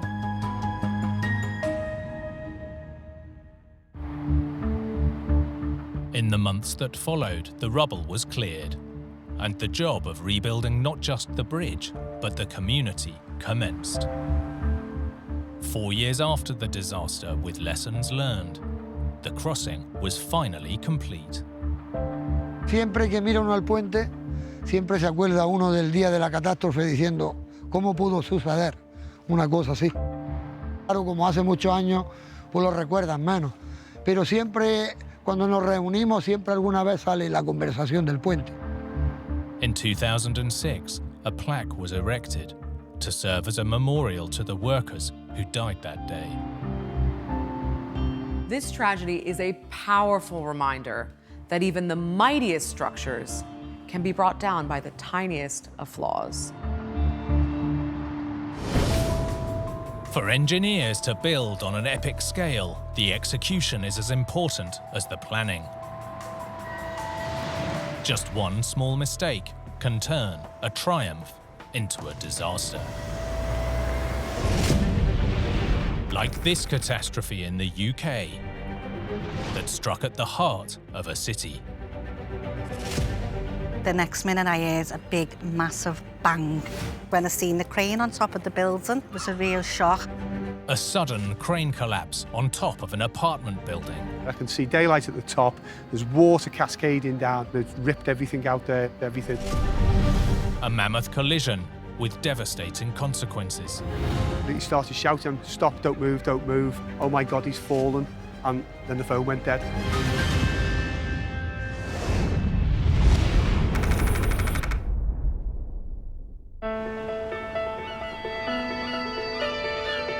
Liverpool, Northern England. Sitting on the north shore of the River Mersey, over the years the city and its people have made it through some tough times. John Corbett is a local tour guide. The city rose from wartime destruction, post-war recession, and in the 1980s, regeneration arrived. Liverpool sees a chance to reinvent itself, turning the decaying docklands into museums and art galleries, with new residential developments springing up nearby. All over the city centre, the building can be seen by the large number of cranes and construction vehicles everywhere. As the town grew, the construction industry boomed.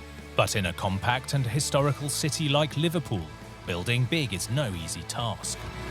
All these major projects near the downtown area share one issue: how to build big, new structures in an old, crowded city. Narrow streets built in bygone centuries proved to be a problem for modern construction traffic. The solution, seen in cities all over the world, were these giant tower cranes. Their job, to get heavy materials from the ground to construction happening high above. Like any heavy lift, balance is key. And with tower cranes, that means being firmly fixed to the ground, and sometimes to the building they're working on too. By 2009, tower cranes dominated the Liverpool skyline, temporary monuments to the construction boom. At the city centre, a new development was underway. The project included an 8-storey hotel complex and 7-storey apartment block, all packed inside existing developments. Space was so tight, they had to close a road during construction. A 70-metre tower crane was constructed and secured to the ground with piles, and the new buildings quickly began to rise. Time was money, the pressure was on to get the job done quickly. But big engineering can't be rushed without risking disaster. July the 6th, 2009. The sound of construction had become part of residents' daily life, for locals like Angela O'Brien. There was loads of noises all the time. But shortly after 12 p.m, Angela heard a noise that would haunt her forever.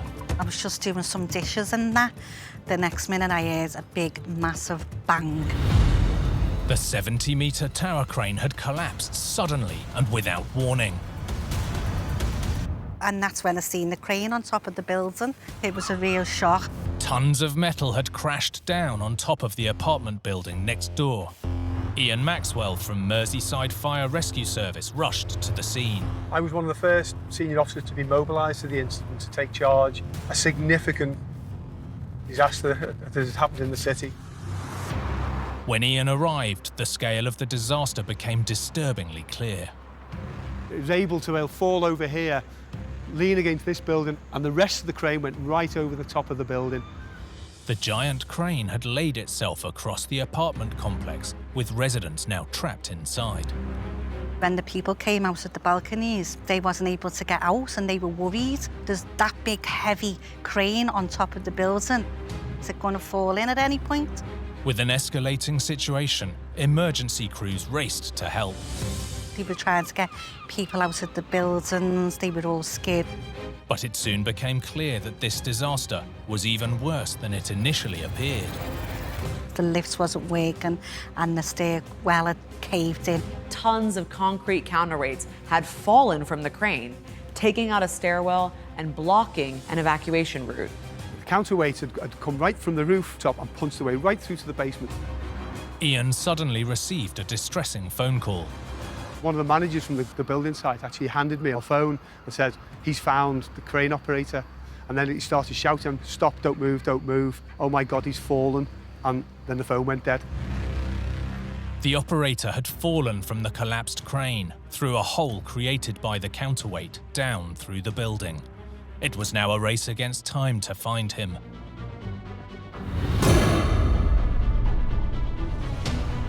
Search and rescue teams had to scour the building for a way in while evacuating residents who were trapped in their apartments. When I entered the window, I can see daylight at the top. There's water cascading down. Then it ripped everything out there, electrics, pipes, everything was all over the building. Searching through the devastation, Ian and the team located the crane operator. He was still alive, just barely. One of the paramedics was a doctor, and his simple message to us was get him out as quick as possible. They got the man from the crane and took him out onto the ambulance, and the people also in the apartments got them out. 100 residents were evacuated from their homes. Incredibly, none were hurt. Sadly, while the operator survived the event, he suffered life-changing injuries. In the following days, Liverpool was left stunned, and the government quickly launched an investigation. The first area of concern was the crane itself. Luigi Disano is a civil engineer. Cranes can be very dangerous because they are very high structure and they can be exposed to a number of threats. The tower crane's slender profile and tremendous height make it extremely susceptible to the elements, high winds in particular. Although environmental factors like high winds are known causes of crane collapse, almost twice as many are due to structural flaws or human error. But here the crane was firmly secured to the ground. It was initially a very safe design because it was stabilized by the pile that were used to connect the foundation of the crane with the soil. Driven deep into the ground, steel-reinforced concrete piles are connected to the base of the crane, in theory giving it a solid foundation. And this steel reinforcement goes through up to the base of the foundation of the crane and connects the pile itself with the foundation of crane. But investigators found that for unknown reasons, the steel inside the foundation piles had been cut and replaced with shorter steel rods, as Luigi demonstrates. If you start to cut or replace these rebars and you insert new element from top, then the strength became insufficient to connect the foundation with the base of the crane. With its foundations compromised, as the crane lifted around 5 tons of building material, the shorter steel rods sheared, and the crane toppled onto the apartments next door. So there was no continuity between the pile itself and the foundation of the crane, so which of course created instability of the crane when you start to move large weight. Whatever the reason for the change, the result was a tower crane that wasn't held firmly enough to the ground to do its job. Ultimately, the investigation cited failure of the tower crane's foundation as a cause. In the aftermath of the catastrophe, some engineers believe that a simple solution could have prevented this disaster. The lesson that we have learned from this collapse is that you need 2 different practices of connecting the crane to the soil. In this case, we are using extra weight to make it more stable. And you see that during operation, there is no problem. Heavy weights and strong pile connections is one key way to ensure that a tower crane is solid and stable enough to lift its maximum design load. In the years since, Liverpool has bounced back, and the scars of the crane collapse are almost unnoticeable. The buildings have been repaired, they're now high-end accommodation, and although the lessons have not been forgotten, life goes on.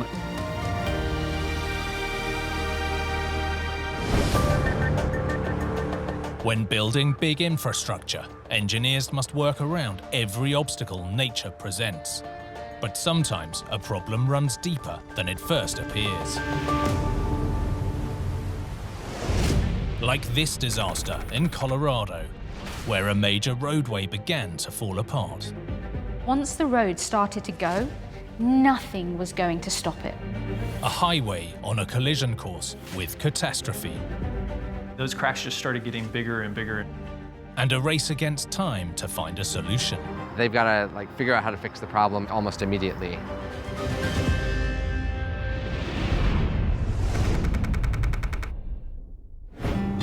Denver, Colorado, close to the foothills of the mighty Rocky Mountains. These towering peaks are part of the reason the city exists.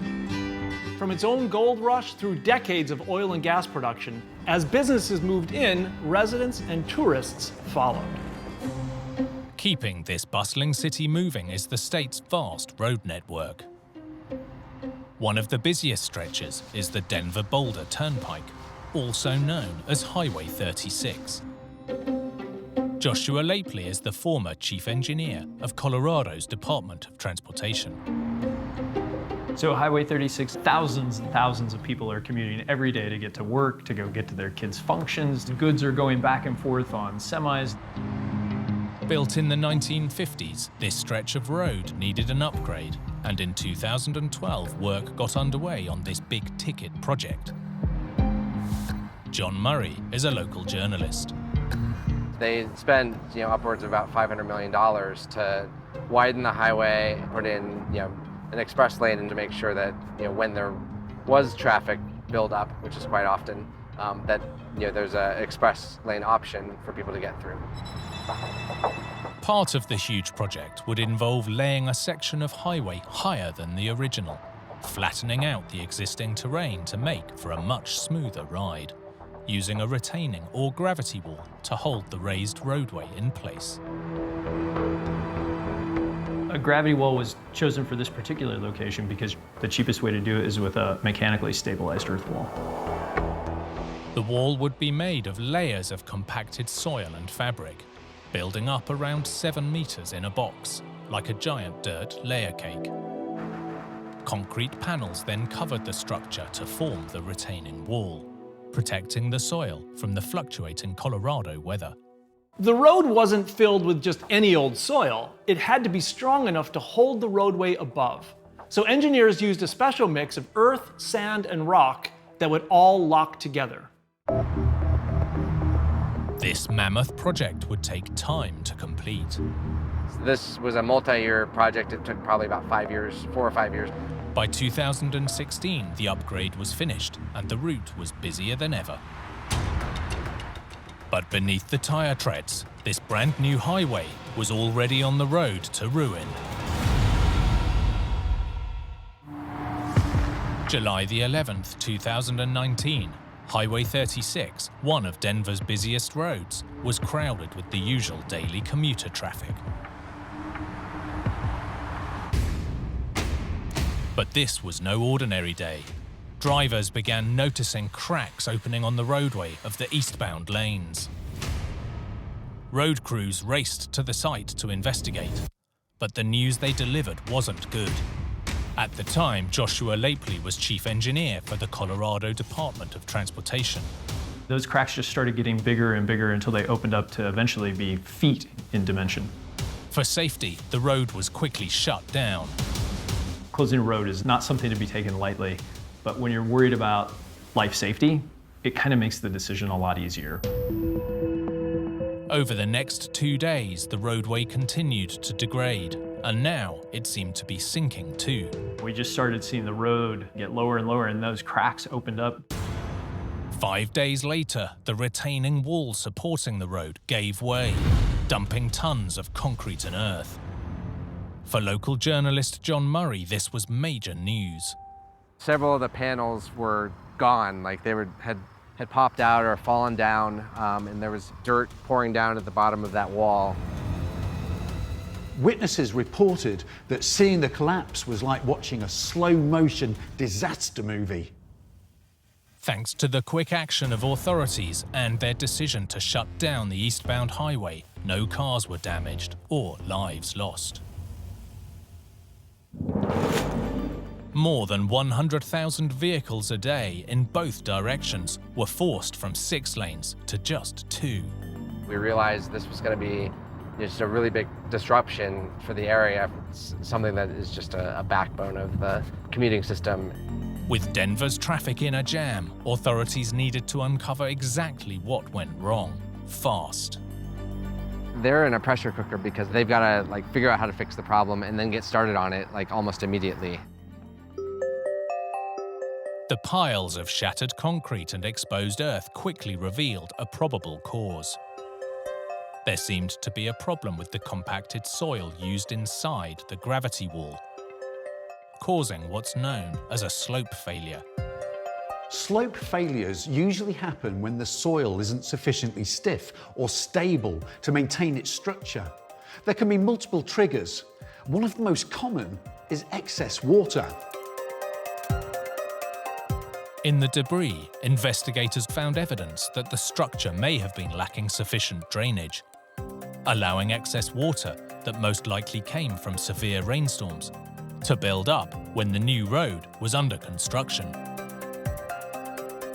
While it was under construction back in 2013, there was massive rains and floods in this whole area, and they didn't channel the water off of the soil that was then exposed that they were going to be building on top of. Once material like soil is heavily waterlogged, unless it's exposed to the air or has decent drainage, it's not going to dry out.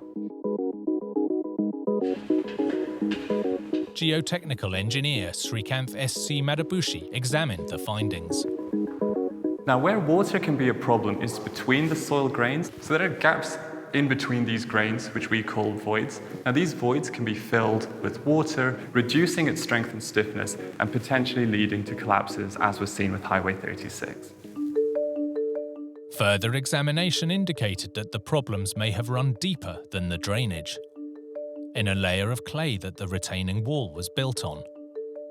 Paradoxically, this might have slowed the collapse, but also made it inevitable. Clay and clay-like soils are made up of small, closely packed grains. This means they don't drain very well, which not only makes them sticky, but also susceptible to movement. With the weight of the compacted yet waterlogged soil pressing down on the also wet clay below, it seems the slope failure was only a matter of time. In light of the findings, transit authorities made the decision to demolish the structure and start again. Joshua's team made a plan to rebuild with a road less susceptible to slope failure. We took out all that fill. We drilled piles into the ground and filled them. That helped it support more weight. And then we put styrofoam blocks in, so that reduced the weight. A material which is also much less prone to waterlogging. Styrofoam blocks above aren't just strong and lightweight, but completely water resistant. It's the perfect solution. Removing the weak clay and using piles instead meant the road's foundation would be solid. Today, the new and improved retaining wall safely carries traffic between Denver and Boulder. And while the collapse of Highway 36 is in the past, lessons have definitely been learned. It's always easy to play hindsight. No matter how hard we try, there will always be unexpected things that come up, and how we work together to solve them quickly and efficiently, that's the real lessons learned to me.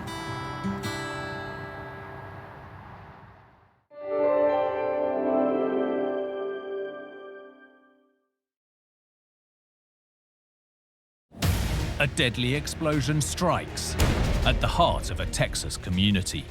The entire apartment complex was in pieces, and that is where my babies were. Disaster in Florida as a huge chasm devastates a neighborhood.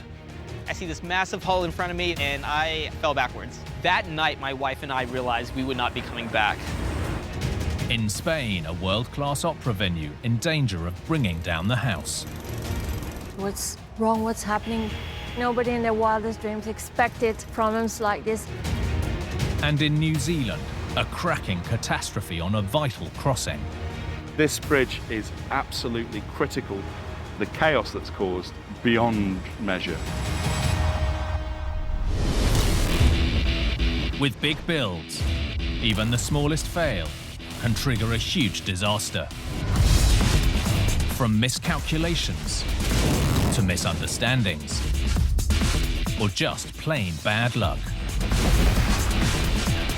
These catastrophes are every engineer's worst nightmare.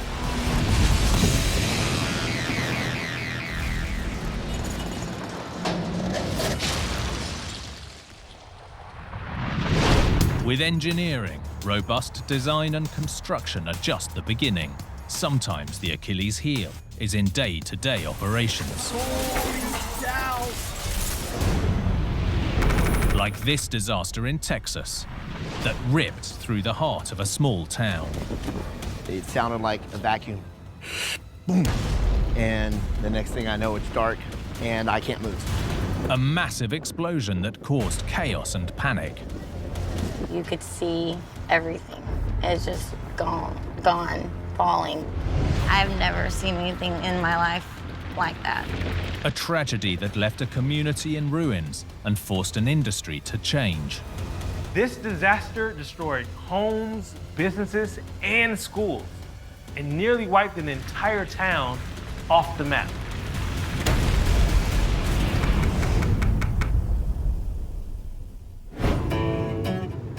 West Texas is a town with a name that defies expectations. West is actually in north central Texas, about an hour's drive south of Dallas. In fact, the city got its name from Thomas West, a 19th century businessman and landowner. Local Alicia Garrick is proud of her paradoxically named community. It's West, Texas. There is a difference. It's the most amazing place to be. The community, the support, the strength, everything that I want to instill in my kids, you find in this town. With a population of less than 3,000, this small town with a big heart is heavily invested in one industry. Very much farming. If you're in school here, you know the agriculture, everything. They raise animals, they start you young, because it is very land and animals. And every farming community needs fertilizer. Luckily, this city already had a plentiful supply right on its doorstep. The West Fertilizer plant had been storing fertilizer, other chemicals, and grains since the early 60s. Over the years, the city essentially grew up around the plant, and it became a well-known feature. The large facility didn't just supply the surrounding area. Dr. Christy Says is an associate professor of environmental science. The West Fertilizer plant was a production and storage and distribution center for fertilizers throughout the Southwest and Middle East United States. They mostly carried ammonium nitrate, a very common fertilizer. Both the ammonium and the nitrate parts contain nitrogen, which is the single most important nutrient for promoting healthy plant growth. So it's the perfect combination for fertilizer. But the fertilizer plant that brought the community together would very nearly tear it apart. Wednesday, April the 17th, 2013, around 7:30 p.m. Emergency Medical Services instructor Rick Coleman was teaching in town. The class was comprised of all volunteers, so a lot of the volunteer firefighters had their pager on. That was a pet peeve of mine, and we had just come back from a break, and then the pager went off, and that's where we got wind that there was a fire. Firefighters, including 4 volunteers from Rick's class, rushed to the scene and began tackling the blaze. At 7:51 p.m.,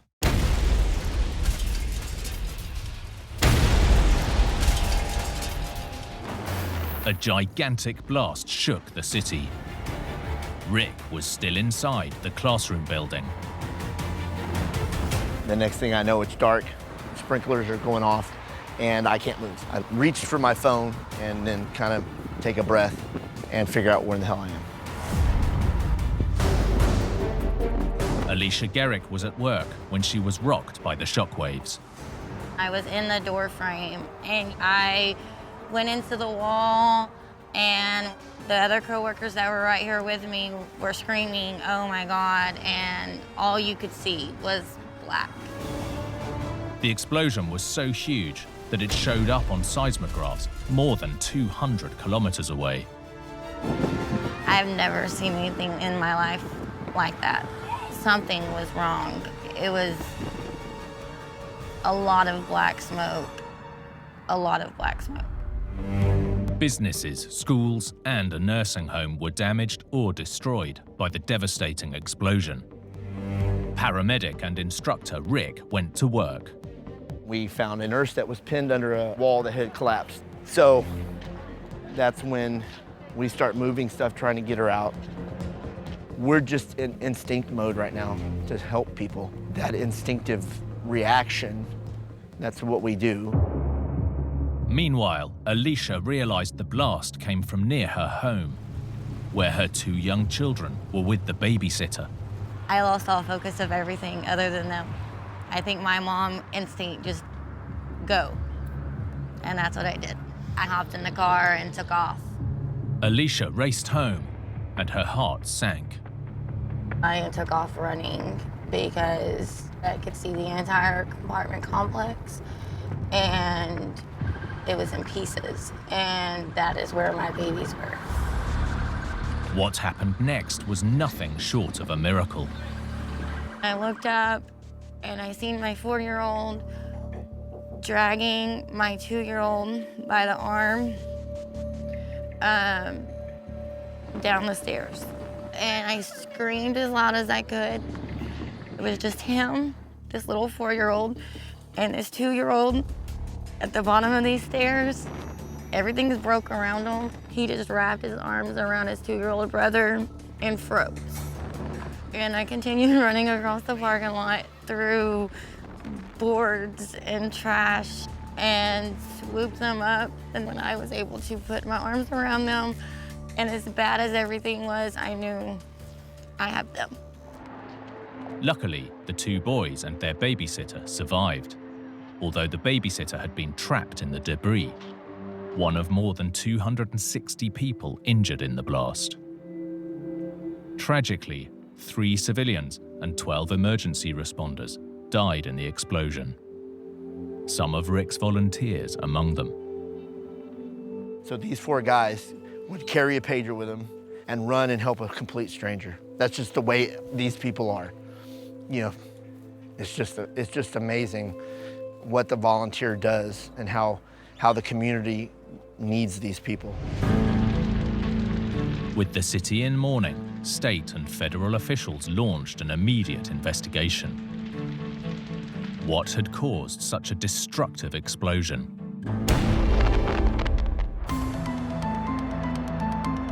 Was this a bomb? What was this? Everything was just a mess, but you couldn't tell what it was that made it do this. Investigators focused on the chemicals within the fertilizer plant, and one product in particular, ammonium nitrate. In the US, about 80% of ammonium nitrate is turned into fertilizer, but it's also a vital ingredient in industrial explosives used for mining and quarrying. Like a lot of dangerous chemicals, safe storage is key. The investigation discovered that on the day of the incident, around 50 tons of ammonium nitrate was stockpiled, next to other chemicals, in 2 open-ended wooden bins. Dr. Christy Says is an associate professor of environmental science. When you start to have contaminants added to the ammonium nitrate, for instance, dust, hay, grass, things like this, then you really start to increase its likelihood of it having a lower threshold for explosion. As a fire ignited and spread out of control, smoke and soot began to accumulate on the loose pile of ammonium nitrate, rapidly heating it. In normal storage conditions, fertilizer-grade ammonium nitrate is difficult to ignite, but intense heat and contamination can cause it to become increasingly unstable. There was one other very unlikely substance that could have lit the fuse, and that is water. Ammonium nitrate is the salt. It will absorb water, and that water changes the constituency of the fertilizer itself. You don't normally think of water as a fuel, but in this case, because of the chemistry, water will actually fuel a fire. In fierce heat, this compound can go through a process known as thermal decomposition, rapidly releasing gases including nitrogen oxide and water vapor. And this rapid release of volatile gas can produce devastating results. With the combination of the oxygen, the water, the fire, and the ammonium nitrate then exploded.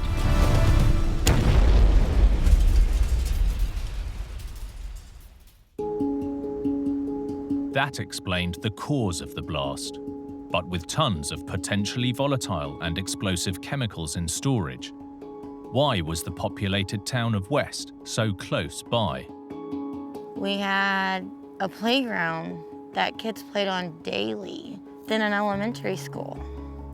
So many things so close to a fertilizer plant that could even have the possibility of doing something like that.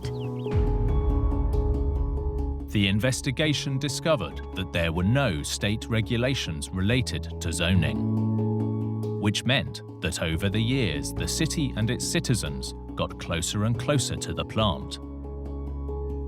As the town developed, it seems the potential danger posed by the plant had simply been overlooked. The investigation also revealed that when firefighters arrived on scene, they didn't have enough time to fully assess the potential danger of these hazardous chemicals before disaster struck. All of these factors added up to one of the most destructive explosions the National Chemical Safety Board had ever investigated. Following the tragedy, the investigation recommended new zoning guidelines near potentially hazardous facilities. In addition, President Barack Obama issued an executive order to improve chemical facility safety and security. With more than 1,300 facilities like this across the U.S. alone, the disaster was a massive wake-up call. In 2019, a memorial was erected to honor those who tragically lost their lives fighting to protect their town, including the volunteers from Rick's class. So these 4 guys, and every one of them here, they still ran to go help in any capacity. That's just the way they were. We have, as a community, an obligation to help one another all the time. With the fertilizer plant gone, the town looked to a new future. This is what's helped us find our joy again. And so now this is our West Fire playground for our kids.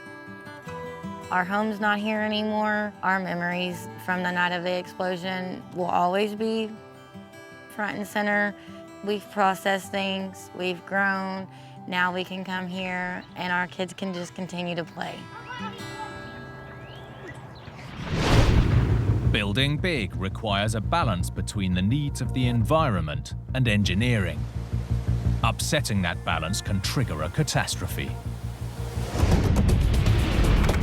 Like this disaster in Florida, where a neighborhood began to disappear.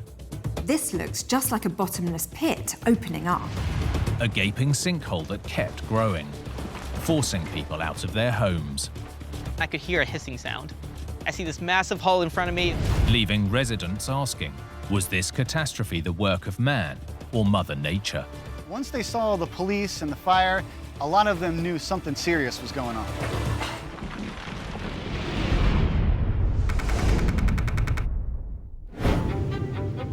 Gainesville is a sprawling college town in north-central Florida. News photographer Brad McClenny has been working the city beat for 15 years. Gainesville is definitely the university city. The University of Florida dominates most things here in town. Medical research and agriculture, the 2 things that drive the University of Florida. And when it comes to agriculture, Florida's most famous crop is the orange. Agriculture is worth billions of dollars here, but it requires a lot of water. Luckily, the state sits above a massive natural reservoir, the Floridian Aquifer. Jim Olson is a Florida-based geophysicist. So the Floridian Aquifer extends from the southern Appalachians all the way through Florida to the south. It is over 1,000 feet thick and supplies millions and millions of gallons of water per day. The water isn't just pumped for agriculture, but also for industry and residential use. Across the Sunshine State, nearly 3 billion liters of water a day are used just to keep lawns looking green. But the vast underground aquifer that supports so much life can also destroy it.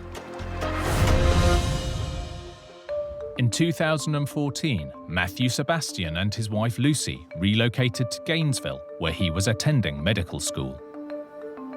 They decided to put down roots in the suburb of Westwood. The vibe in the Westwood neighborhood is super chill. It is one of community and friendship, and it's been fantastic. My wife was 7 months pregnant at the time. I was still in med school, and we envisioned a life here in Gainesville. But their dream would soon become a nightmare. October the 22nd, 2020.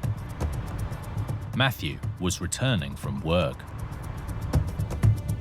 I came home and I smelled something like gas, and obviously I was very concerned. I went to go investigate what the smell could be coming from. On closer inspection, it was clear this was more than just a leaky pipe. I went into the backyard, then I could hear a hissing sound. So I followed the hissing sound. I see this massive hole in front of me. It's probably 15 feet across, and I fell backwards. As news of the disaster spread, photographer Brad McClenny arrived to witness the devastating scene.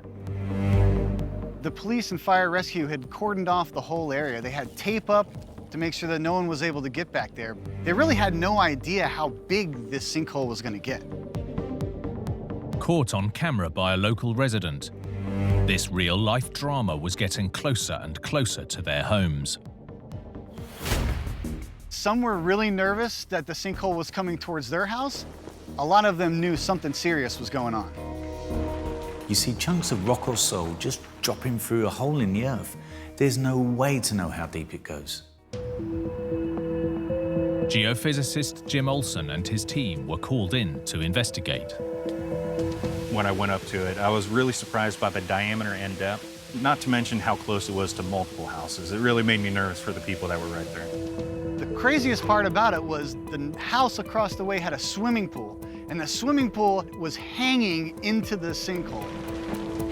The pool took the plunge, but the hole wasn't done growing, as it filled with groundwater and expanded further.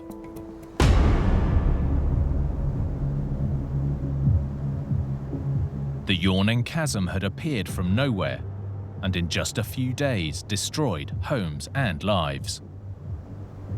In the middle of that is where it started, and it massively expanded to what you see right now. This was our property right here, and if we move over a little bit, we can actually see my other neighbor's former property as well. Luckily, no one was injured, but in all, 5 homes had to be demolished, as this nearly 40-meter sinkhole ripped apart the community. Some of the residents had been here 20, 30 years, and they had raised their kids here. Now your home was basically a waste. The neighborhood jokingly calls it the hell portal, and I think that's a very appropriate name. But what had caused this huge sinkhole to open up in a residential neighborhood? At first, the explanation seemed simple. So Florida as a state is very prone to sinkholes because we have karst topography, and those are characterized by the dissolution of limestone. Karst landscape can be found all over the world in layers of soluble limestone bedrock. Wherever it is, there's one key feature: underground caves. Limestone interacts with the acidic rainwater and groundwater dissolving that calcium carbonate in the limestone, creating these large caverns and voids. In Florida, as those underground caves, cracks and fissures filled with water, they helped form the Floridian Aquifer. Caves hidden underground are generally no problem. The trouble starts when the roof gets too thin and collapses. When that happens, the soil above drops through into the cave below, and you have yourself a sinkhole. On the surface, the westward sinkhole may appear to be a freak act of Mother Nature. But it seems there was more at play, thanks to the insatiable thirst for water from the Floridian Aquifer. So as of 2015, Floridians were drawing over 15 billion gallons of water per day for a variety of uses. When we're pulling water from the aquifer near municipalities or these large agricultural lands, it's the spot location where we're drawing the water is really taxing on the system. The imbalance in water levels in specific locations caused a phenomenon known as the drawdown effect. The drawdown effect is when demand lowers the water table in certain locations. Cracks and fissures that are normally supported by water pressure are left empty, and the ground above becomes vulnerable to collapse. As more water is extracted, the aquifer can't keep the water table topped up everywhere, so sinkholes will become ever more common. Natural forces, industry and agriculture all combined to yield this nightmare sinkhole. But it was Matthew and his neighbors who were left to pay the price. That night, my wife and I realized we would not be coming back. And just for our safety, because honestly, we had no idea what was going to happen with this hole, we decided no matter what, it wasn't going to be safe to live here anymore. While Matthew has moved out and moved on, the sinkhole continues to linger. There's two ways to fill an existing sinkhole. It's either by putting fill material in there, such as soil, clays, sands, and just dumping it in there. The other way is pumping concrete grout into the ground. But with a chasm of this scale, the cost to fill it outweighs the benefits. Sometimes it can cost as little as $5,000 to $10,000 to repair sinkholes, and sometimes it can be over $500,000 to $1 million to repair a large sinkhole feature. The whole of Florida sits on this type of limestone landscape, and the cracks and caves are constantly growing. So there's really no getting away from this problem. Sinkholes are a fact of life. You never really know when they're gonna pop up. They don't happen every day. Matthew and his former neighbors still own the land. And with the chasm presenting a constant danger, they have taken on the responsibility of putting up a fence around the sinkhole to keep people safe. Luckily, they've got a little protection themselves. As a Florida homeowner, you have something called catastrophic ground collapse coverage. And so that's what kicked in for us.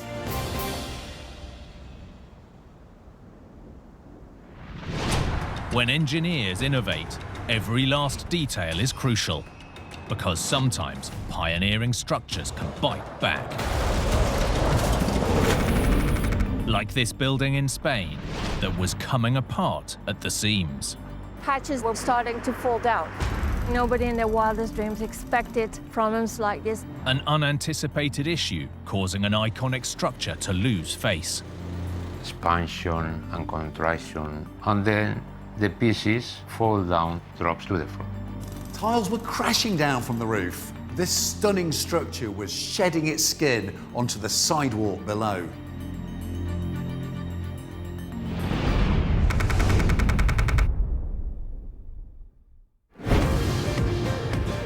Valencia on Spain's Mediterranean coast is the nation's third largest city.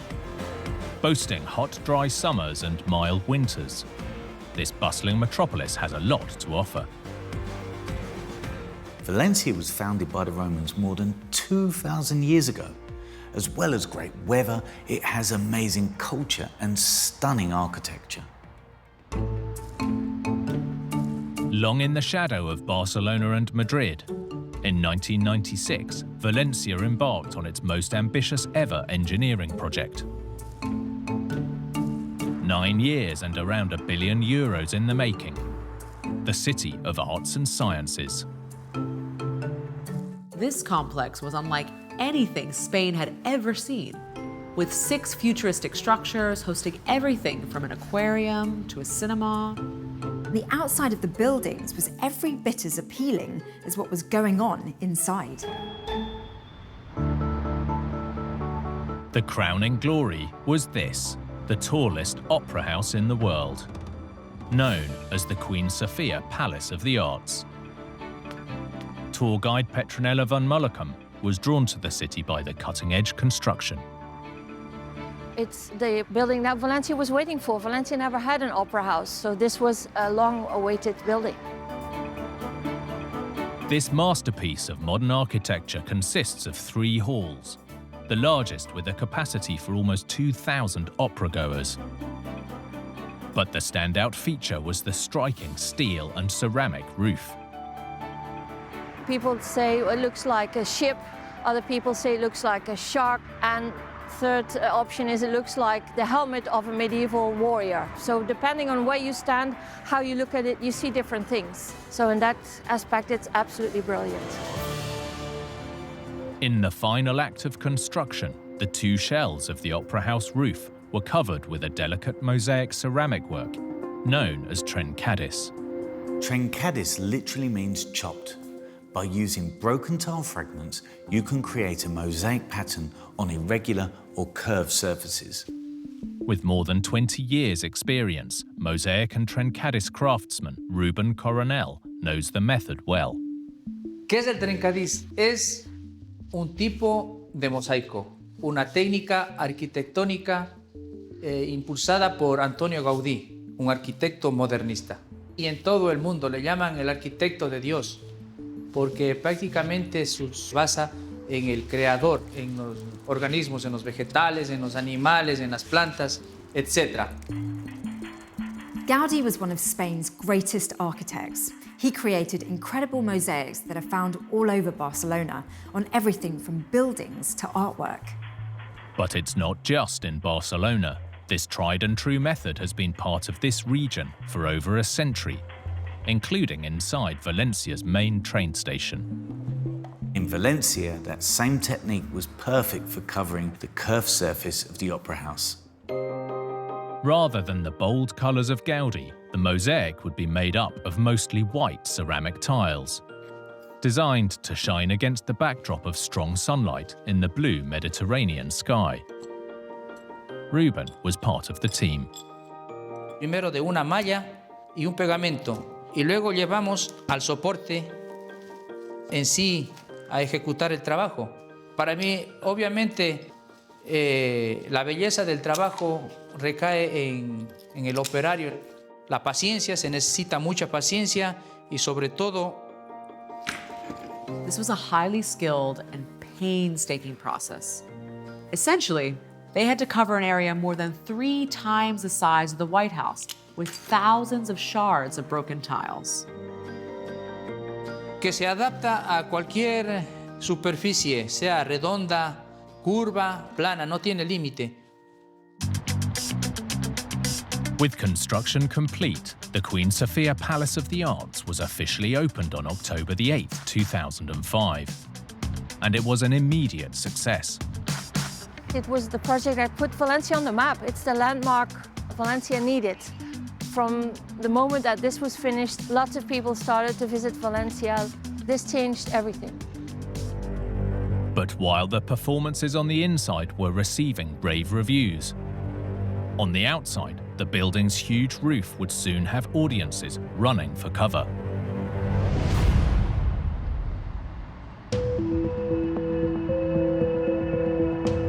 Late December 2013, and for tour guide Petronella van Mullicum, word was starting to spread that something was wrong with the stunning structure. People started to notice things on the outside of the buildings. They saw parts of the trencadis like bulging, and they would ask questions during the tours. What's wrong? What's happening with the trencadis on the outside? Worse was to come. On December the 26th, 2013, as high winds swept across the city, sections of the signature mosaic began tumbling to the ground. We saw parts falling off. That was a bit of a shock. Nobody in their wildest dreams expected problems like this happening on a modern building that was only 8 years old. Authorities were left with no choice but to cancel performances and shut the entire building down. Valencia's Opera House was one of the hottest tickets in town, but it had been open for less than a decade. This was shocking. This is the world's tallest opera house. You wouldn't want to be underneath when one of these tiles came crashing down.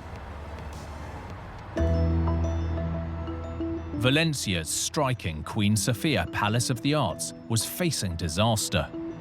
This being the most expensive building of the whole project, most iconic, was a scandal that after 8 years there were already things not working. The problem, it seems, stemmed from Valencia's hot, windy climate and how it interacted with the steel Trencadis-covered roof. Vicente Blasco Garcia is a professor of architecture. The surface is exposed to the climate conditions, expansion and contraction, expansion and contraction. The material covering the metallic surface begins to break, and that's the main problem, the incompatibility between both materials. The steel and the ceramic were expanding and contracting at different rates and in different directions, causing cracks to develop between the mosaic and the metal, making the problem worse. And then, through these little gaps, water penetrates between Trencadis and metallic surface. It can freeze, and then the ice expands and the Trencadis fall down to the floor. But this was a tried and true technique throughout this region. So why had it failed so spectacularly here? One theory is that the adhesive itself wasn't allowing the two surfaces to move relative to each other. An independent report concluded that about 60% of the surface was failing. So, in these conditions, it seemed the glue just wasn't working properly. In January 2014, less than a month after the first tiles fell, the city began working on a radical solution. They decided to take all the Trencadis off of both the facades. And while the estimated cost of repairs ran to around €3 million, it definitely had its upside for the tourist trade. That was especially good for the tours because we were able to pick up parts of Trencadis from the floor and say, well, this is a souvenir from Valencia. It was quite spectacular. With the structure stripped and lessons learned, the decision was taken to try the Trencadis mosaic again, this time using a more flexible and more watertight adhesive. Ruben was again part of the team. Pues se ha mejorado 100% tanto desde la cerámica mismo como la malla, también los cementos colas de agarre y también el de rejunte, porque se aprende de los errores. Y para mi parecer quedó estupendamente muy bien. Fully reopened, Valencia's Opera House continues to wow audiences from all over the world, inside and out. Cada vez que veo estos edificios me lleno de emoción. Poder decirles a mis hijos, vuestro padre trabajó ahí en ese edificio, eso me llena de alegría y es Valencia, una ciudad que amo muchísimo y me ha bendecido muchísimo. The opera that had to be cancelled back in 2013 was about two ill-fated lovers who couldn't be a happy couple. But in the real drama of the mosaic and the roof, hopefully now these two can stick together. With big structures, engineers try to prepare for any eventuality. But sometimes circumstances demand a radical change of plan. Like this story in New Zealand that threatened to close one of the nation's most vital crossings. This bridge is absolutely critical to the New Zealand economy. Shutting it down just isn't an option. A revolutionary engineering solution that triggered unexpected consequences. The chaos that's caused beyond measure. And left engineers in a never-ending battle to save the bridge. In a worst-case scenario, this bridge could have suffered catastrophic failure.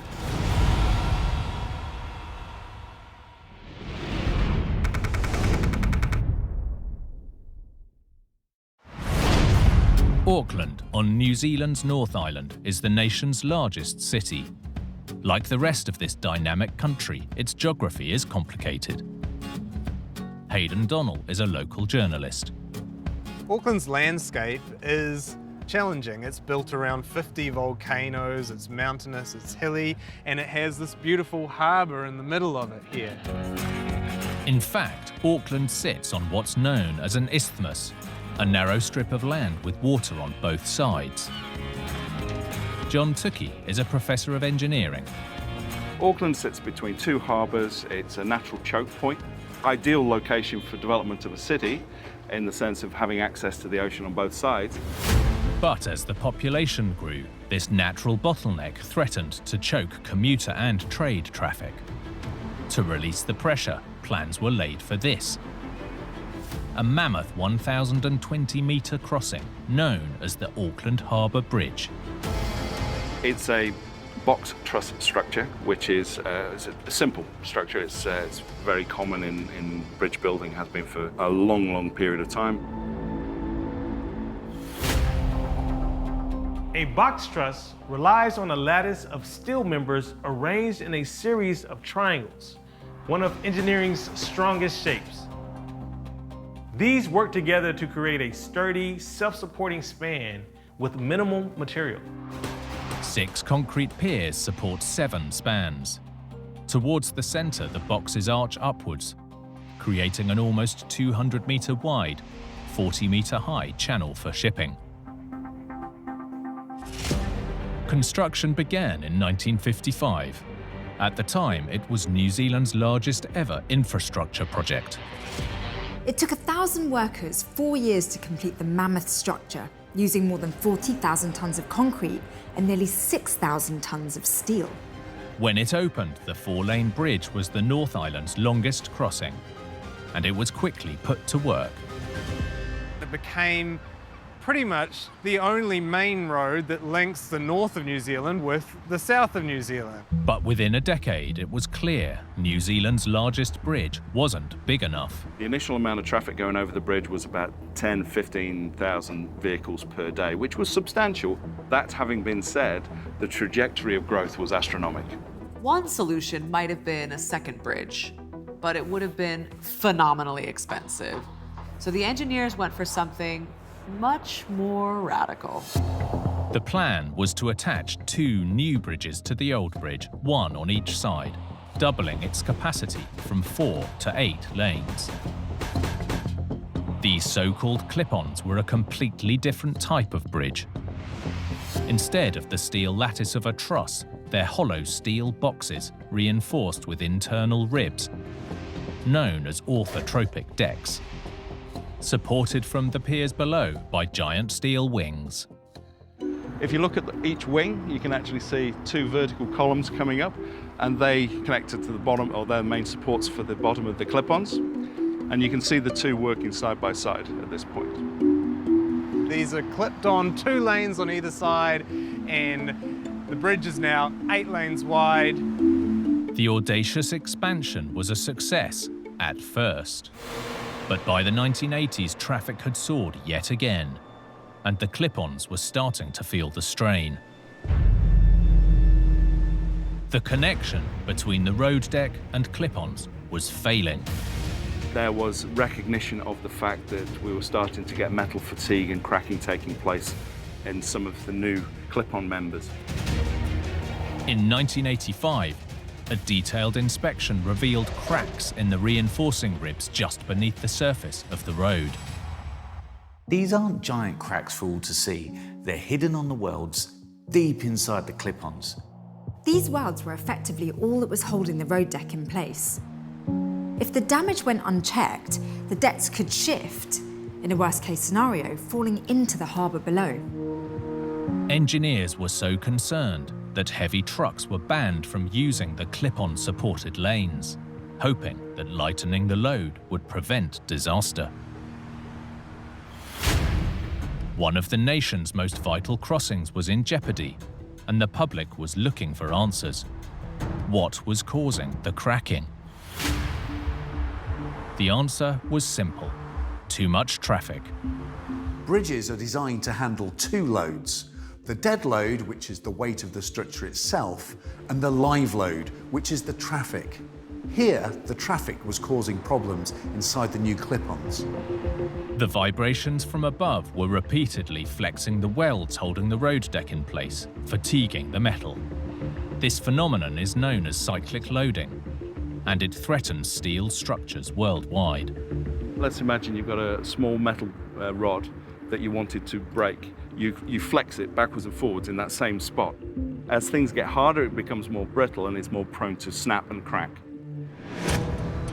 Despite showing signs of serious fatigue, closing the crossing altogether wasn't an option. This bridge is absolutely critical to the essential economic activity of New Zealand as a whole.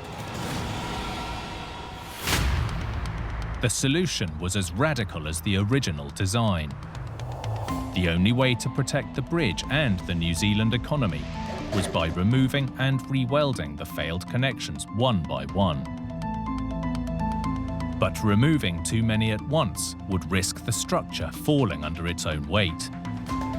They had to be individually taken off. About 2,000 of these splices, all in all, that were replaced and upgraded.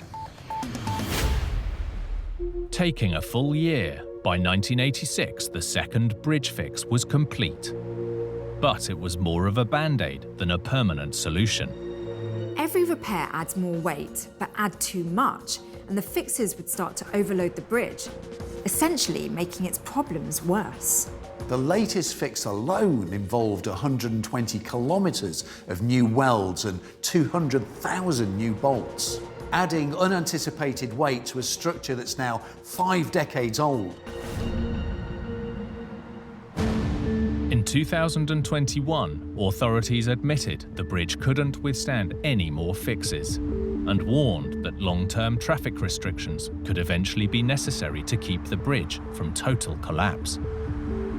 Up to 180,000 vehicles use the bridge every day. That's 50% more than when the clip-ons were first repaired. This problem will never go away. One answer could be a second crossing, this time under the water rather than over it. I can certainly see a scenario where we're likely to look at a tunnel solution, and that's what's been heavily pushed. Until a long-term solution is agreed on, New Zealand's engineers will continue to maintain the Auckland Harbour Bridge, keeping residents safe and mobile. The Auckland Harbour Bridge, I don't think it's near the end of its life. It's still going to be a critical link. When the bridge was first being planned, engineers simply had no idea how massively popular the crossing would become. In road building, there's this thing called induced demand. Basically, by making the roads better, more people want to use them. And here, this bridge seems to have proven that theory more than twice over.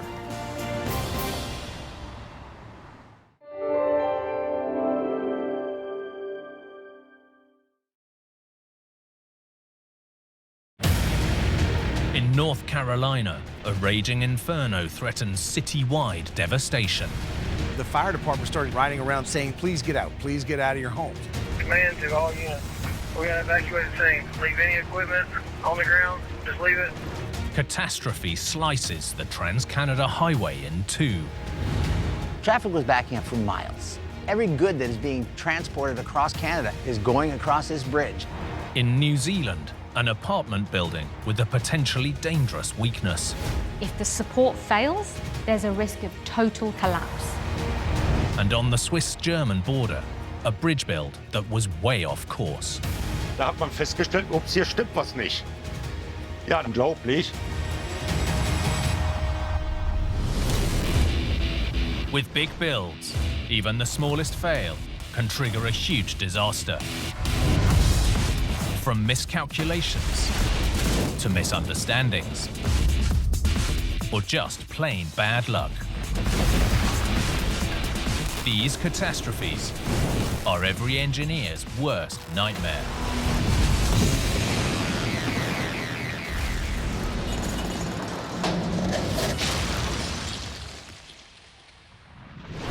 With big engineering, design and construction are just two parts of the equation.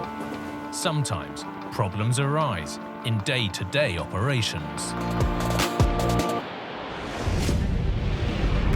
Like this disaster in North Carolina that struck fear into the heart of a community.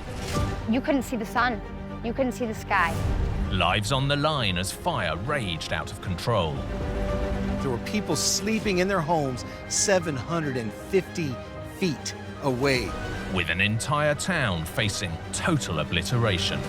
Every bit of ingredient for a massive explosive device was right here. This could have been the biggest land-based explosion in the U.S. since nuclear testing in the 1950s.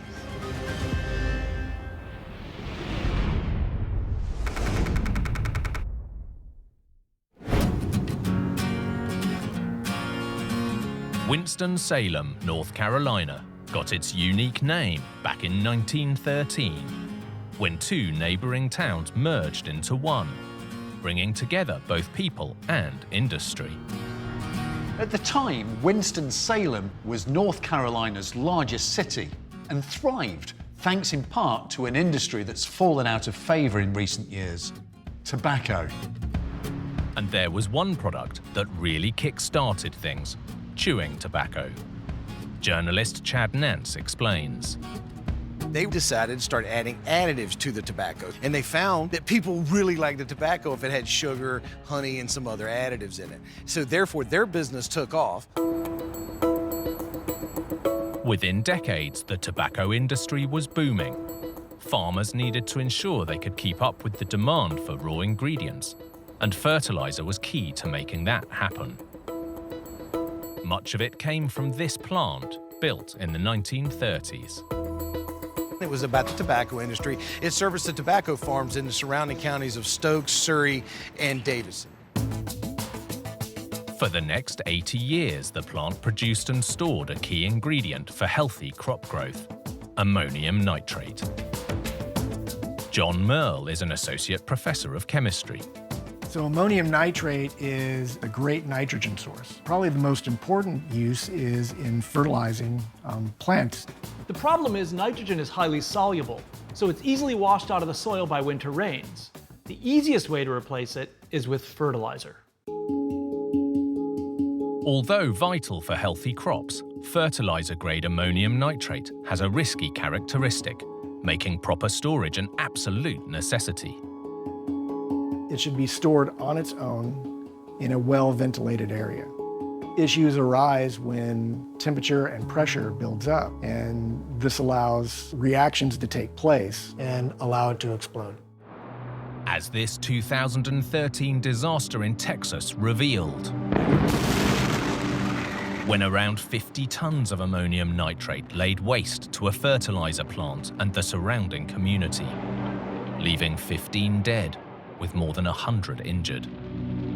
This explosion happened at a facility storing a fraction of the ammonium nitrate present in the Winston-Salem plant. A fact that would come to haunt the local residents.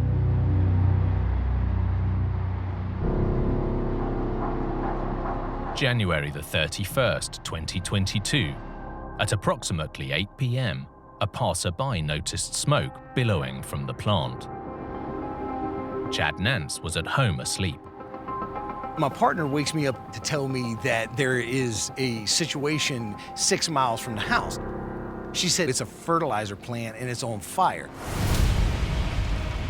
First responders rushed to the scene and arrived to an inferno. Within an hour, the disaster was escalating fast. Paralegal Danielle Jessera was working late when she heard the news. We were working on some cases, and I didn't know all the implications. I didn't even hear much about it. I just said, suit up, we're going down. At the plant, firefighters discovered that ammonium nitrate wasn't the only dangerous chemical on site. There's fertilizer in that building, also propane bottles are stored. It is adjacent to an ammonium nitrate area. With gas also in storage, authorities feared a catastrophic reaction. There were reports of explosions coming from the plant. We've got flammable liquid running into all the ammonium nitrate. We've got active explosions going on too. Danielle witnessed the scale of the fire firsthand and discovered the magnitude of the danger. There was a big whiteboard, and in red, they had the worst case scenarios written down. Basically, the worst case scenario is that all of Winston and more blows up.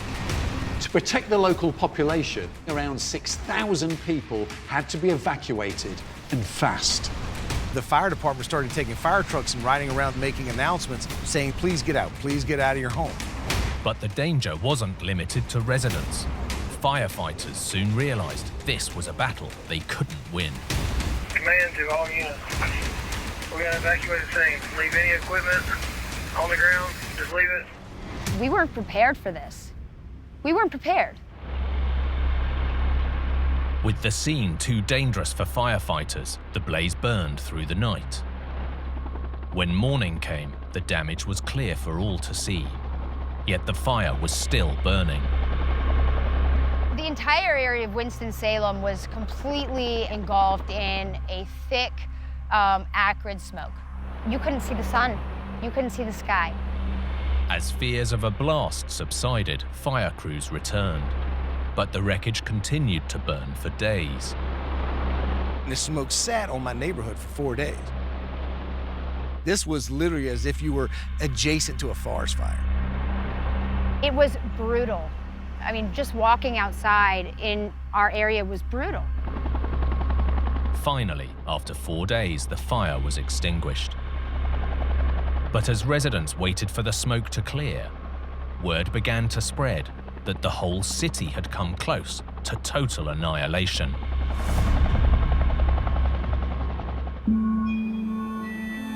Authorities immediately launched an investigation, and one culprit appeared to be the building itself.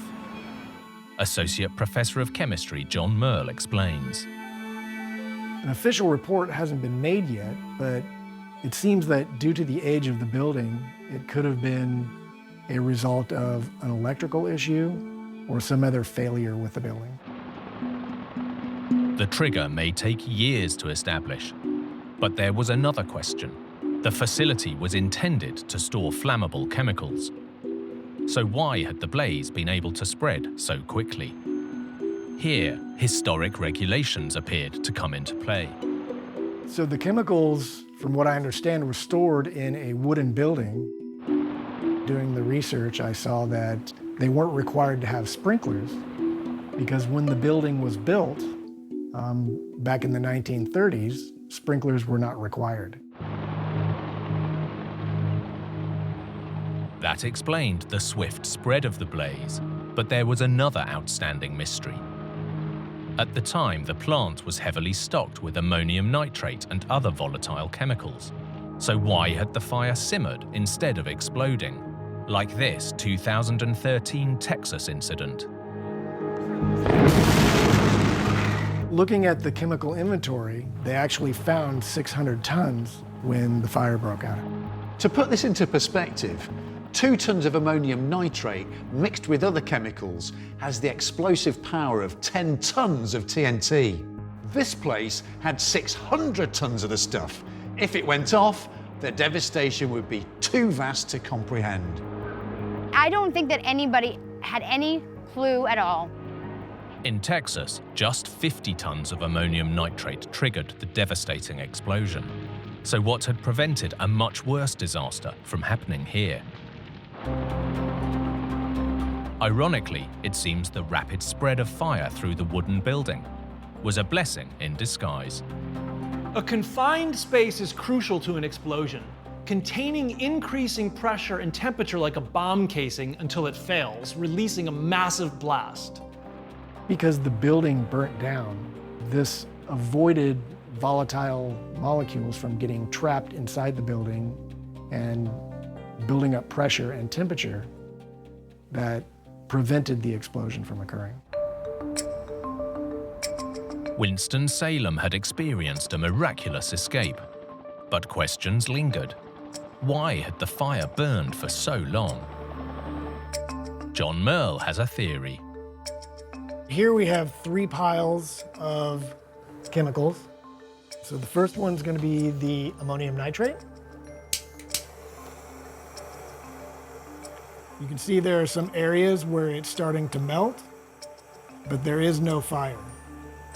It can take a lot of heat as long as there's not a buildup of pressure. The next one will be pure sawdust. Some of the sawdust is lighting on fire, but the fire is generally not sustained. The last pile is the mixture of sawdust and ammonium nitrate. So as you can see, this will burn until the fuel is completely consumed. If there is a lot of fuel, as in the case of the fertilizer plant, then it can burn for quite a long time. The official cause of the fire has yet to be released, but experts and the people of Winston-Salem are forever changed. We have to look at this as a lesson. The best thing to do moving forward is to ensure that the storage facilities are as safe as possible. Ammonium nitrate should be pure. It should be stored on its own in a well-ventilated area and a building that is not susceptible to fire. There is hope that a change in regulations will allow residents to rest easy.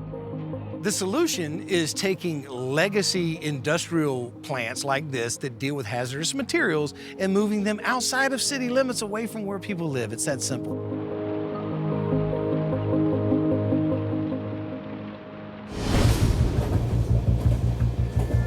Big infrastructure can be key to bringing the world together. But when trouble strikes, those crucial connections can cause major headaches.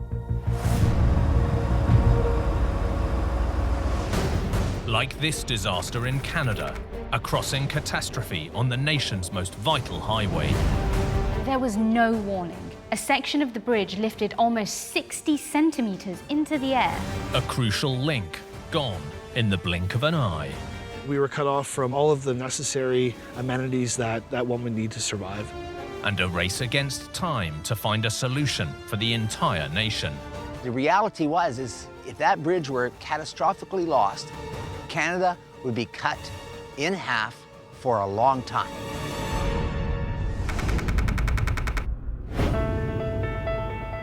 Canada is the second largest country on Earth. This vast wilderness is connected east to west by one of the world's longest national roads. Spanning nearly 8,000 kilometers, the Trans-Canada Highway. The Trans-Canada Highway is like Canada's spine, linking the nation's provinces from the Atlantic to the Pacific coasts. It's a vital connection for this huge country. And a crucial connection for remote communities like this.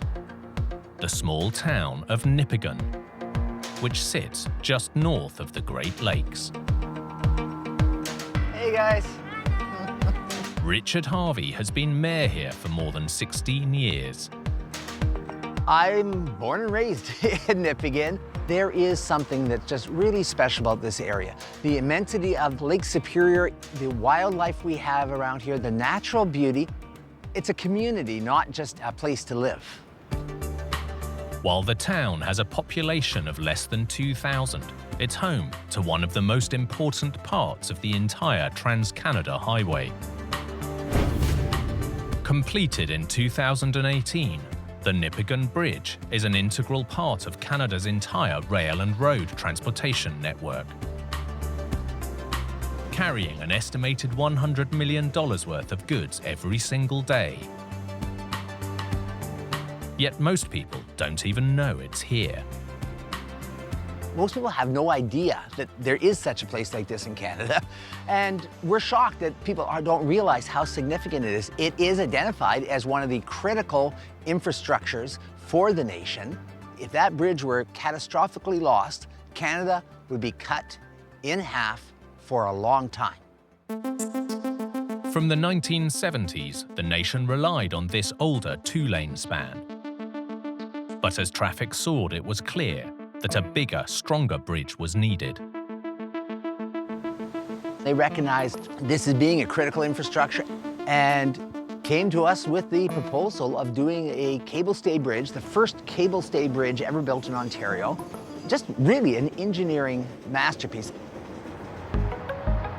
One major challenge was to achieve the necessary size and traffic capacity without impacting the Nipigon River below.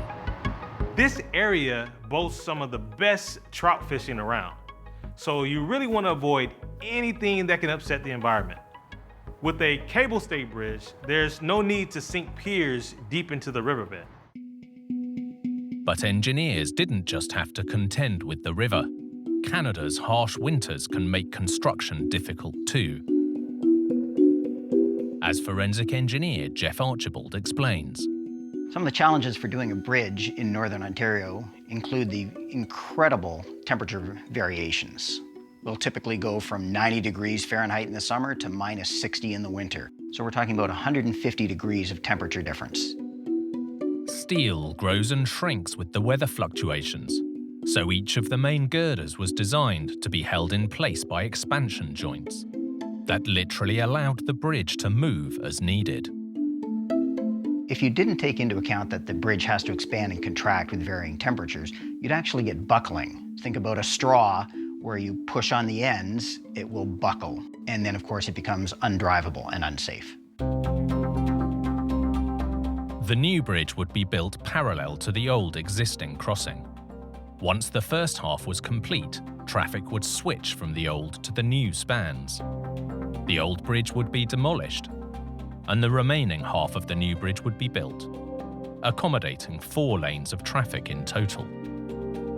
But the first crossing of its kind in this province was about to make global headlines for all the wrong reasons. Sunday, January the 10th, 2016, just outside Nipigon. The first half of the new bridge was complete. For Mayor Richard Harvey, it was just another cold Canadian winter's day. Come home from church, and I was sitting down having a coffee, and a friend of mine called and said, "Hey, Richard, I hear your bridge broke." I thought he was joking. But this was no joke. Just 42 days after opening, a section on the western end of the bridge had suddenly fractured, rising 60 centimeters into the air. I got in my vehicle and drove down there, and lo and behold, the west side of the bridge, there was a drop. Not a good situation. First responders and engineers rushed to the scene. This one bridge disaster effectively split Canada in half. Traffic was backing up for miles. And you gotta understand, every good that is being transported across Canada is going across this bridge.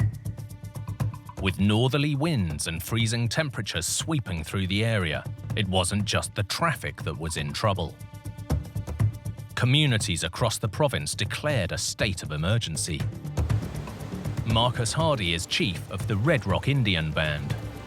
We have a lot of elderly in the community, people with overall health issues. We were cut off from food, for medication, all of the necessary amenities that one would need to survive. No one knew what had happened or just how long this bridge would be down. But what they did know was that they needed to find a solution fast. While luckily no one was hurt, people wanted answers. How could a bridge that was vital for the entire country break after just 6 weeks? The Ministry of Transportation launched an immediate investigation as news of the catastrophe spread.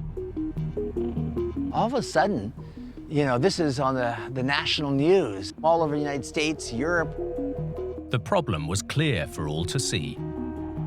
The northwestern expansion joint had failed, and the tension from the main cables had pulled the deck vertically by 60 centimeters. The question was why? Forensic engineer Jeff Archibald knows the case. For a bridge such as the Nipigon River Bridge, one of the key components is going to be the end bearings. These bearings have to allow for the fact that the bridge is going to get longer and shorter depending on the temperature, as well as 80,000-pound trucks driving over it which are going to cause other rotations, deflections, and all sorts of loads. As Jeff demonstrates, the system allowing the bridge to expand and contract as needed is complex and multifaceted. We're looking at a model to show the primary components of the beam and bearing on the northwest end of the Nipigon River Bridge. We've got the I-beam here. The I-beamer girder was bolted down to what was called a shoe plate. So we have a shoe plate here.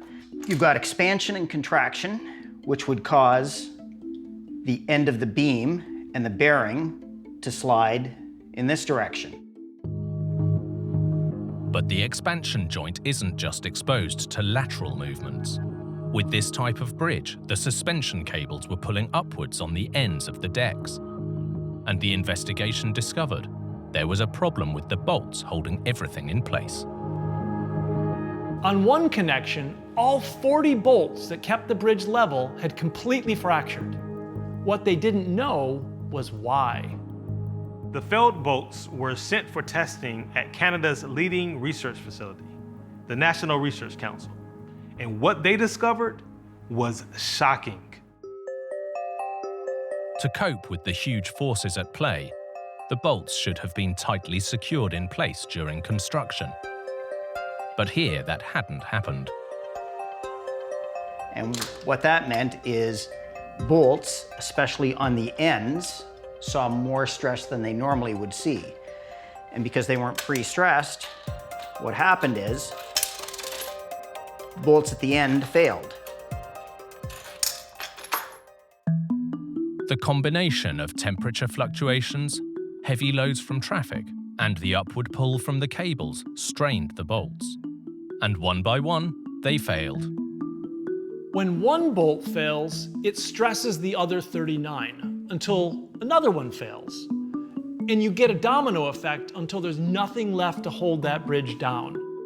Eventually, bit by bit, bolt after bolt starts to fail until finally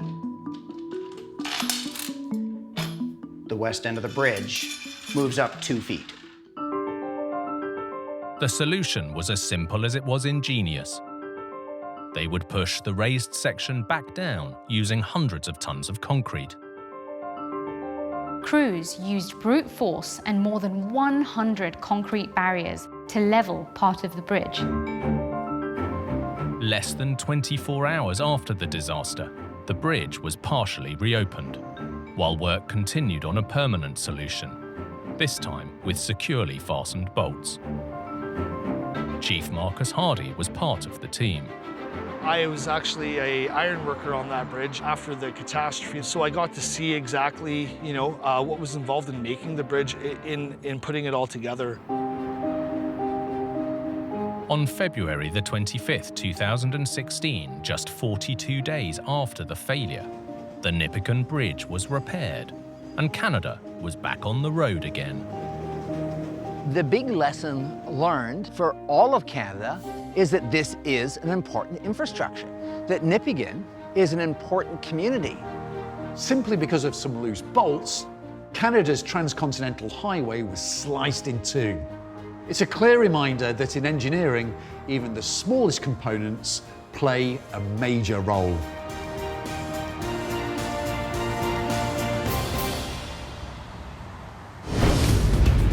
When they build big, engineers must always consider the best materials for the job. Any vulnerability, and the outcome could be devastating. Like this disaster in New Zealand, that was weakening a building from the inside out, A minor leak can turn into a major disaster. causing fear for residents. There was evidence that there is lots of trouble. And threatening a devastating failure. There could be a catastrophic event, a balcony dropping off, people getting injured and possibly killed. If the support fails, there's a risk of total collapse.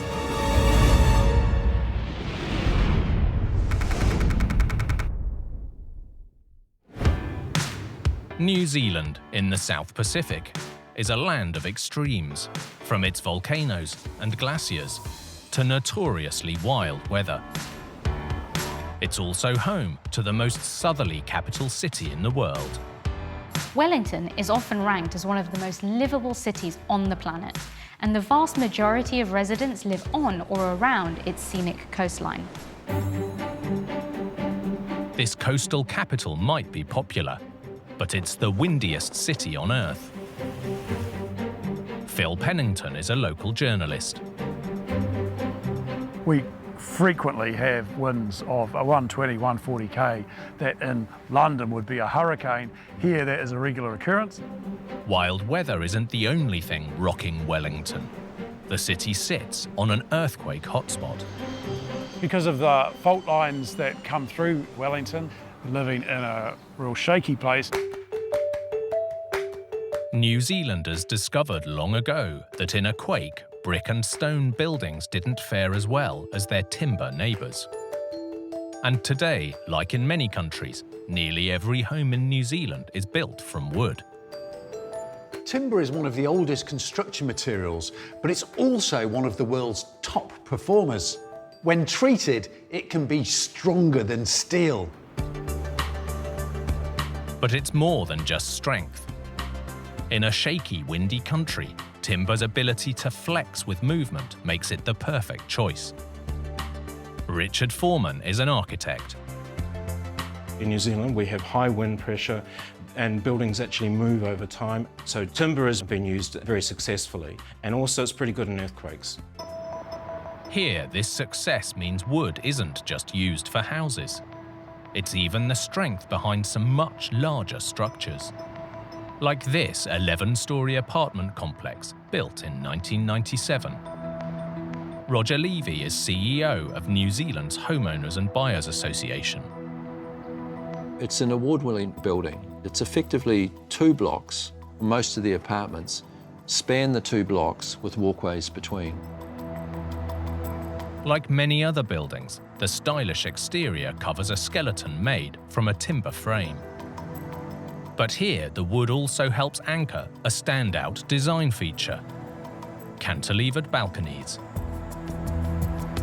Projecting or cantilevered balconies are relatively simple constructions. You have beams anchored inside the building that jut out, allowing you to rest your balcony on top. For more than a decade, residents enjoyed their prime views across Wellington. But this award-winning building in the world's windiest city was about to be hit by a storm that ravaged the country.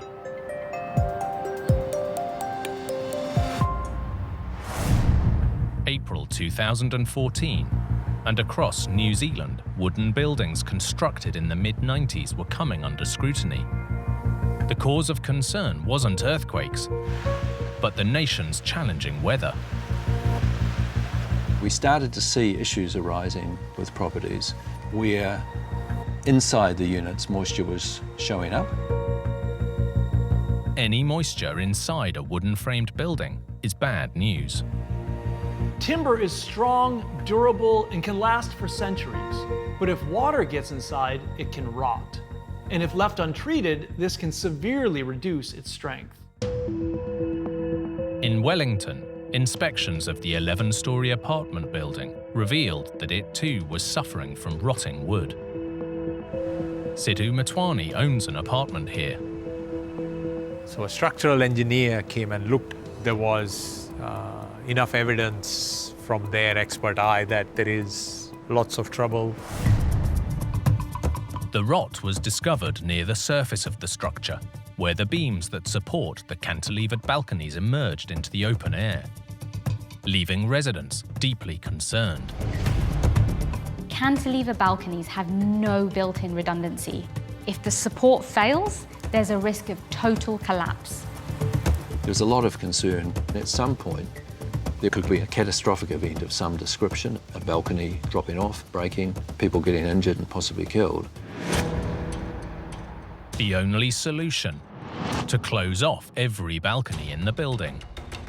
And owners were demanding to know why their dream views of the capital had turned into a nightmare.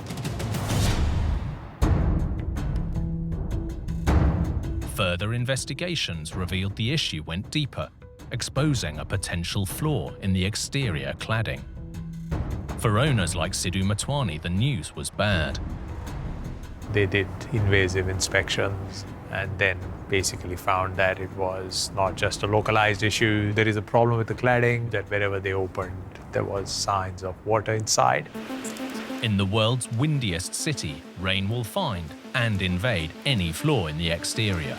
With the combination of wind and rain, you get wind-driven rain, which is far more, penetrates far more than if it just rained straight down. Water getting inside the building was only the start of the problem, as it soaked and rotted the wooden frame. Architect Richard Foreman explains. One of the things that happens is that rain gets drawn behind the cladding and sits under the timber, and of course it rots away, which was the case in this building. And investigations revealed another potential route for the water to get deep inside, along the beams supporting the cantilever balconies. If we have balconies that have the structure running from the inside to the outside, how you protect that from moisture getting in and damaging the framing at that point where it comes from the inside to the outside is tricky. If not properly sealed against water, the cantilever beams can act like a wick, drawing water to their anchor points deep inside the building. With cantilevers, where if that's not properly constructed, you get moisture getting sucked back into the structural beams that go back into the building, then the whole structures were starting to become unsound and of concern. Whether the cladding, the beams, or both were allowing the water in, the real extent of the problem was worrying for everyone. We don't know how much timber has been damaged behind the cladding until you open up. It seems the only real solution would be to remove the outer covering, repair any damage to the frame, then reclad the entire structure, at an estimated cost of $22 million. The repair costs were estimated to be 3 times the original construction costs. The good news is that the damage was spotted before there was a major disaster. That's a small consolation for owners, forbidden from enjoying the view from their balconies until a fix is found. As far as I know, the project to do the big fix, definitely not affordable. Meanwhile, many hope the countrywide problems with timber-framed buildings will force the industry to find a permanent solution for the future.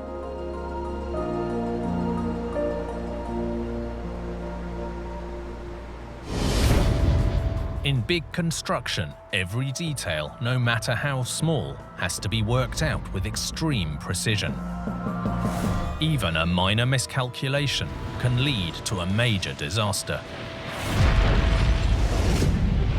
Like this catastrophe in Northern Europe. A vital border crossing that was way off the mark. This should have brought 2 nations together. Instead, it literally kept them apart. An engineering tale of 2 cities that didn't go according to plan. Da hat man festgestellt, ups, hier stimmt was nicht. Unglaublich. And a seemingly straightforward calculation that went wrong not once, but twice over. This boiled down to simple mathematics, but it added up to a double engineering disaster.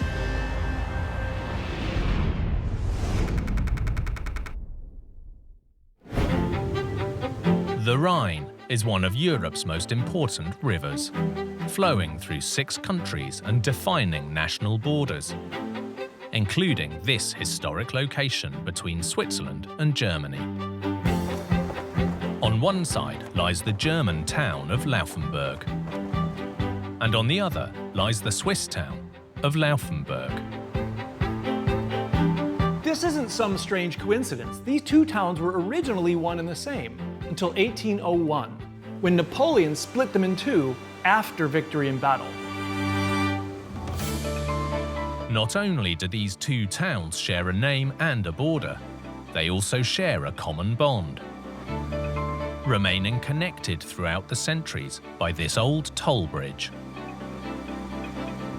Marcus van Nijenhoff is a boat captain and local tour guide. So, wir befinden uns jetzt oberhalb der alten Zollbrücke. Sie wurde im Jahre 1908 erneuert. Der historische Stadtkern von Laufenburg ist einzigartig und er hat eine besondere Geschichte. Eine Stadt auf zwei Länder. By 2003, it was clear that the old customs bridge could no longer cope with the demands of modern-day traffic. Ist hier der ganze Straßenverkehr über diese Brücke gelaufen. Die Brücke hatte zwei Fahrspuren, aber der Verkehr in der Altstadt, da hat sich da immer gestaut, da war so ein richtiges Nadelöhr. In the spirit of cooperation, both Laufenbergs agreed it was time for an upgrade. Aber mittlerweile ist diese alte Zollbrücke eine reine Fußgängerbrücke. Also die ist eigentlich für den öffentlichen Straßenverkehr nicht mehr freigegeben. The result was this. Just downriver from the historic town, the 225-meter-long Hoch-Rheinbrücke, or High Rhine Bridge. The pre-stressed concrete bridge was completed in 2004 at a cost of around 10 million euros. Two countries came together to build a modern crossing, and construction costs will be shared equally. In a further demonstration of unity, the bridge would be built simultaneously from both ends.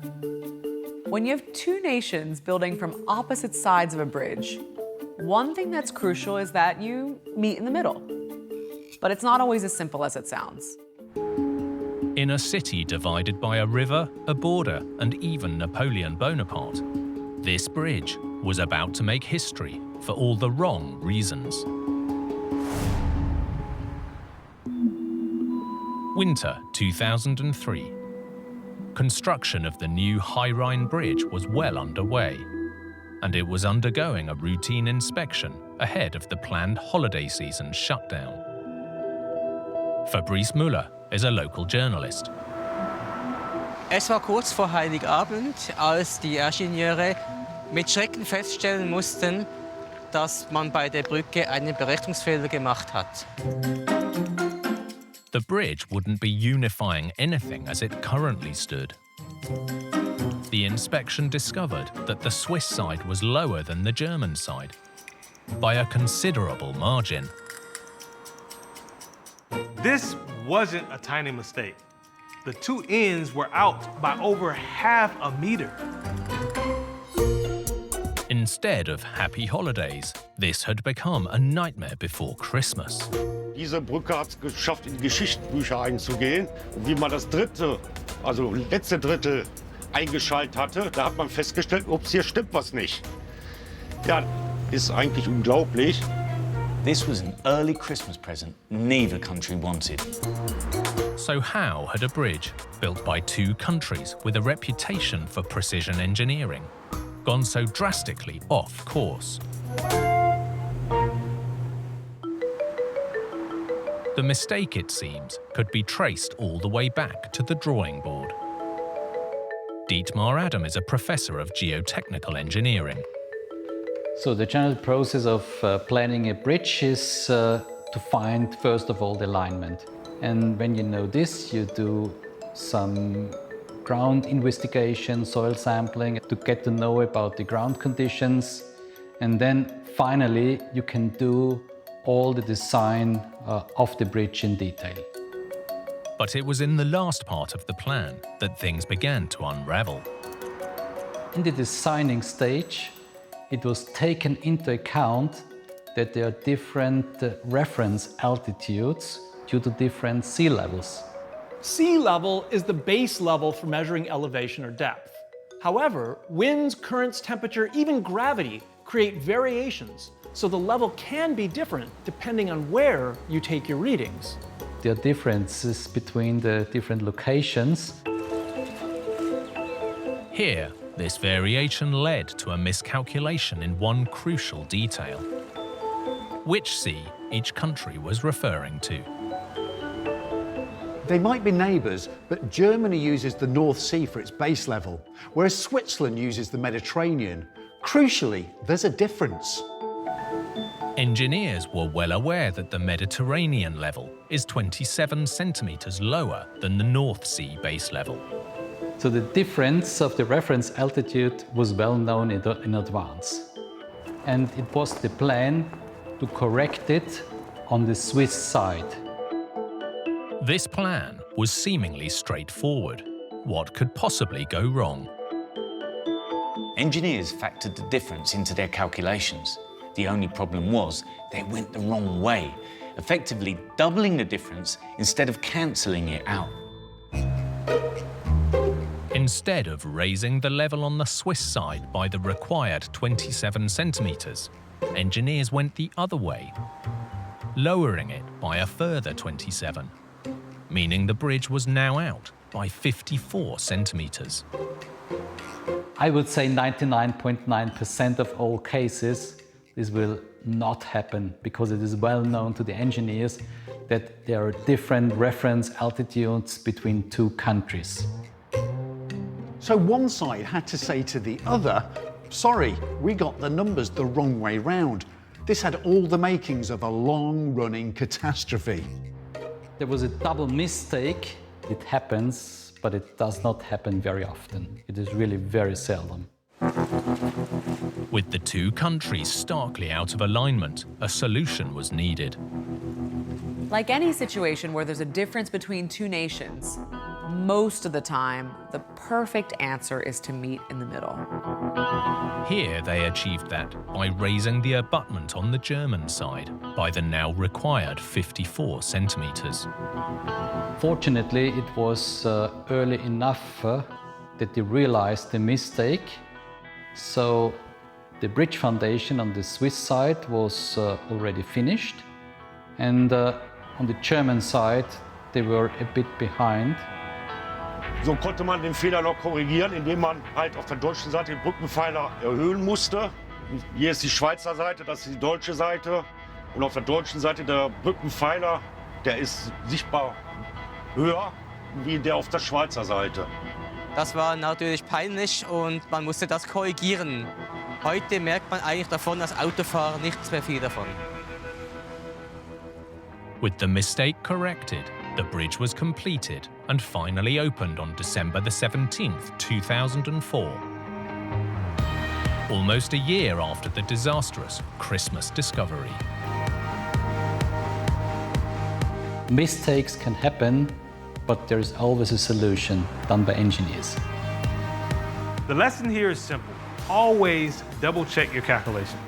And always, always make sure you know the difference between up and down.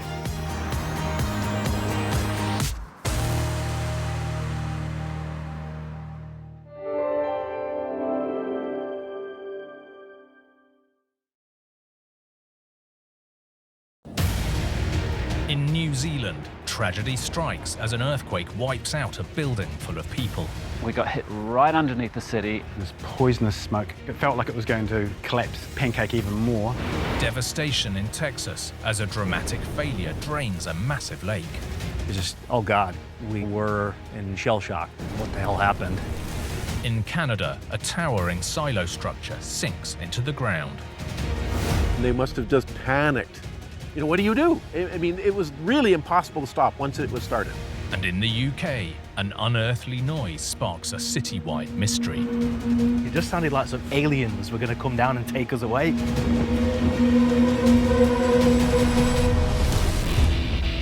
With big builds, even the smallest fail can trigger a huge disaster. From miscalculations to misunderstandings, or just plain bad luck. These catastrophes are every engineer's worst nightmare.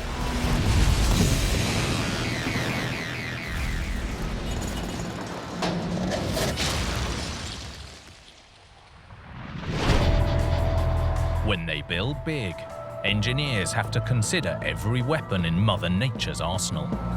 Any weakness that isn't accounted for could prove disastrous.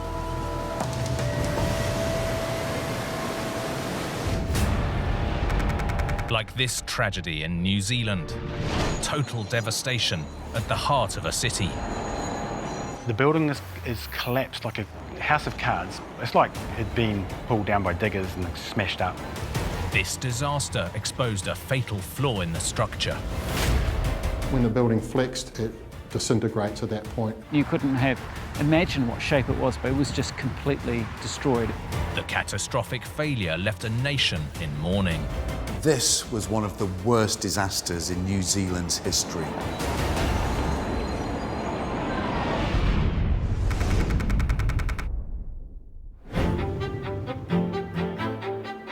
Christchurch, New Zealand, is one of the oldest and most distinctive cities in the country.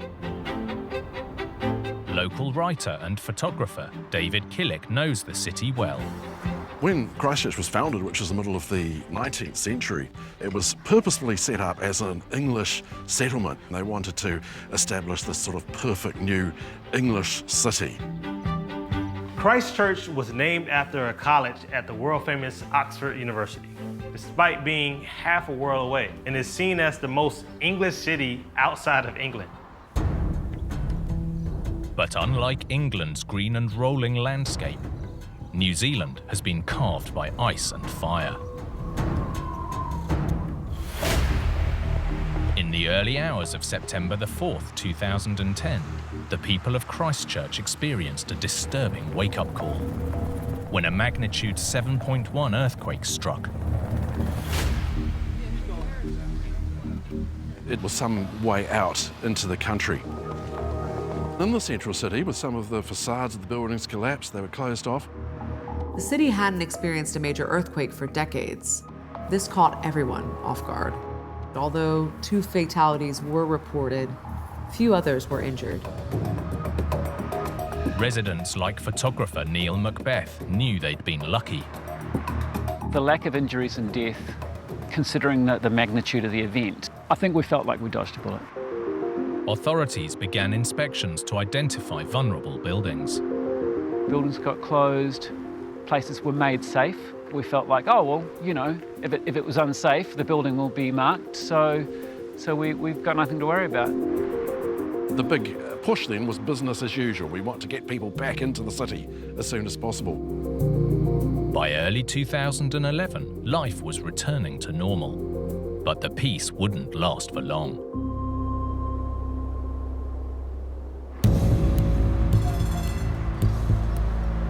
Tuesday, February the 22nd, journalist David Killick was in central Christchurch, taking a break from the office. I was working in the press building. It was lunchtime, and I went and visited the central library. At 12:51 p.m, the peace was shattered as Christchurch was rocked by a magnitude 6.3 aftershock. The whole floor swayed underneath me. Some people screamed. I took cover underneath a big pillar. I figured that if that collapsed and I'd had it. Lights went out and thought, oh, this will be bad. And it was a big one. Everyone was in a state of shock. There were alarms all over the city. It was really noisy. There were sirens and the police were coming in very fast, closing off the central city. As people fled, photographer Neil knew he had to get to work. The council asked me to get in, take photos, make a record for us. And as I walked through, it began dawning on me. This is massively more serious than the earthquakes we've had in the past. In the central square, the iconic cathedral spire had collapsed. It was just one of this huge array of things that were all going wrong all at the same time. It was brutal. It was just brutal. First responders like firefighter Paul Rodwell felt the shock and immediately took action. There were so many incidents and the radio was so busy you couldn't even talk on it. We're going from building to building and always our priority is life, so we're just looking for any life signs and anyone we could help. Amid all the chaos, Paul and Neil found themselves on Madras Street, at the scene of one of New Zealand's worst ever disasters. unbelievable. It's like it'd been pulled down by diggers and smashed up. There was no identifiable footprint of the buildings. You couldn't have imagined what shape it was before. It was just completely destroyed. The 6-story building had been home to a TV station, a medical centre and more. But it was now a pile of rubble. I was really not prepared for how bad it was. There's probably 100 civilians, police, construction workers all standing on the top, searching, trying to find people, picking through the rubble. All that remained standing was the concrete stair and elevator core, but it was on fire, delaying the rescue efforts. There was no water, of course, and the senior officer asked for me to call for a helicopter with a monsoon bucket to try and get this fire out. But Paul knew lives could depend on him. So, as aftershocks struck, he crawled into the burning wreckage. This poisonous smoke coming into that cavity. It felt like it was going to collapse Pancake even more. I mean, I could get out if I had to, but they can't. If you want to go in there to try and rescue someone who's alive that's in there, your chances of coming out aren't necessarily 100%. Paul and the team began extracting survivors. He spent 6 hours in the rubble, saving anyone he could. We got 6 live rescues out of that hole, the most from the earthquake anywhere, and you cling on to that. As multiple rescue efforts continued, residents were left reeling, their city in ruins. It's a very strange, sad thing to walk through the city that you've spent your whole life in, and for every single thing you look at to be broken.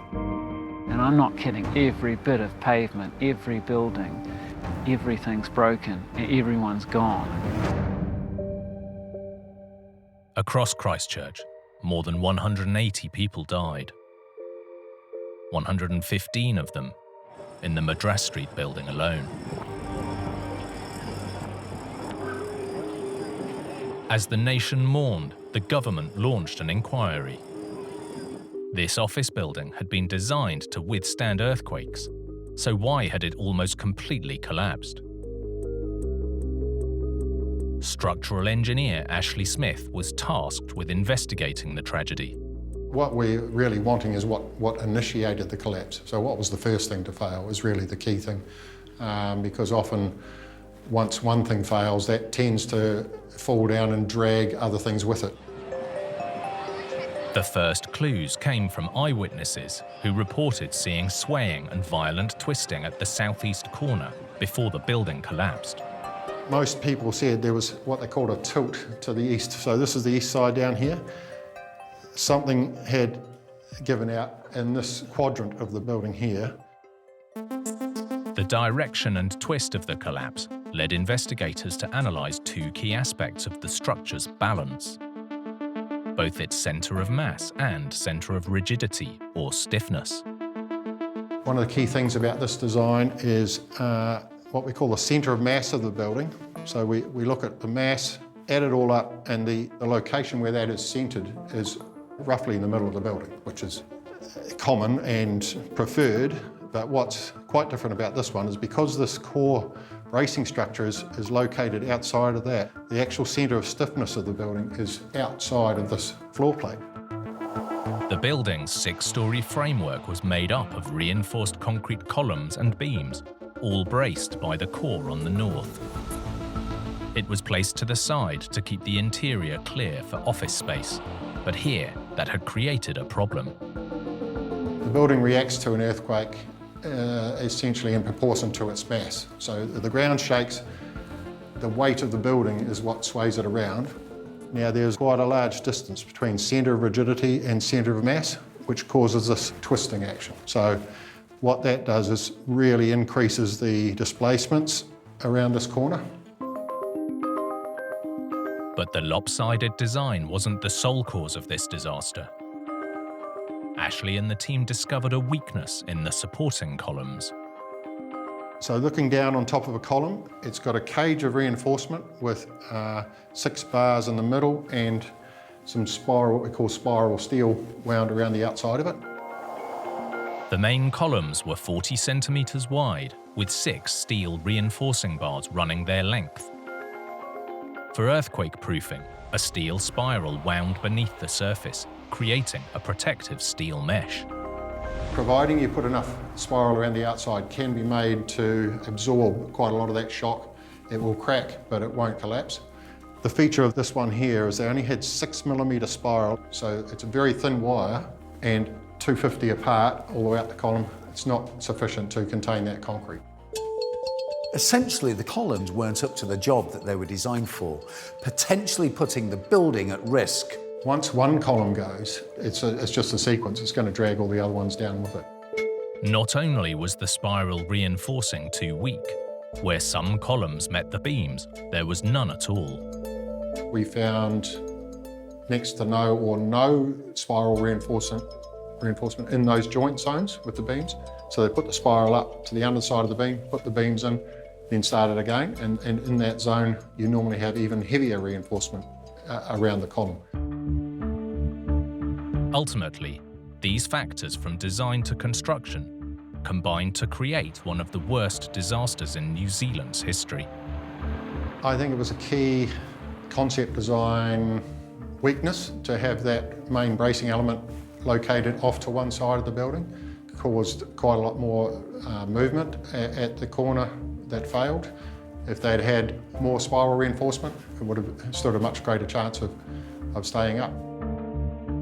And all this damage wasn't the result of the main earthquake, but simply an aftershock as the ground settled. We got hit by something that was a lower magnitude, but right underneath the city at a shallow depth, and that changed everything. Nothing can bring back the lives lost in the quake, but engineers like Ashley are working hard to ensure lessons are learned from disasters like this one, changing regulations to reduce the risks of another tragedy. The design standard has been revised to increase the minimum reinforcement that you need to apply in concrete walls and concrete columns. As we go along, we learn, we incorporate these things into our design standards to minimise the chance of that occurring again. As Christchurch rebuilt after the disaster, residents created a memorial garden on the site of the Madras Street collapse to remember the tragedy that struck on that terrible day in 2011. Now, more than a decade later, the city continues to heal and look to the future. The earthquake, it was terrible in a lot of ways, but in some ways it gave us a step change. It gave us a chance to rethink what the city's about, what we value. It's got a great feeling about it. It's got some gaps, but we're getting there.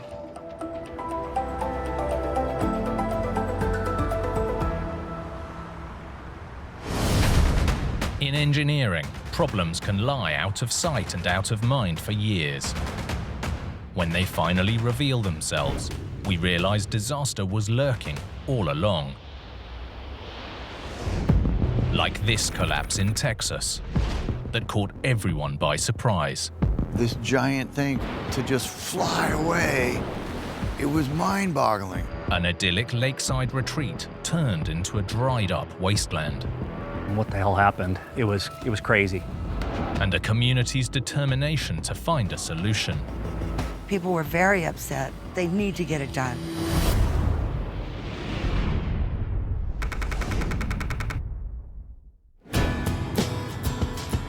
New Braunfels, Texas, lies on the banks of the Guadalupe River, almost 30 miles northeast of San Antonio.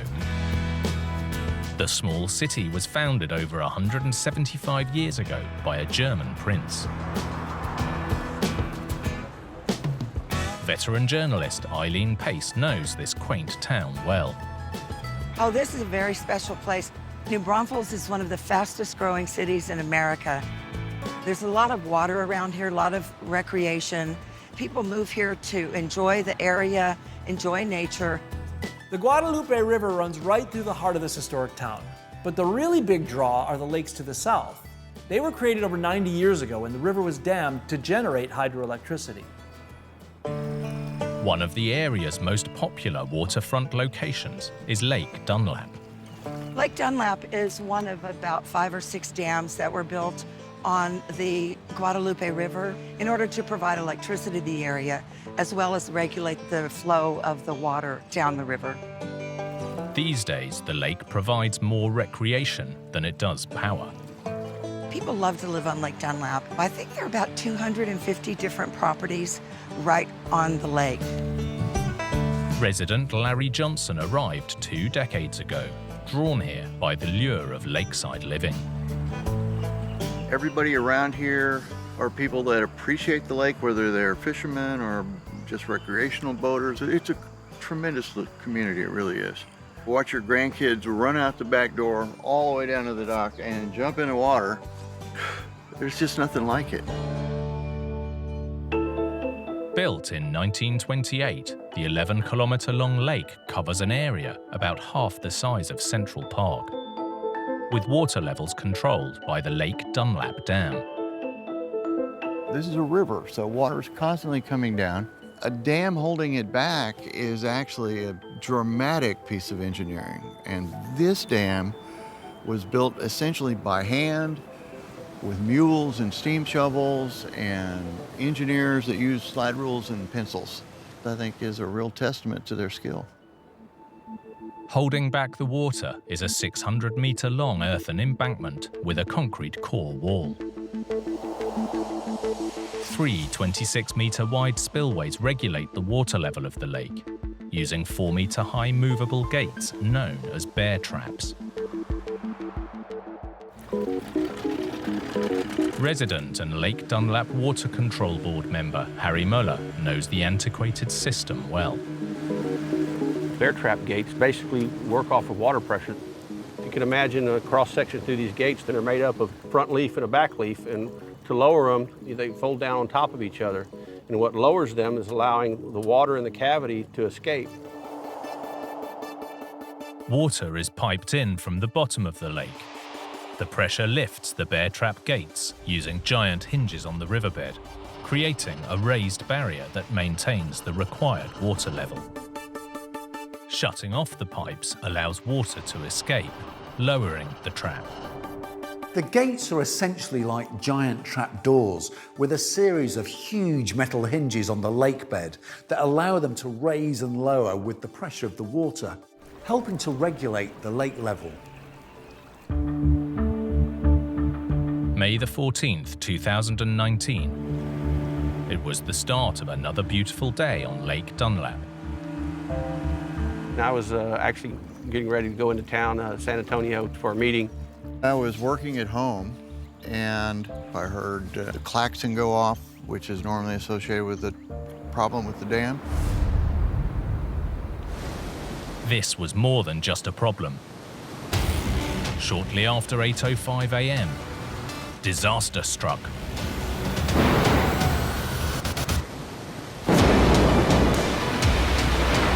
In just 4 seconds, the central bear trap gate had been completely destroyed. 85 feet long, this is not an insignificant thing.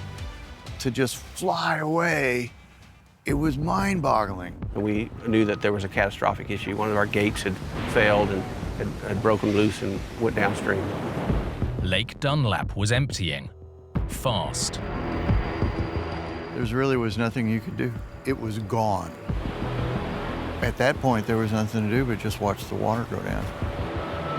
This was a huge disaster. The lake was losing water at the rate of an Olympic-sized swimming pool every 10 seconds. What residents experienced wasn't flooding, but instead a lack of water where there used to be a lot. In just a few hours, the lake level had fallen more than 2 meters. Larry's dream home, where his children came to play, had become unrecognizable. Normally, the water was just below that second deck. So it was really a dramatic difference. You and I would be underwater right now. Property owner Thor Mitskog heard the devastating news. It was just, oh God, we kind of were in shell shock. What the hell happened? You look around and all you saw was just mud and things standing out of the water. It was a mess. Luxury lakeside living had become a swampland junkyard. You could see all kinds of debris from over the years and floods. We saw an old boat that got caught up in some of the trees. You name it, we pulled it out of this lake. It's amazing over the years what had collected just in this particular area. Thankfully, despite the sudden and dramatic collapse, no one was injured. But the fallout left owners reeling. I couldn't believe that after 90 years of being here, that it could just fail on a perfectly calm morning. So why had this historic dam failed so catastrophically? Local journalist Eileen Pace knew that residents would demand answers. You have to understand, a lot of residents here have lakefront property because it's lakefront property. So naturally, people were very upset. People want their lake back. The first factor officials would investigate was the bear trap gate, designed to carefully control the release of water. But that was difficult, because most of it was now underwater. The River Authority sent a dive team down to evaluate what was left of the destroyed gate and also examine one of the gates next to it that was still intact, while paying particular attention to the hinges.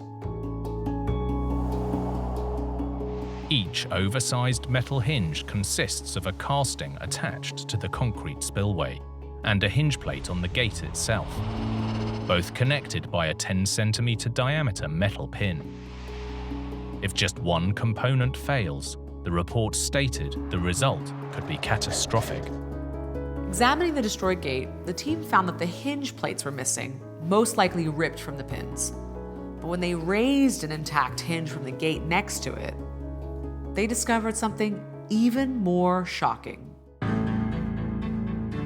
Hidden deep beneath the lake, the huge pin that held the hinge together had been wearing and getting weaker for almost a century, putting the whole trap at risk.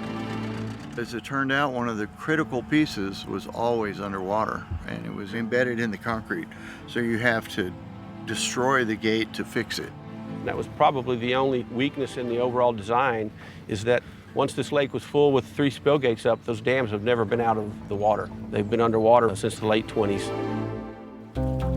It wasn't just corrosion that led to this tragedy, but water flowing continuously over the gates when the spillway was in use. When water runs over these gates, it creates a fair amount of vibration. And my guess is over time, the vibration of those pins, without being replaced, caused them to deteriorate to the point where they weakened and broke loose. And the result was catastrophic. With both remaining gates at risk, the only solution was to build a whole new spillway. The problem was, the local authorities didn't have the funds to replace it. But for Larry Johnson, this was personal. Immediately, my thoughts turned to my family. And I'll never forget when my granddaughter walked down and she stood on the deck up there and just looked around and started welling up in her eyes with tears. And she asked me, "Grandpa, you're gonna fix it, right?" For residents like Larry and Harry, raising around $40 million wasn't about to stand in the way of bringing their community back. I quickly threw my name in the hat because I had some construction and contracting experience. We've got to do something to help ourselves and our neighbors get this lake back. Incredibly, Harry, Larry, and the others created their own local government authority, the Lake Dunlop Water Control and Improvement District. They then got themselves elected into office so they could raise the money through local taxes. It was a fun challenge. I'm so proud of the people I live on the lake with. With the necessary funds raised, work is now well underway. This time, the old-fashioned hinged bear trap gates will be gone. We're reconstructing the 3 spill gates using newer technology. We're installing what's called hydraulic crest gates, opened and lowered using large hydraulic rams from a hydraulic power unit located in the spill house. One of the most incredible things is how this community pulled together almost immediately. The fact that our dam is being replaced at all, I think, is kind of a miracle. While there's still a long way to go to restore the lake to its former glory, one thing's for sure. The residents of Lake Dunlap have the fighting spirit to get the job done.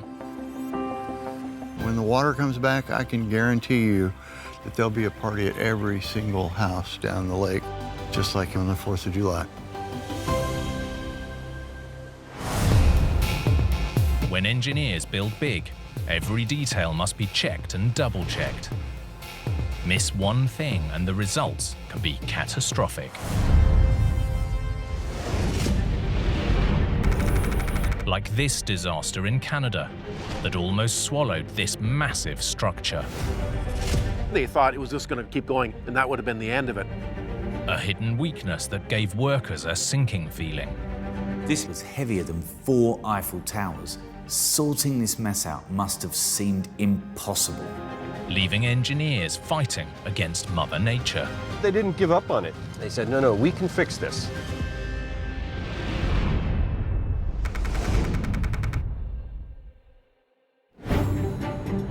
Winnipeg in Manitoba calls itself the heart of the continent. A century ago, the city was also the heart of a growing international market for grain. The demand for grain helped to fund a transcontinental rail system, connecting Winnipeg with the Atlantic and Pacific coasts. Dr. Gordon Goldsborough is from the Manitoba Historical Society. The grain would come into Winnipeg, and then from there would go in various directions. It could go to be distributed to Europe, it could go to the United States. The industry relied on huge storage structures known as grain elevators, like this one in Transcona, built in 1913.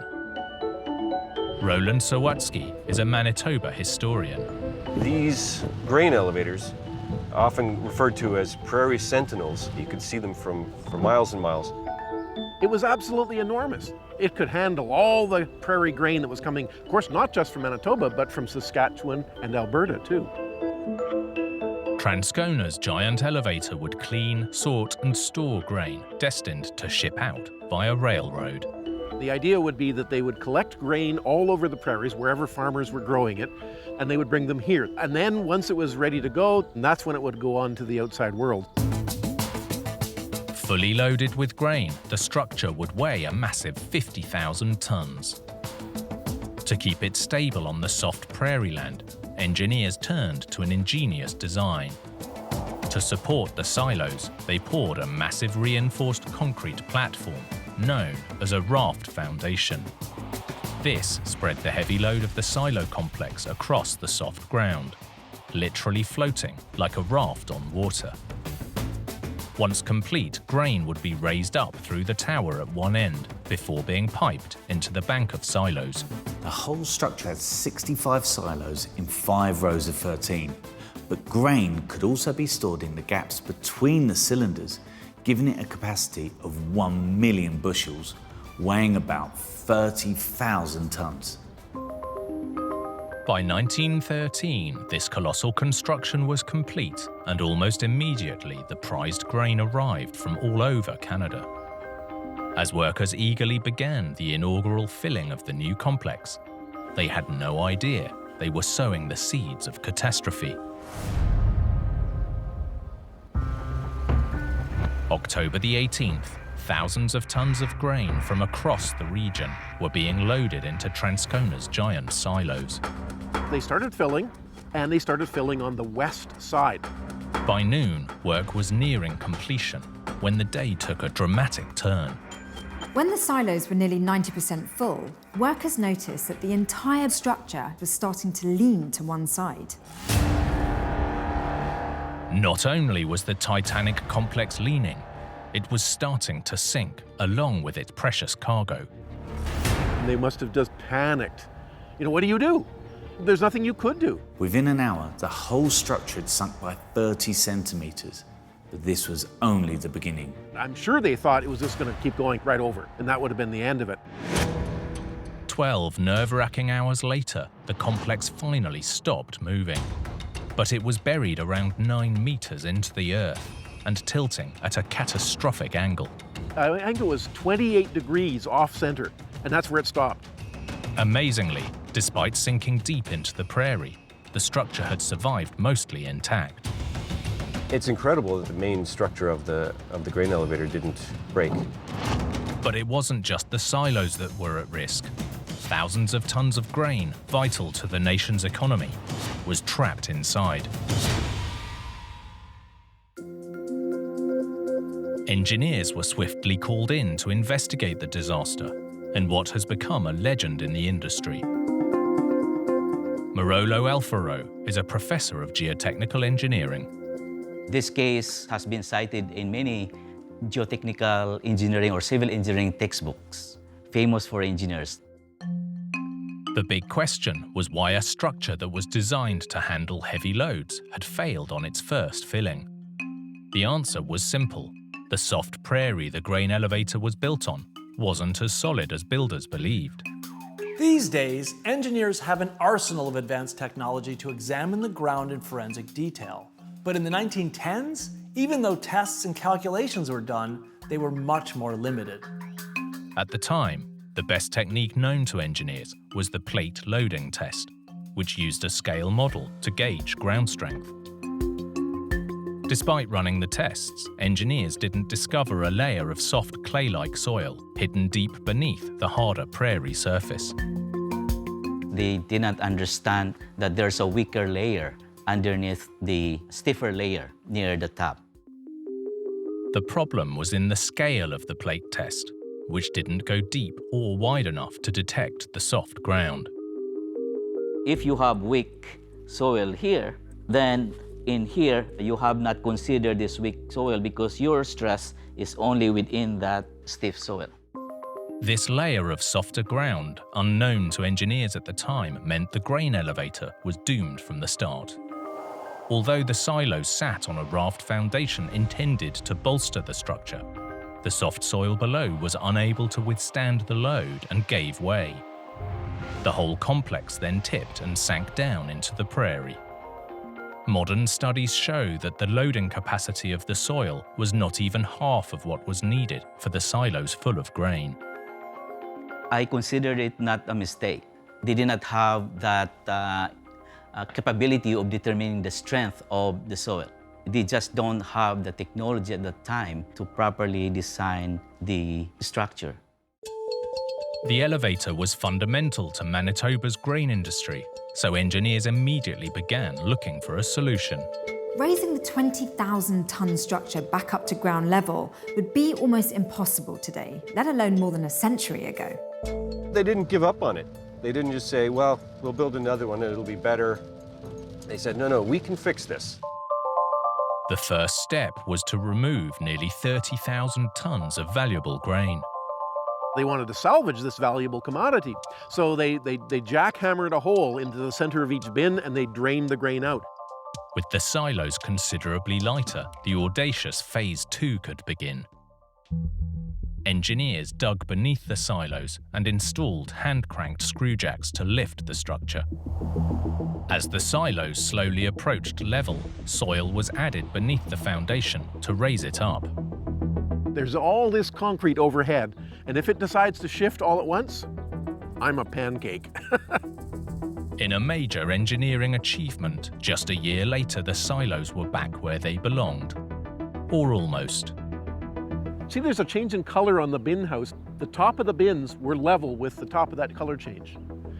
Well, of course, the whole thing went down as it was, and they jacked it back into place. It's something like 18 feet lower now than what it was in its original configuration. Despite this disastrous start, Transcona's grain elevator went on to have a long, distinguished career that spanned more than a century. And then it was used till 2021. Basically, they felt it didn't have enough capacity anymore. They needed actually something bigger. The Transcona elevator will long be remembered as a monument to engineering ambition and a testament to the power of a well-executed fix. That you can take an apparently insurmountable problem and make it right. That with ingenuity, with labor, backbreaking labor, you can fix even the worst problem. This is amazing to see. A structure that fell at the first hurdle and appeared to be doomed is still standing strong more than a century later.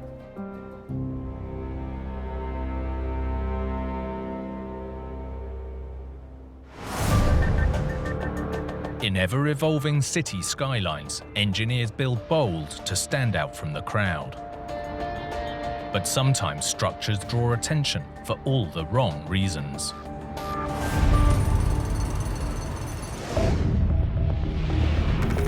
Like this story in the UK that sparked a citywide mystery. It just sounded like some aliens were going to come down and take us away. UFOs coming over the city, bizarre. An eerie noise causing a major disturbance. People losing hours of sleep, waking up and saying it's a nightmare. Revealing a surprising source of the strange sound. When this building started howling, people wanted to know why.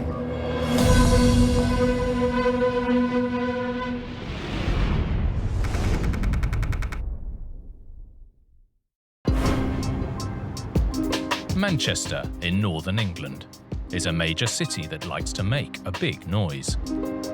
Manchester is a vibrant, bustling city and a cultural powerhouse boasting a massively influential music scene. This is a place where people want to be. In recent years, this buzz has coincided with a huge building boom, combining the city's traditional Victorian heritage with modern, striking architecture. Bradley Harris is a local journalist. It's changed so much over the years. Huge skyscrapers are popping up here, there, and everywhere. Some people are describing this place as Manhattan, the New York of Manchester.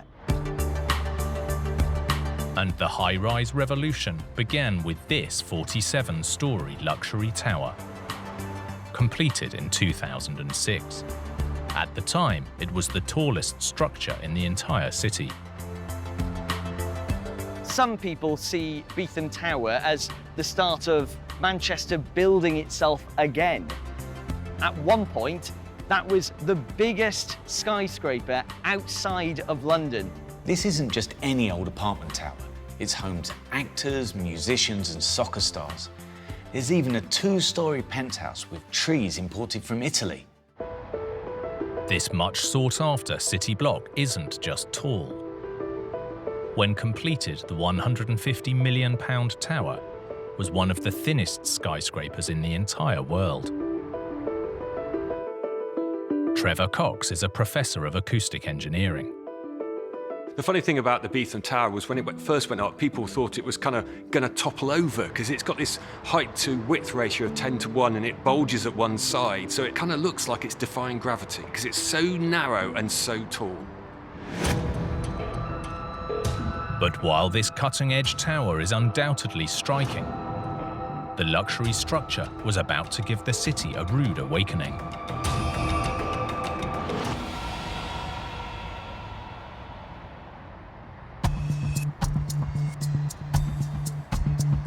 Manchester, 2006. Residents like Seb Parkinson began to hear something eerie.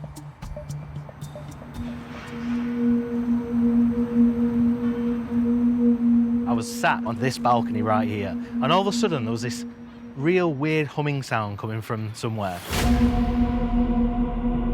Caught on camera, a noise was reverberating across the city.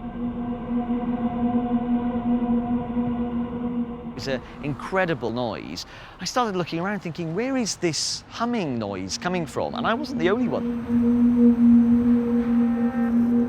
And we looked up and we thought, it's Beetham Tower. It must be coming from there. The tuneful tower was causing quite the commotion.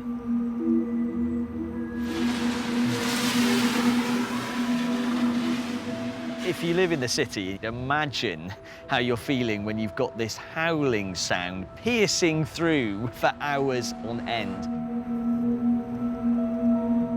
It's proper loud, like just beyond, like deafeningly loud. People across the city can hear it, but it is that loud. In fact, the sound was reported to reach 80 decibels, equivalent to busy traffic, a car wash, or a food blender.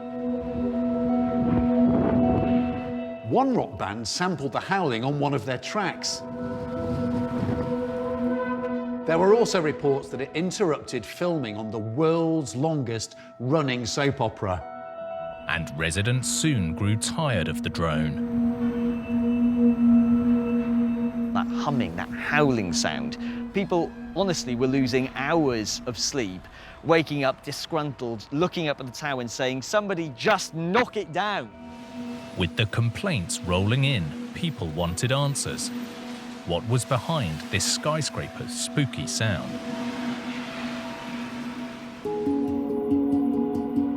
It turns out the cause was sitting in plain sight. The tower's distinctive rooftop fin. Professor of Acoustic Engineering Trevor Cox explains. What's creating the sound is wind blowing across the glass slat sculpture right at the top of the building. So the wind is catching the edges of those panes and creating turbulence, and that's then creating the noise that the resonance amplifies. Air molecules resonate between the gaps in those panes of glass, creating sound waves. And because it's so high up, there's nothing to stop those waves travelling long distances. The noise is a bit like an aircraft drone. It's the most extraordinary noise. And you can hear it for miles. I can hear it from my home when it was going off originally. That's 4 or 5 kilometres away. People pay a lot of money to live in this city centre. And, you know, something that the estate agent doesn't tell you is that, oh, by the way, when it's windy, you're going to get this B-flat humming noise throughout the night, and it's going to ruin your sleep. Over the years, different solutions have been attempted to eradicate the noise. So the first thing they tried to do was they took the glass panes and they put foam down the edges of it. That worked really well, but then it blew off later. So they had to get a permanent solution. So they put some aerodynamic edgings onto the glass, which stopped the turbulence. Adding aluminium edges to the side of the panes helped reduce the problem.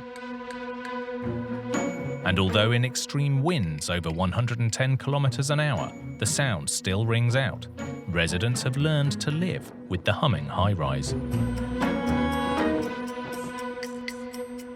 Do you know what? I'd miss if it went away. It's musical. Manchester's famous for its music. You know, we want it. We don't want it to go away. It's cool. Now we just need a couple more buildings so they can sing in tune.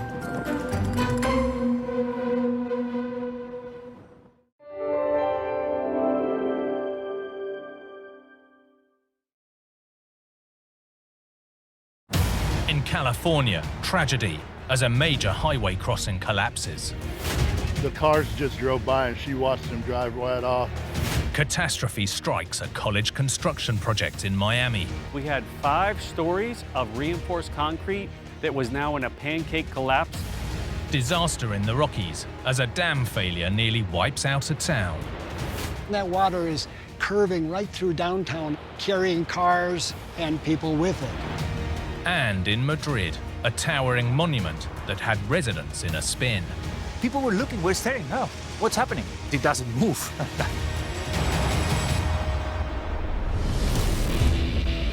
With big builds, even the smallest fail can trigger a huge disaster. From miscalculations to misunderstandings, or just plain bad luck. These catastrophes are every engineer's worst nightmare.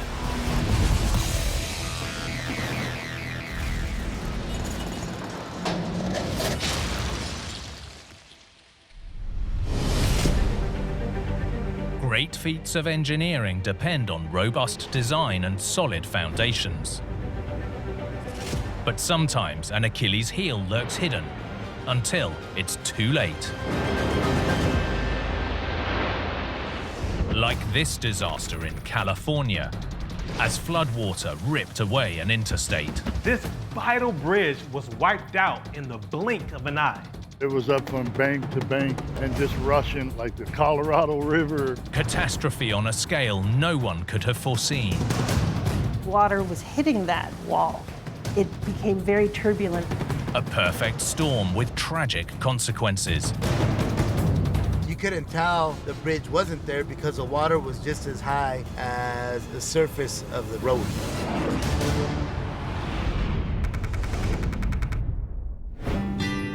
California's San Joaquin Valley is cradled between the Sierra Nevada and the coastal mountain ranges, and home to some of the most fertile land in America. Farms here grow everything from apricots to rice and grapevines, producing around 1/4 of the nation's food. Farming communities like Huron thrive in this so-called breadbasket of the world. Ray Leon is the town's mayor. Farming is the basis of the local economy. Huron's always been that cornucopia in the center of this region that continues to do a lot of agricultural work. It's all thanks to the ultra-rich soil, which has been washed down from the surrounding mountains over thousands of years. And key to moving this great bounty is the nearby Interstate 5, which stretches from the Mexican to Canadian borders. I-5 is one of the nation's most vital interstates, and it has deep roots in the rich farmland here. Urban legend says that engineers were told to look for mustard plants to know where the road should be built. All the produce that we harvest in the Huron area gets transported on the I-5. On a daily basis, over 2,000 trucks travel the I-5 here on the west side. Although the valley is fertile, it's also hot and dry.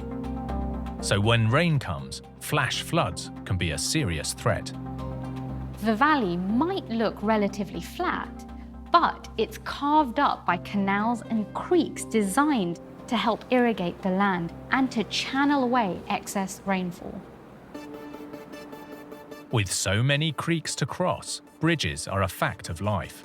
And since 1967, I-5 has been carried over the Arroyo Pasillero here by twin spans.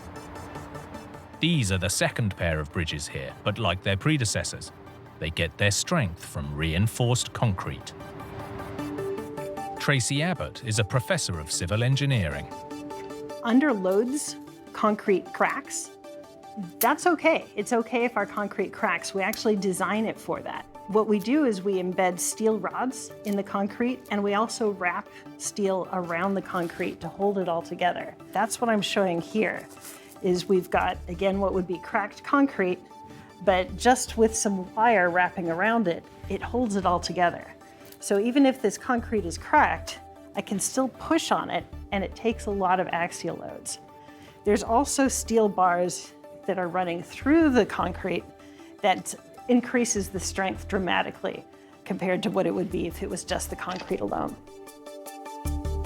Reinforced concrete bridges are commonplace all over the world. The reason is simple. They are strong, cheap to build, and relatively low maintenance. For almost 30 years, the original bridges faithfully carried thousands of vehicles a day over the creek.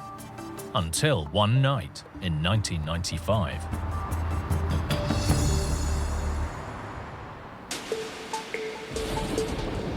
Saturday, March the 11th.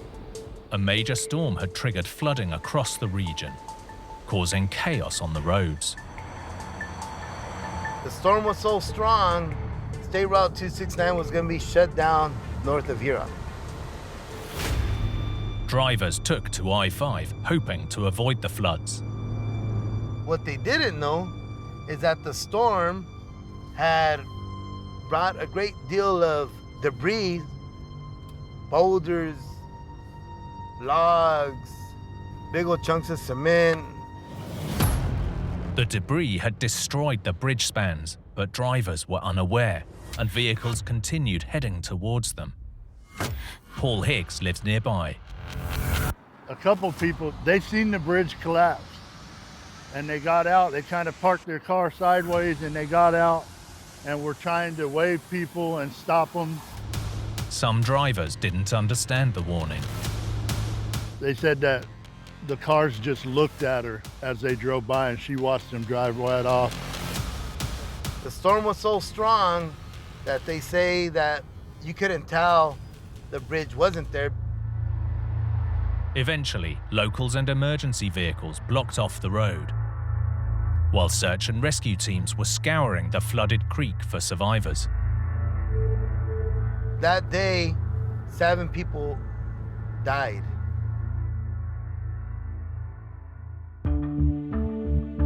As floodwaters subsided, the community was in mourning.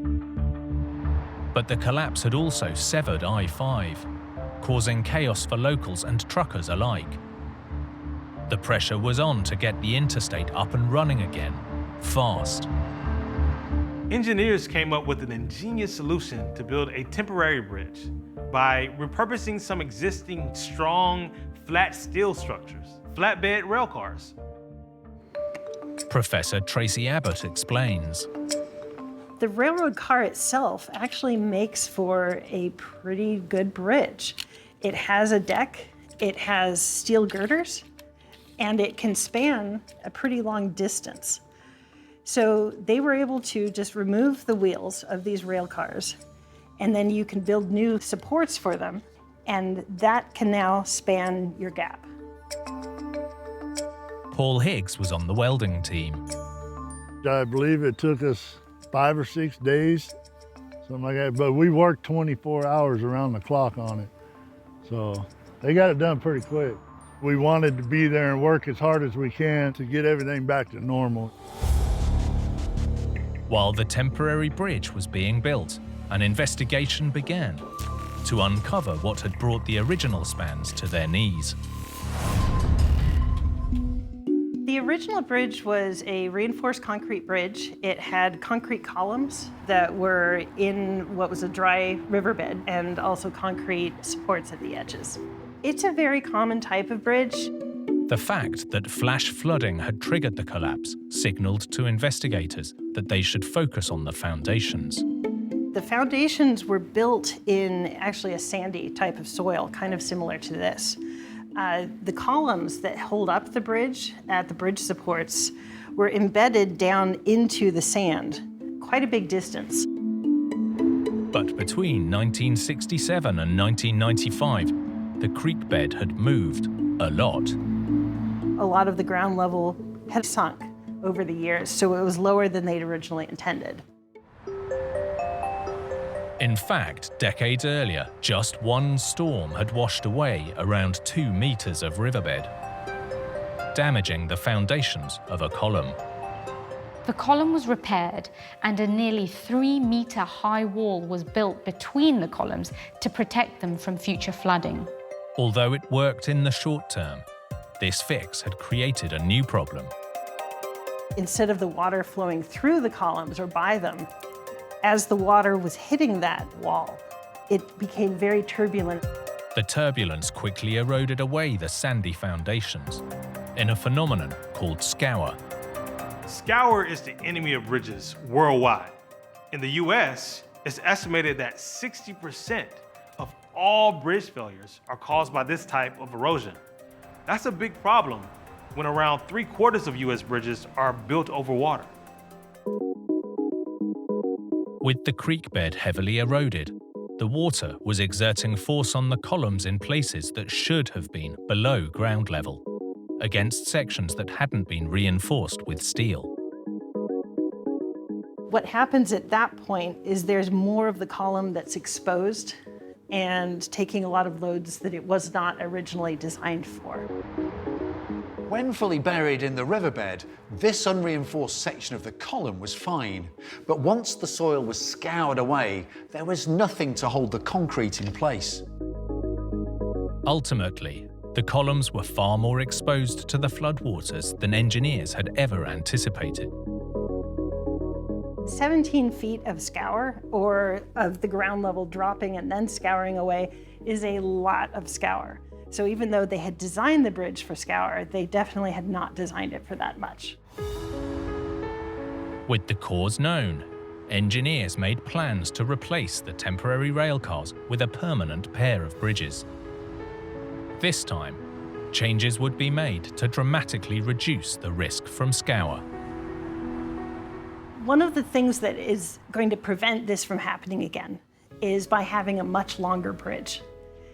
The waterway before had been constricted a lot. Now it has a much wider width that it can flow through, and that alone is going to help prevent the amount of scour that happens at the site. The community came together in solidarity. That's important that we remember the lives lost because they were loved ones, but also to remember the importance of ensuring that the infrastructure is not left behind.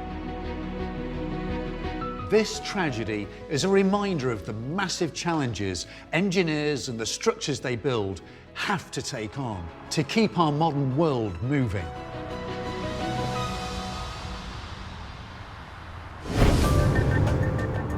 In big engineering, every last piece of the puzzle plays a crucial role.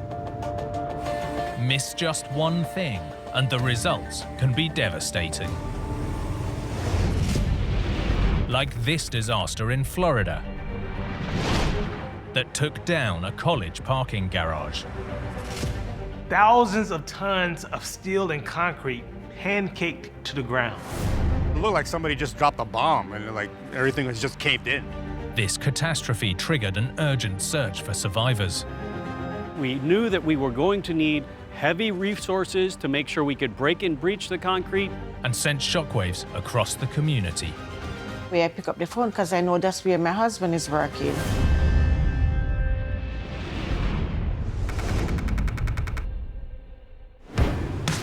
Miami, Florida. Residents and tourists alike flock to the city, drawn by its glorious weather and endless golden sand. But there's more to this city than just the beaches. Francisco Alvarado is a local journalist. Miami, with all the sun, the glitz, the glamour, it attracts a lot of visitors, but it also attracts a lot of students. And one college in the area draws more students than any other in the state. It attracts students from all over the US and the globe, more than 100,000 students. With a growing number of students comes a growing number of cars. And as you can imagine, since they have so many students, they were in dire need of new parking. In February 2012, construction began on this parking garage. The goal was to open the 1,800-space structure 1 year later, so the pressure was on. Once the foundations were poured, the plan was to ship in ready-made structural elements. Nestor Cueto is a civil engineer. The construction involved cast-in-place concrete foundations and precast columns and beams to accelerate the construction process. Crews can keep moving forward with construction on site while the next elements are being made elsewhere. It's kind of like a factory line and a very efficient way of working. The parking garage was made of more than 100 columns, rising up to 6 stories high, which would then support ready-made floor slabs. So columns are integral to any structure. It transfers the loads from the beams down to the foundation. Where the columns joined, steel plates would temporarily hold things in place until grout was injected. When it hardened, each stack of columns would act like one solid structure. That grout is integral to be able to transfer that load. Without that, the steel plate of the shim plate is taking all of the force from the column. This method of construction is typical for this type of structure. By the fall of 2012, progress was good, and the team was on track for their end-of-year deadline. But this build was about to go badly wrong. October the 10th, workers were focused on the northeast section of the structure. There was a lot of construction crews here just working around the clock trying to get this project done. Laurel Badou's husband was on the construction team. He loves what he does. He loves his work, take a lot of interest, and make sure that what he does, he do it the right way.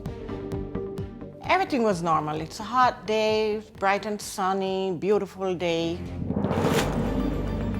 11:30 a.m. A crane was lifting a floor-supporting beam towards the 6th level when things went terribly wrong.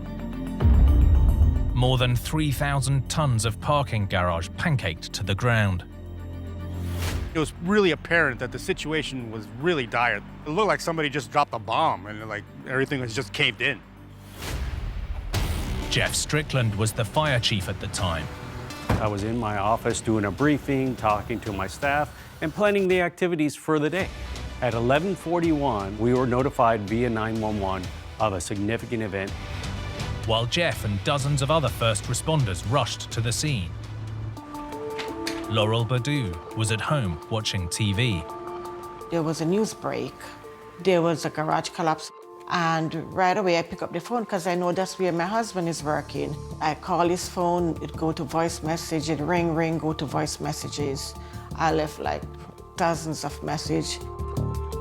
Meanwhile, a rescue team was combing the wreckage for 7 missing workers, including Laurel's husband, Robert. So we had 5 stories of reinforced concrete that was now in a pancake collapse on the ground. That made it extremely difficult for the rescuers to detect, locate, and extricate the survivors. The team needed to start moving the debris. We knew that we were going to need heavy resources to make sure we could break and breach the concrete and lift it. Friends and families of the missing workers gathered at the scene. My niece came and took me to the site. It was horrible. There was a group of people there. We didn't know how to comfort each other. None of us know how to comfort each other when your loved one is missing and cannot be found.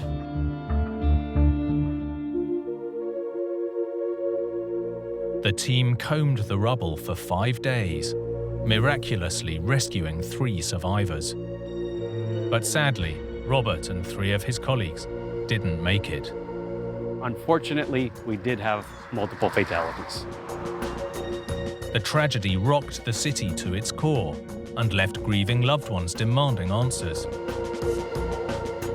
Why had the structure failed so catastrophically? An investigation was launched, and engineers arrived on the scene the following day. One potential clue was an event that happened 2 days prior to the disaster. According to reports, a crane lifting a wall panel had struck the very top of a 6-story column. Civil engineer Nestor Cueto followed the case. This impact could have caused a shift in the column, which would have had a progressive impact on the rest of the structure. Although it was impossible to confirm from the wreckage, reports said the damage had been fixed. Records show that although the damaged column was out of alignment, that was corrected with shims and wedges. The crane's impact may or may not have played a role in the disaster, but investigators made another discovery that definitively explained the collapse. Some of the joints between the columns were missing a key element. The grouts were not properly installed below the shim plates, so you don't adequately transfer the compressive load from the columns to the foundation. The grout intended for these joints was crucial to maintaining alignment. Without it, the tower of columns would become unstable, dooming the structure. And as the levels kept going up, the load was being added to the columns. Without grout, the stresses on that shim plate were exceeding the allowable capacity of the steel. The entire column shifts down from its intended position. Once that column shifted from its intended position, it had a cascading effect, also known as progressive collapse. This essentially causes the entire building to stack upon itself. Another term for it is pancaking. The unstable column failed in seconds, leaving the beams unsupported. As they collapsed, 3,000 tons of steel and concrete fell with them.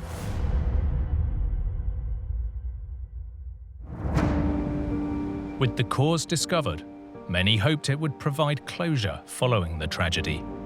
Until you are in those people's shoes, you don't know what it's really like, the pain, the agony, the distress that it puts you in, and knowing you're never going to see your loved one again. After the disaster, the decision was made to demolish the entire structure and start over. But the second garage suffered setbacks of its own. There was another partial collapse, and this one wasn't as deadly or as tragic. A beam collapsed. This was partially due to missing connections, missing welded connections from the beams that were not done prior to release of the load from the cranes.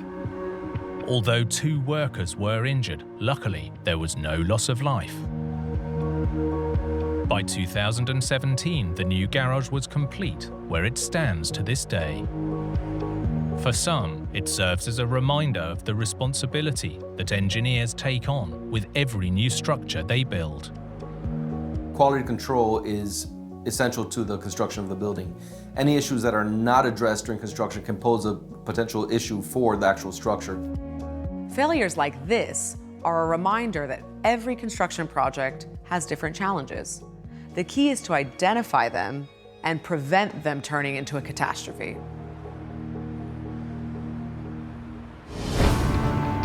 With big construction, engineers build to stand the tests of time.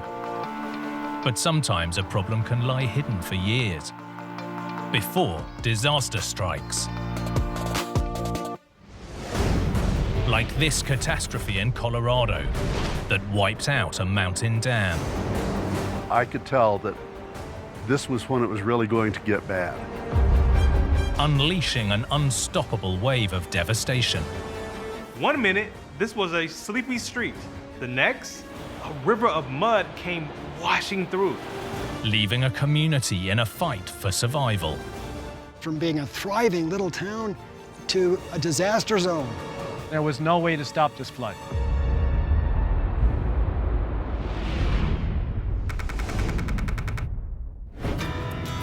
Colorado, home to one of the biggest natural attractions in the world, Rocky Mountain National Park. From crystal clear lakes to colossal mountains, this stunning wilderness offers breathtaking views. Kurt Buchholz is a park historian. I've lived here since 1985. Every morning I wake up and take a look out my window, and I just think how lucky I am to be here. With more than 60 mountains over 3,600 meters tall, this is one of the highest national parks in the country. The towering peaks and stunning landscape draw in millions of tourists every year. Rocky Mountain National Park is one of those unique places that people fall in love with and want to come back to year after year after year. From the 19th century, long before the national park was founded, base camp for visitors to this area was the town of Estes Park. By the 1870s, this area became almost immediately a tourist attraction. But the growing number of visitors created a problem, a high demand for fresh water. The solution in 1903 was to dam the existing Lawn Lake, more than 3,000 meters up, around 10 kilometers from Estes Park. Dam safety engineer Mark Baker explains that strategy. In Colorado, we have very few natural lakes. And this happened to be a location that had a high mountain lake, and it was a pretty good size. It was an ideal location to make the lake even bigger and store more water.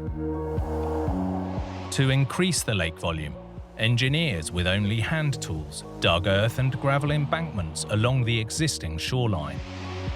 At the eastern end, a pipe and gate valve was embedded in the embankment to regulate the flow of water out of the reservoir. The 1-meter-wide pipe was key to a reliable water supply for the whole area, including the town of Estes Park. But although the elevated location was ideal for storage, it was a nightmare for engineers. Engineering at this altitude was no small feat. Workers would hike for hours up to the Rockies, relying on mules to carry all of their equipment and supplies.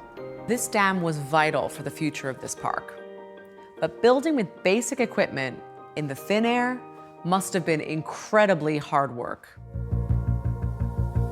The vast earthworks took just a year to complete, and for nearly 8 decades, the reservoir supplied Estes Park with fresh flowing water. Until the summer of 1982, when a disaster ripped through the Rockies.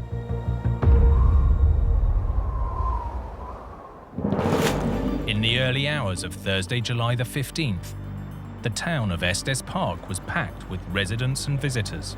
10 kilometers away inside the national park, others were enjoying the great outdoors. There were some campers up there at the Lawn Lake campground, and in the middle of the night they heard a roar. Initially, campers thought the noise was wind howling through the valley and didn't pay it too much attention. But this was no wind.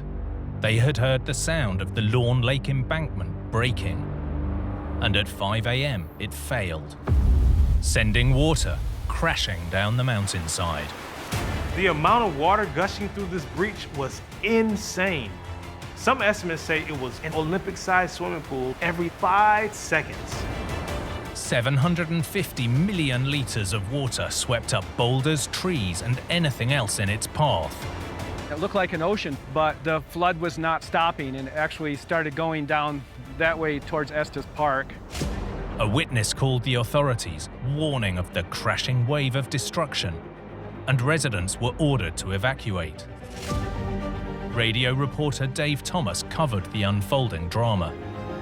I came to this point because I knew that the water was going to start into downtown very soon. As residents evacuated, the flood was temporarily slowed in its tracks by a small concrete dam. The dam was forced to hold back hundreds of thousands of tons of mud, rocks, and water that it had never been designed to handle. For nearly 20 minutes, the small dam held firm against the torrent. But at 6 a.m., it too catastrophically failed. Dave Thomas knew the impact of this flood would be beyond his worst nightmares. I realized we're going to hit downtown Estes Park with some force.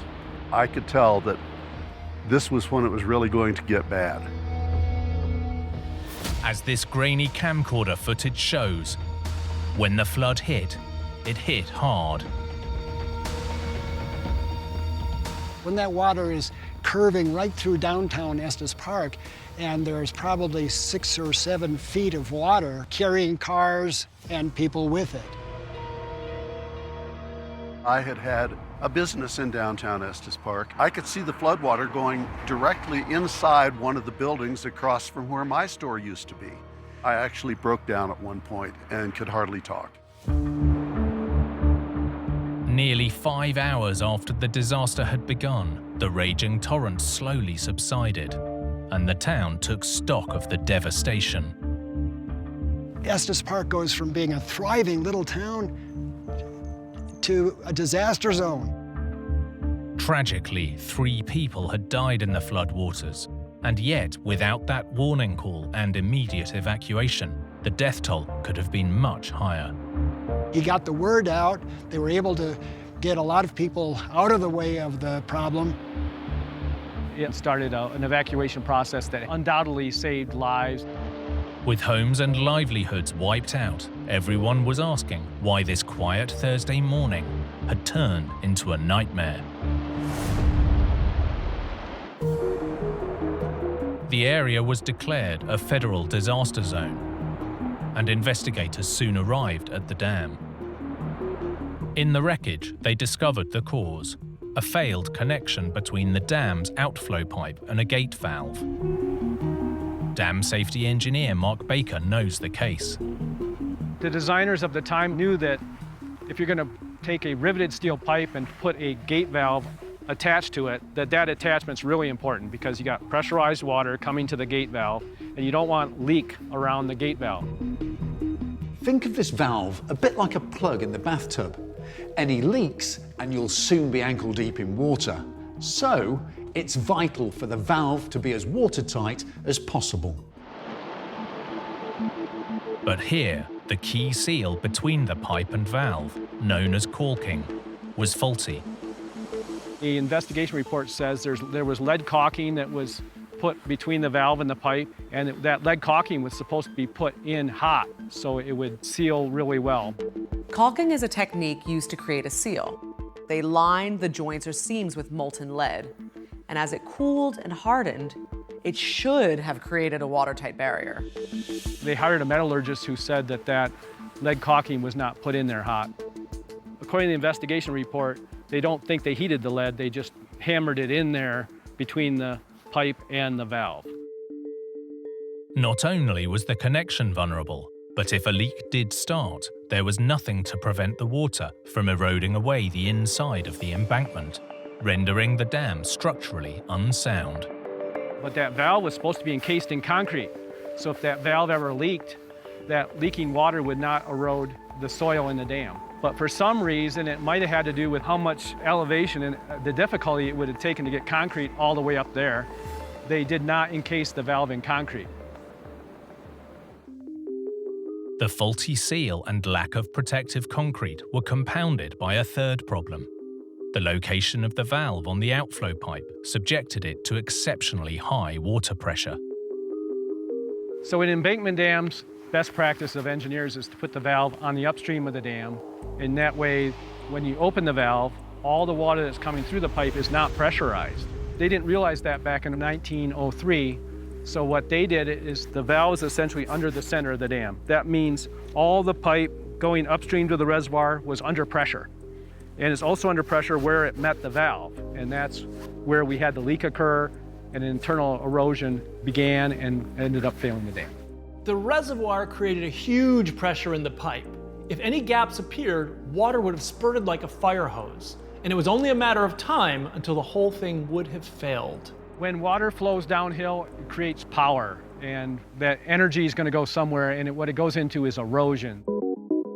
Ultimately, the high altitude and remote location meant that, however long it had been growing, the leak had gone unnoticed. Obviously, this dam being so far up on the mountain was very difficult to access, so operations and maintenance of the dam was very difficult. The Lawn Lake Dam failure changed the national park's outlook on dam safety. Almost everybody woke up about the idea that could this happen again? The disaster triggered inspections of existing dams across America's national parks, including in the Rockies. One of the first things the national park did was to hire some engineers to look at the other dams that were in Rocky Mountain National Park. 3 other dams were also in rough shape, so they began a program of dam removals. As part of the program, engineers determined that rebuilding Lawn Lake Dam just wasn't worth the risk. The factor in this story is one of what I would call risk and reward. When I say risk and reward, it's a risk to build a dam, but the reward is you have an annual supply of water. In the 8 decades since the dam was built, alternative sources of fresh water had become available. Instead of risking another disaster, the decision was made to allow the national park to return to its natural state. When opportunities present themselves to remove man-made features, the National Park Service has a tendency to do that. And in this case, due to the expense, they decided not to rebuild the dam. For the town of Estes Park, the toll was terrible, but in true Colorado style, they soon picked themselves back up.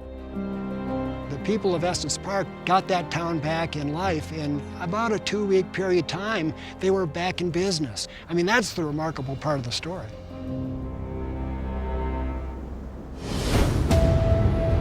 With iconic structures, architects and engineers strive to make a mark on the skyline. But sometimes that ambition comes at a cost. Like this story in Madrid, that brought the crowds to a standstill.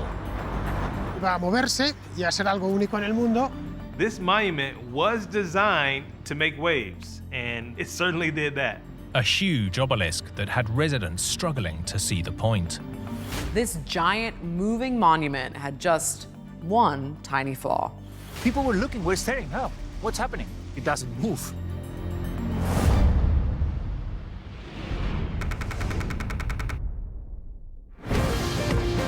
Madrid, Spain's capital, is home to more than 3 million people. This city with a rich history is constantly evolving. Antonio Chessel is a lifelong resident. Madrid is always doing different things. So Madrid is never finished. There's a joke that Danny DeVito, the actor, came to Madrid and he was just amazed. He said, this is a wonderful city. I love it. It's incredible. But I want to come back once they find the treasure.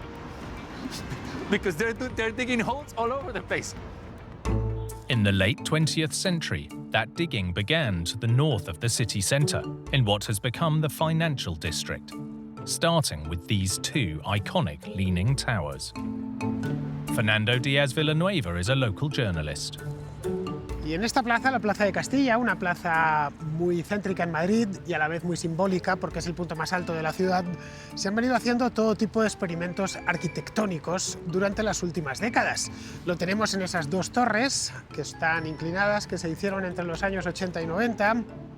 They built these towers, the entrance to Europe, as the start of a financial district, and everything below here was redone because it was very old and in order to update this area of Madrid, so that was a good thing. In 2009, this more than 90-metre-tall obelisk became the plaza's centrepiece and a monument to Spain's oldest savings bank. Madrid citizens, we heard about the construction of this obelisk. Maybe 15 years ago, it was meant to be something very nice and very spectacular. The obelisk was going to be like the top of the cake of this square. And there was more to the obelisk than meets the eye. The outside would feature 42 vertical stripes, made up of more than 400 individual bars or ribs. What made this monument so special was that all 462 bronze ribs would be coated in gold leaf. Not only that, they would move, designed to look like a golden wave in the middle of the city. Iba a moverse y a ser algo único en el mundo. We didn't know if it was going to move 24/7, but I mean, from time to time, the machinery was going to be turned on and it was going to move. It's going to be like the place to be. But long before the unique obelisk could move, engineers would have to overcome some unique challenges, starting from the ground up. Ramón Araujo Amero is an architect. En la Plaza de Castilla, que es el lugar donde está situado, se vio que no se podía cimentar. Es decir, el edificio no podía llegar al suelo porque esa parte de la ciudad está llena de construcciones subterráneas, infraestructuras básicamente de transporte relacionadas con el metro. The spire was designed to be 120 meters tall, but because there were underground tunnels beneath the site, the structure would have been too heavy, so the final design had to be around 25% shorter. Making the obelisk both shorter and lighter solved the foundation problem, and construction was able to continue. Just before Christmas 2009, the obelisk was complete and inaugurated by the king. Fue un gran evento. Vino el rey Juan Carlos en persona, que fue quien apretó el botón para que empezase a moverse. The moving monument that residents had been waiting to see finally started up. People were looking, we're staring, oh, what's happening?